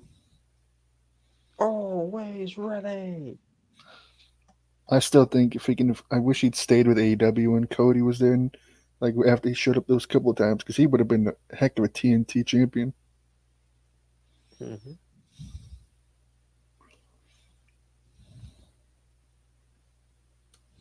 But yeah, and as far as it comes to the no contender match, which is a 4-way match between Jay Uso, uh, Braun Strowman, Ilya Dragunov, who's the other guy? I'm amazed Braun Strowman's even still around again since he got his ass handed to him by freaking who was it, Bronson Reed. Yeah. Oh, and Pete Dunne, by the way, Pete Dunne is the fourth guy. But yeah, but Bronson Reed, I think he was originally supposed to be in that match, but then he got COVID. Of course, because that's still a fucking thing somehow. Yeah, it's still a thing somehow. And so Braun Strowman ends up being the guy, to be the replacement, which makes no sense because Braun Strowman was taken out by Bronson Reed because of that spot. But at least they played into the story where he look like he's banged up and everything, but he's doctor says I'm making clear to to compete. I can still go whatever, so like that. Like Okay, whatever. But I hope Pete Dunne wins. but yeah, we'll see. But look at hopes. Doesn't matter who wins. Braun Breaker ain't losing. Yeah. But at the same time, I think Jey Uso's winning. I think they're going to get this Jay. And as far as Braun Strowman, we're gonna have Braun Strowman get he's not gonna lose. They're gonna protect him with the returning Bronson Reed.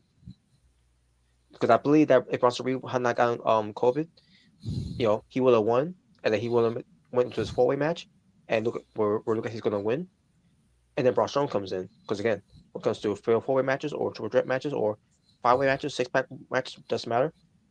No disqualifications. You know that that means Mm-hmm. lazy booking. Okay, Jim Cornette. I mean, that's what it become all of a sudden because holy shit, like I remember there used to be rules during those times, but now all of a sudden they just use that as a crutch. And this is why on my show I usually try to make sure that freaking, but as long as the AI doesn't decide to screw up what I want to happen, freaking, I usually try to make sure that the matches can't be freaking accused of having lazy booking. Because 9 times out of 10, usually the AI does exactly what I want it to do. But sometimes if it can fucks up, and it takes me at least a couple of tries to freaking record what I'm trying to record to get it right. And Well, I'm still sometimes, waiting for that. and sometimes I have to freaking edit in fucking cutscenes just to get it to be the way I want it. That's why I overuse Oh. certain. That's why I use certain cutscenes a lot because those are the only ones that freaking would make sense in what I'm trying to do. Clever. So if you ever notice that I use the same cutscene a lot in a lot of my videos on my wrestling show, that's why. Because the AI is fucking retarded, and I don't have 2 Xbox 360 controllers. Mm-hmm. And I wish I had a freaking thing that a friend of mine has to record his matches, because that would help too. Instead of using my freaking phone all the time. Yeah. Well, I'm still waiting for AIs to actually when they bring out a table and actually muse it. Mm-hmm.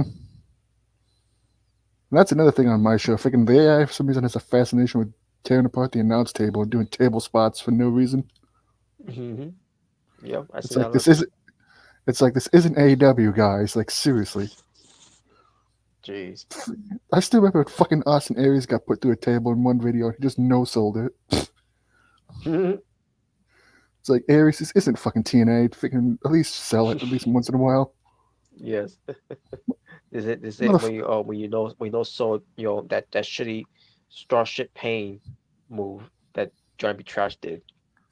Motherfucker cost himself the freaking junior heavyweight title freaking hunting grounds because he kept taunting and got caught with a sleeper hold. Mm-hmm.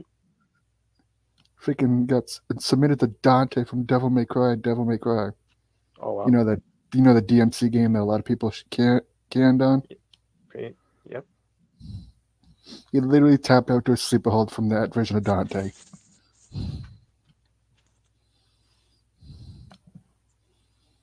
And that's all she wrote. And fucking CM Punk lost to Bane after getting hurled halfway across the ring. For my show's Intercontinental title. And Kenny Omega beat Kevin Steen for the U.S. title. And then Omega attacked him backstage. Granted, freaking Steen beat Omega in that backstage brawl, but that's freaking an ongoing feud right now. Yes.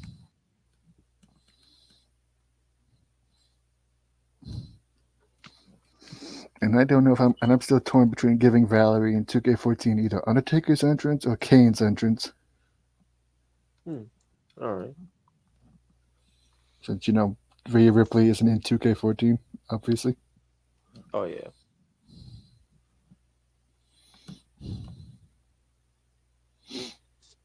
All right. But other things, when it comes to you know to wrestling was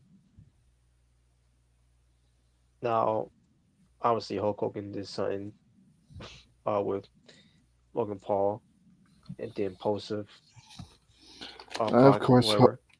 of course, Hogan would endorse fucking Logan Paul because they're both pieces of shit. Yeah, one piece of shit to another piece of shit. Especially the comments he's made on that show was fucking repulsive.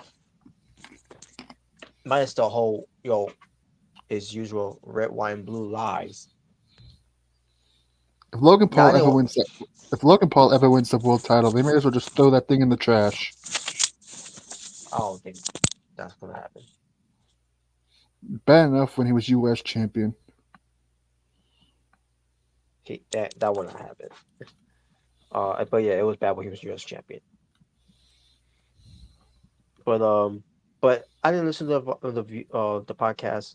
Obviously, all I listened to was people that did listen to it, and um, I basically said what a review and their thoughts about it. What came to what Hogan said on there, and obviously the one thing that struck me, besides the whole thing what he said about Benoit, the whole thing where he never used career control ever.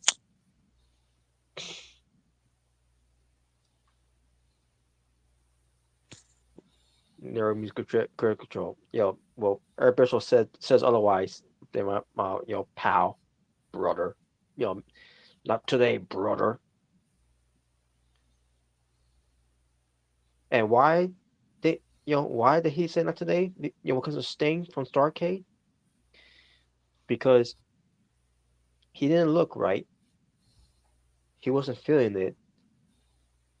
Well, maybe it's because Sting knew what the fuck he was gonna do, because apparently there was no communication on what's going on or what's gonna be the finish and how the match was gonna be booked. And then once it happened, it was they basically shit the bed. Not only they shit the bed, but they wet the bed at the same time. You piss and shit the bed at the same time. Where it could have been one of the most easiest uh booking up a pay-per-view that was the most pay-per-view, and they ruined it. Mm-hmm. It was Or the should I say easiest. Hogan? Or should I say Hogan ruined it? Because It was the. career control, brother. It was literally the easiest fucking thing, freaking result they could have done, and the most obvious result they could have done. Everybody was expecting it to happen, and it probably would have kept WCW going for, and probably saved them a lot of the bullshit that happened afterwards. Yeah. Minus the whole thing with Goldberg on the free streak, and then the finger poke of Doom, and then bringing in Vince Russo. If they hadn't fucked up that freaking finish at Starcade, freaking a lot of the shit that happened afterwards probably wouldn't have happened. Mm-hmm. That and the freaking that they didn't have sent people booking the damn thing.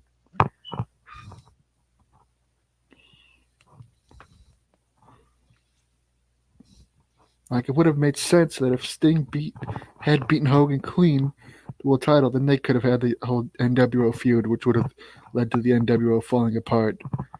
It would have been sooner than when it actually happened, but it would have made sense then. Yeah. That would have been the logical thing to do after freaking Sting beat Hogan, and then inevitably beat Hogan again in the rematch. Exactly. But Hogan had to fuck the whole fucking thing up. Yeah, the whole thing. He wasn't feeling right. He wasn't tanning. It was one of those things that he mentioned. That wasn't mentioned on the Logan Paul thing, but still. But and then and the whole cockamania story, whatever. Wanted to say that Sting wasn't in shape. Well, motherfuckers, he was sticking to what he was told to do as part of the storyline, and freaking hanging on the rafters 90% of the time. And on top of that, he was wearing a bodysuit. It's not like he was wrestling without his shirt on.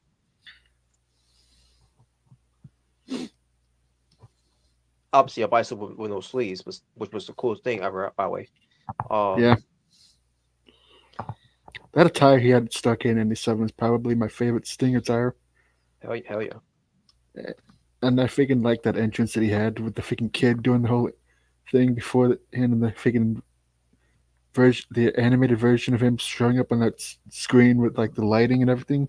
Mm-hmm. I wish they'd do something like that again one of these days. That would be sweet. Yeah, pretty much. But yeah, I can't remember what else that I remember of some people mentioned when they were talking about the Hogan Beyond there. But the one thing that you talk about the name of the show, Impulsive. Well, instead of saying was instead of impulsive, it was repulsive. What Hogan said here when it comes to Chris Benoit, because when Hulk Hogan is comparing other things that he said that was caught on tape, while his knowledge, obviously, that he got caught saying this, the N word, being racist and all, and fans are finding a hard time to forgive Hogan for that. And then he mentioned something about fans in the way of if you can forgive uh Chris Benoit in a way. I I can't remember how it was transpire of it, but when I'm hearing that, I'm like who are these fans that forgive Benoit for what he did to his family? What fans is he talking about? There is no forgiving of what Benoit did to his family, and no, it's not the same about what you said, Hogan. You can't compare to what Benoit did to his family to what the things that you said. Fans have made their minds to not to to forgive you for the things you said, because it was a hurtful thing that you said. Doesn't matter if you are part of the culture of that culture or not. You still shouldn't have said that. You're supposed to be you're an inspiration to people. And the things that you said was ridiculous. And this goes beyond the whole Cocker exposing him for that. You go back to where his conversation with Nick Hogan, his son, that got leaked, where talking about some shady stuff, that it was a friend's fault, which may remind people, the friend of Nick Hogan isn't it's a vegetable for the rest of his life because of what Nick did, who was driving, and his friend was on the passenger seat, and Hogan labeled him as it's the whole thing was his fault, and then saying something to with his son that if we ever die, if we ever get resurrected or something like that, let's to hopefully be resurrected, like to be to be the N word. So, now I don't know if you missed the word N word, but you know what he means by that. But yeah, this is it's just the first time he got caught, saying these things. It's just some people didn't think anything of it at that time. I'm pretty sure until you start hearing more of the Gawker stuff. That Gawker leaked.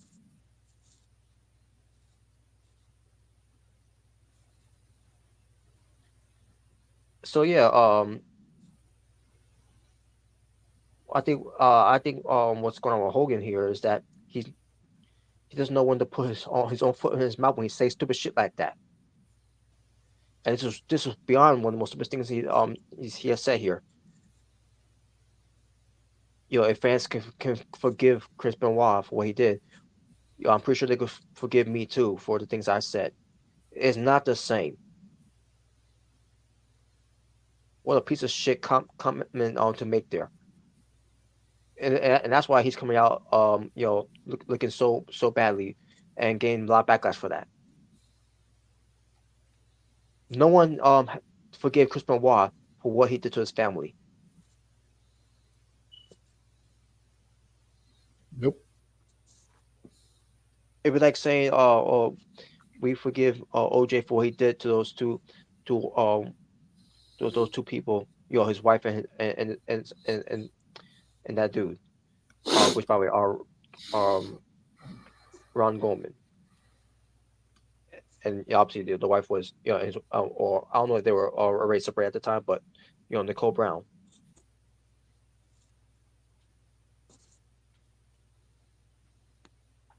It's fucking repulsive.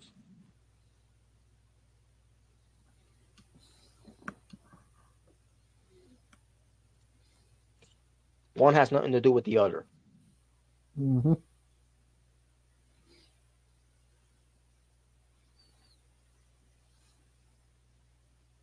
And plus, Benoit's not around to be like Hogan, where Hogan is begging and pleading for people to forgive him for the things he said.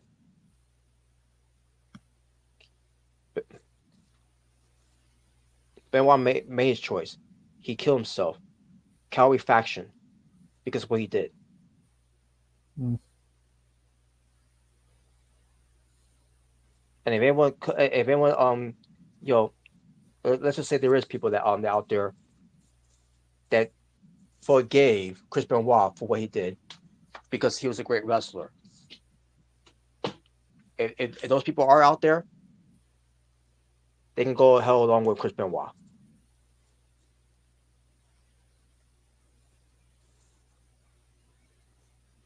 But what a stupid shit for Hogan to say. What a stupid piece of shitty comment to make. People just want to. Maybe people don't want to forgive you for what you said. If they don't forgive you for all the things you said, fuck them. And guess what? You can say that to me because I'm one of them.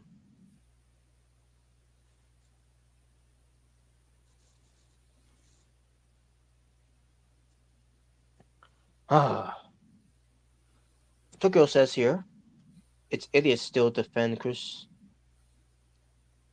Yeah, I know what you're talking about. You can say Chris Benoit, he's fine. People said they need reopen his case. There's not to reopen. He did it. There was no fingerprints. There was no DNA print. DNA samples, whatever. There was no footprints of anyone that came into the home of Benoit and killed all of them and make it set up like he did it and he he commits suicide.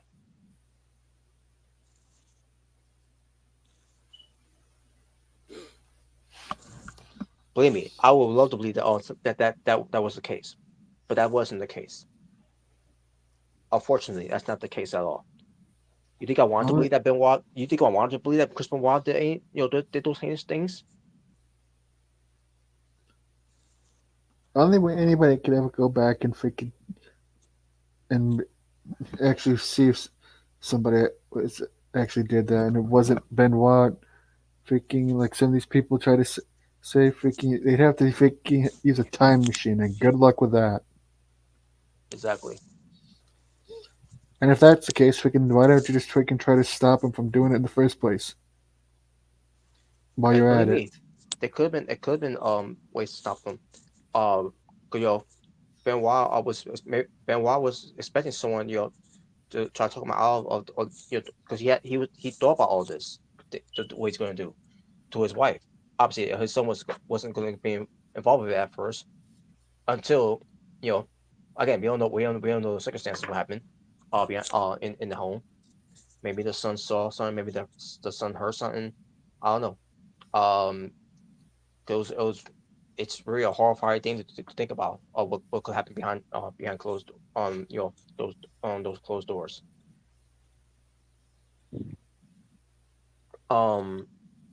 Because those I remember those songs like with Chavo, Scott Armstrong, Bob Holly, or Hardcore Holly, whichever you want to say, comes to Holly.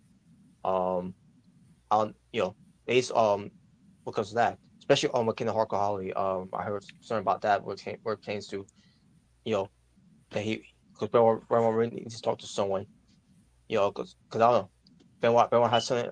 Benoit is going to think about doing something. Unless someone's that he talks to or of his close colleagues to talk him out of it or in a way. I don't know. Who knows? Who knows what what was going on during that day? During those final days, I should say. But um, but again, yeah. I've been I don't know for how long I've been living with this denial that Benoit had nothing to do with that. It was something. I never and never once came across my mind that Kevin Sullivan was behind it. Kevin Sullivan had nothing to do with it. Rest in peace. But Kevin Sullivan had nothing to do with that either. But I don't know for how long I was living in denial. It wasn't that long, Um, but maybe like a year or two. I was living in that denial, or three. But either way, um, but yeah, do you? I didn't want. Obviously, I didn't want to believe that he did any of those things. But after hearing some stories about him, you know, I mean, he obviously he was not all up there, especially especially how his brain was being described as. And I think what made me finally came away is watching these documentaries, from E and from channel E, um and I'm pretty sure I'm pretty sure also some on YouTube in a ways as well, but I also been seeing all these videos about on YouTube with Chris Benoit, you know, which created by fans, which probably was very disturbing, obviously, and this is what people do in their free time. It comes to something like that, like this. I don't know. I don't know what's wrong with these people.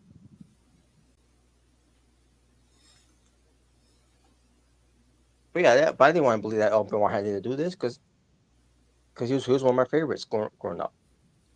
I never heard any stories about Benoit. About how he acts. Behind the scenes until you know we hear from interviews, from shoot interviews and everything. When it comes to him, you know, but it happened. It it did happen. So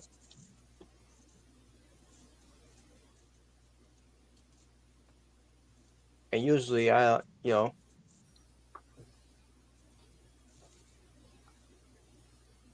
that day when I found when I saw that he the graphic of him passing, and then Mr. Man obviously alive in person because no, he wasn't blown up Donald Trump,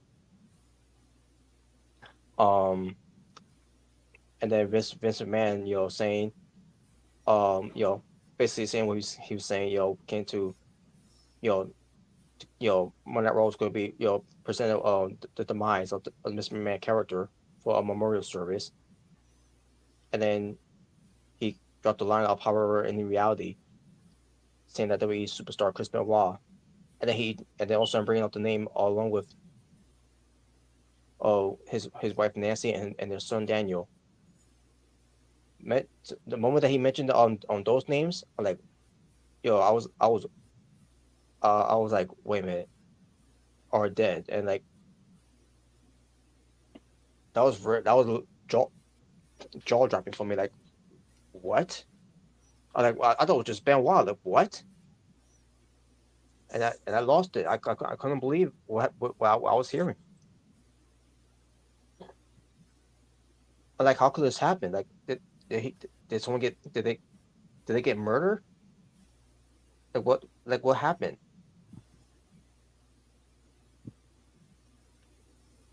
But again, the moment that they played the music, the video, tribute for Benoit, that's when I completely lost it there. I couldn't believe that this happened. And then obviously, 24 hours later, or next day, I should say, I'm hearing headlines that Benoit was responsible. They said double murder suicide, and like, no, no way. There's no way Benoit would do anything like that. Then following the following show for HW, and there's Vince again, not in the ring, but this time, some backstage was some with a background thing that they always muse, where background they muse. And then that was the night that he announced that, Mr. Benoit name will not be mentioning. And like, wow, I can't, they just want to move away from that. And obviously they had no choice but to, the show must go on at the end of the day after that. But again, I was still living in denial, like, what, and like, holy shit, like, and I think myself, wait, so what about the Hall of Fame thing? Is he gonna go? Are they gonna put him in the Hall of Fame? Now obviously, um, after years going by, I like, and then I finally came to the conclusion, like, yeah, it's unfortunate that happened, but it was his doing. It was it was his, um you know his selfish ways of what he did. It was one thing to kill your wife, which is not it's not good either way. But when you involve the son in there, I don't know what was going through his mind when he did that to his son too. Especially things I hear about what he was doing with his son as well.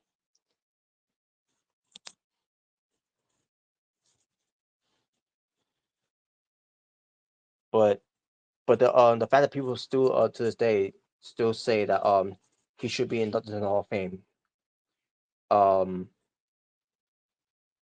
is never going to happen.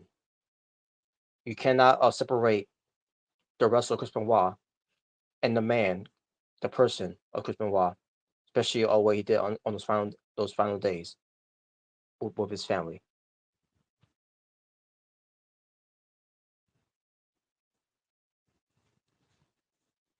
He had a choice. Unfortunately, Nancy and Daniel didn't have a choice.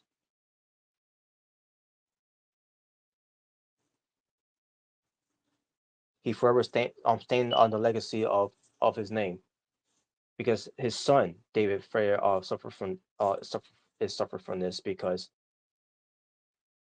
obviously he wants to use the name and and everything that goes by Chris Benoit. And I'm sorry to say this to David Benoit. I know he's in the right place because he wanted to honor his father and everything, but he's not gonna be a wrestler anywhere using that name. And yeah, it's good. The name he wants to use is Chris Benoit Jr. He wants to use the Rabbit Wolverine. The Rabbit Wolverine with the logo. He wants to use the theme song, whatever, by an old lady piece. Bless his heart and everything that he wants to do that, but he's not gonna get anywhere. Not in the indies, not in any low promotions, not even AW. It's not gonna it's gonna consider. They haven't been in shows there. He could be invited to shows, but if he ever wants to be a wrestler, he's got to ditch all that.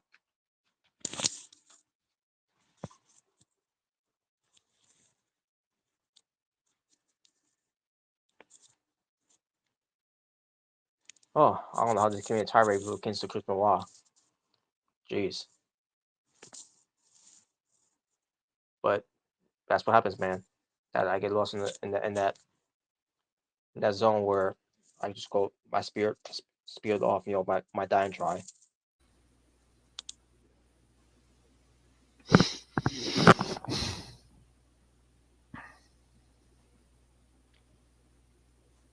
But the fact is, folks, um, that was a dumb comment that Hogan made there to compare yeah, that whole thing.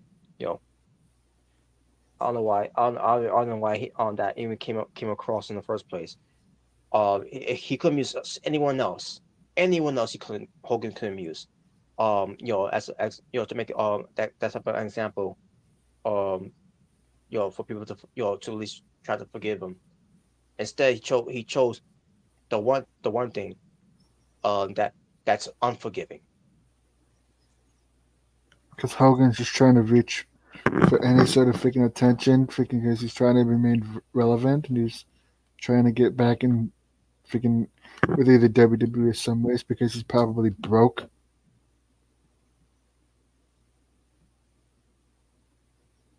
Hmm. I don't know if that's the case or not. I mean, I don't know why he would be broke. WWE. Um, when it comes to royalties, whatever. I'm pretty sure he still gets that. But what I'm seeing here from CUCJ, WWE is reportedly bringing back the SmackDown Fist stage. If they bring that stage back, I'm gonna mark the fuck out. If they do, I don't know it's gonna be like this, but like I mean, I'm pretty sure they got that in like in some storage that they have like the or the other things that they have. Considering the But fact they had the fist during that freaking whole cinematic match Cena had with Bray Wyatt, oh yeah, I remember. if they still got that, freaking they probably still got the rest of the old stage somewhere stored. Yeah, yes, yeah. But And the fact that Cena even still has that freaking outfit that he wore when he first faced Kurt Angle, and it unless they, still fit him. I mean, unless they made it, like a, because I doubt I mean, it could be possible, but I Yeah, think true. to me, I think they made it. I think it was one they made it, but basically, I made it. If it is, it was you know, the fact that Cena could still wear it, yeah. I mean, let's face it, he hasn't worn that since 2003. And it I was mean, not 2000, weird. not 2003, It was 2002. it was weird and trippy seeing him in the whole NWO getup. And Jalen was like, "Why?" I was like, fuck you, Cena. He came out fucking NWO version of his entrance with NWO WCW title. Even Rim was pissed.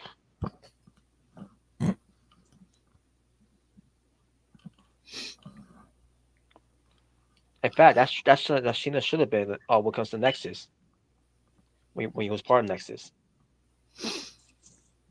They should have kept him off TV when he lost. Yeah, and but that's I don't go to that now. It's ridiculous. But if they do bring up the fist thing, oh, that'll be something. But to me, if they would if they are gonna do something like that pertains to you know smack them to USA, it probably will be LED LED type of thing. It's probably something like that, like what AW doing with Collision, when they Mm, when they first debut it, to make it almost like a night, almost kind of like a natural feel. yeah. But we'll see though. I mean, it'll be cool if they bring it back. I mean, I would love to see Raw, bring do something, to bring something back to make it, I don't know. We shall see. Bring back the Raw freaking stage that they had when they had freaking I forget what the song was. It was like the early 2000s one that they used to have, the one that Kane chokeslams Bischoff off the stage. Oh yeah. I know what you're Bring talking about. bring that Raw stage back. Yeah, I agree. I'm not saying you gotta remember the ramp or anything. I mean, if you still want to do the flat stage, remember? Yeah, just bring those, just bring those back.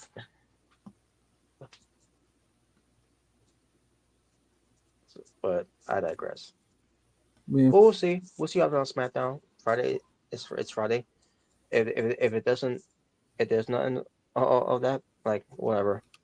It is what it is. They move on for those type of things because the new things now is LED. Yeah. But all right. But there you go, folks. Oh, that's a good example here. Even though I don't think he deserve any forgiveness, you know, EDP.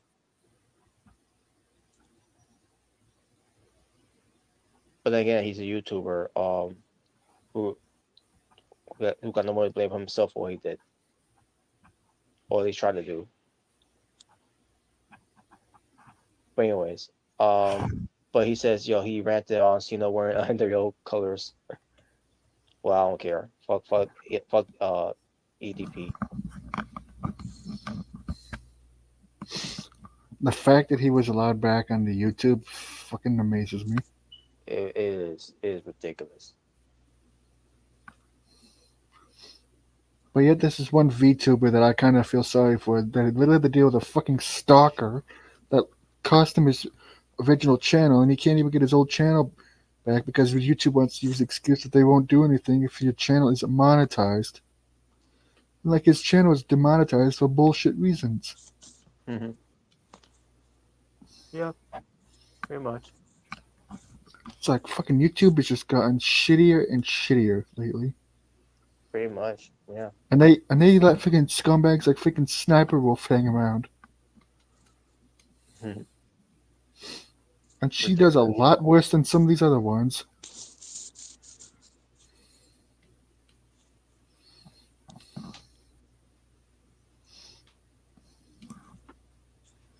I don't know, freaking. This is why, even if this is why I'm freaking perfectly fine with my freaking small freaking channel, freaking. Because at least I know freaking with every sub that I get, that at least I'm freaking earning it. Mm-hmm.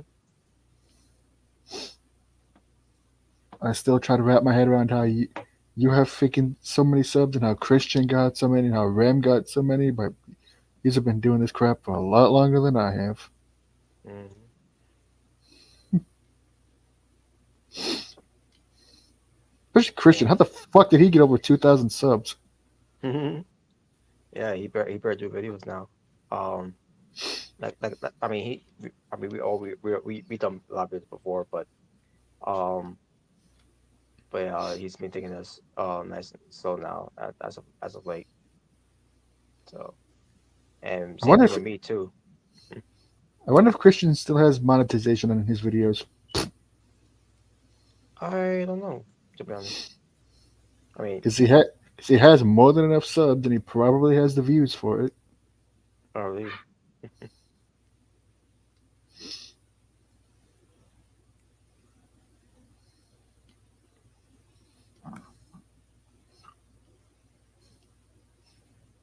Who knows? Ram probably freaking could do the same thing. Because they lowered the freaking number of subs you had to have to be able to get at least one of the steps to get monetized. Mm-hmm. Because now you can all you need is like 500 subs, and you just have to have like freaking certain amount of watch time or a certain amount of views.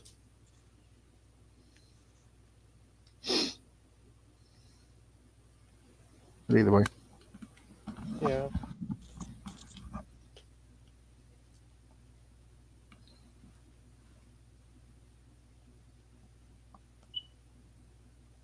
All right. So I guess we'll do for now, folks.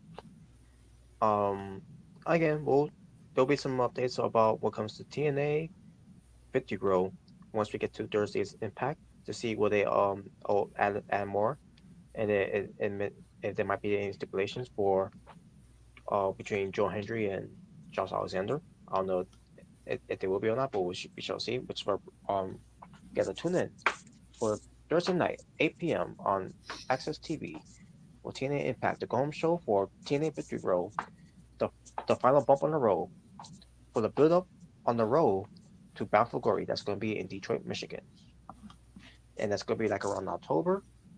I don't remember the date though, but I'll look it up right now to see. but Victory Road is one of all the TNA original pay-per-views, but now it's part of um the the Impact the TNA Plus, I should say, streaming shows. Right now I'm trying to find Bound for Glory 2024, and Surprised they're not doing a Bound for Glory series this year. I missed the Bound for Glory series, man. I wish they didn't have done away with that. I know it was an Eric Bischoff idea, but it was an idea that he came up with because of the G1 Climax. That's why they came. That's why um they ended up being the thing. Because Bischoff took some ideas from from Japan, like with the whole NWO stuff. So Oh, um yeah, he talked about that. Um but for a guy who doesn't rely on wrestling that much, yeah.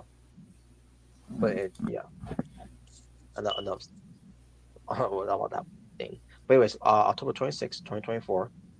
That's gonna be the date for Bound for Glory. So they got plenty of time to be building up for their one of the biggest shows that's compared to their version of WrestleMania.